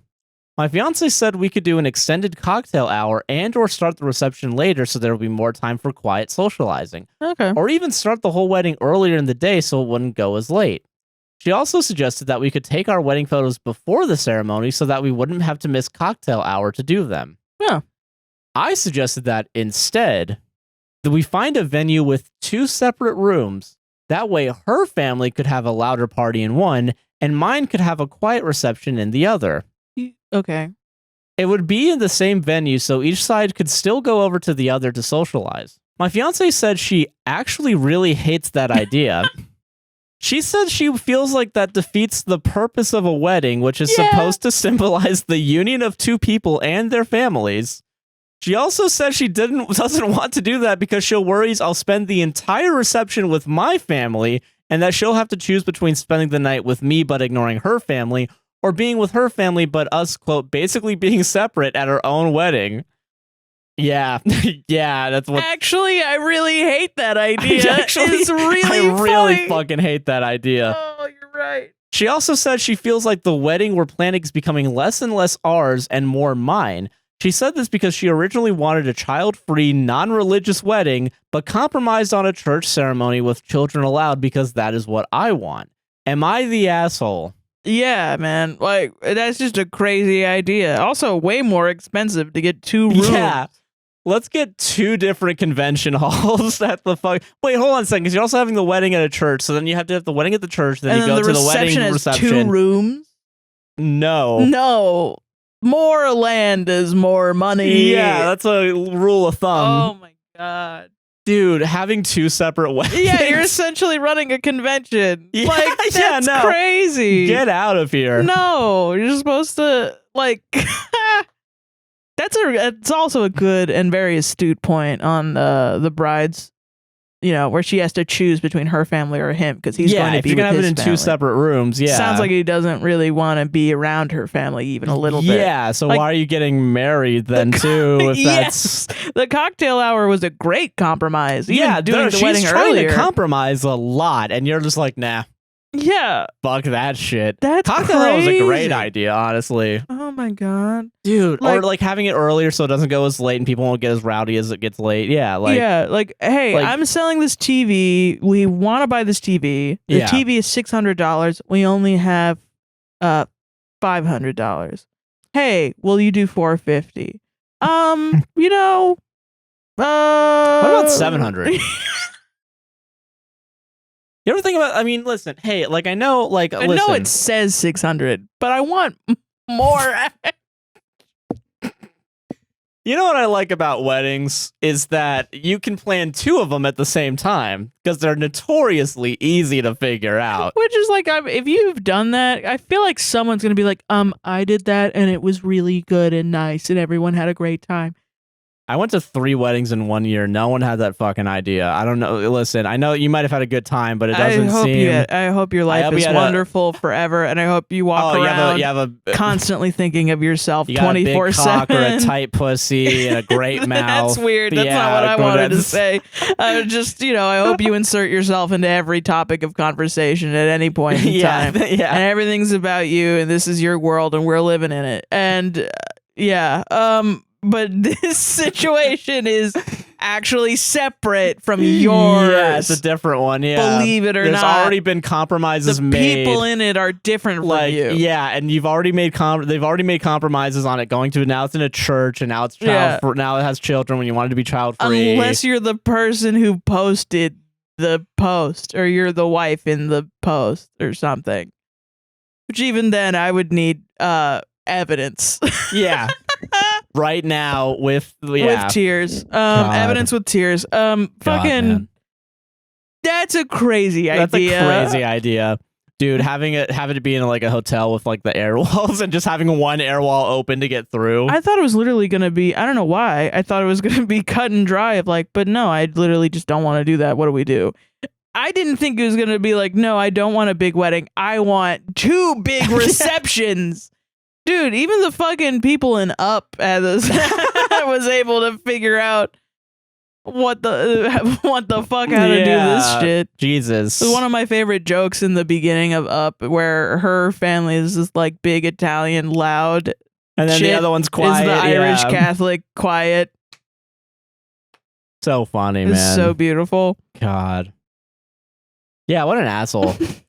What a way to ruin your wedding. I don't know about an asshole, just an idiot. What an idiot. Fully an idiot. Just, what are you doing? I think asshole because you're not compromising. You are making it about yourself. And there may be nefarious things going on at play. It just sounded, the way that it was described, the way he made himself seem was just like a fucking lovable idiot. It was just what if we cut a cow in half and sewed it onto a horse?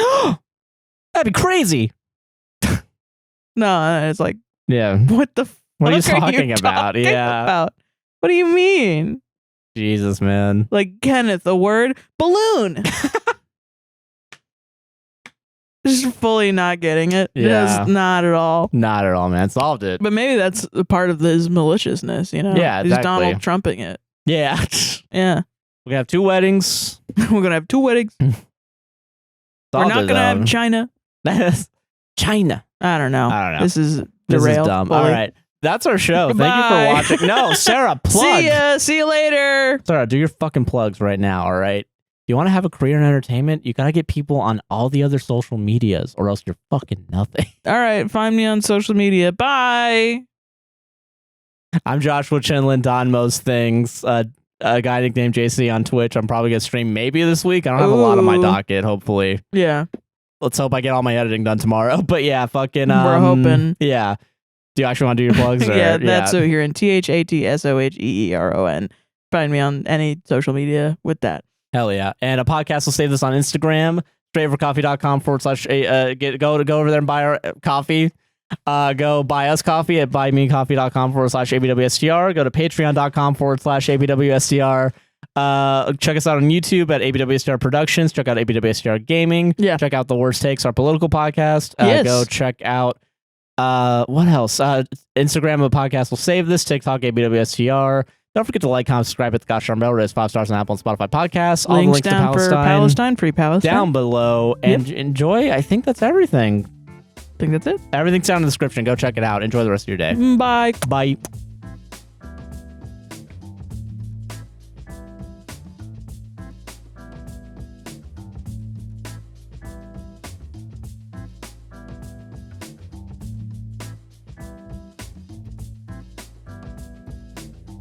It's the outro. It's the outro. It's the outro today. Finally, a 4-hour-long podcast. Oh yeah, we're back to we're it. back. We're back in our prime, dude.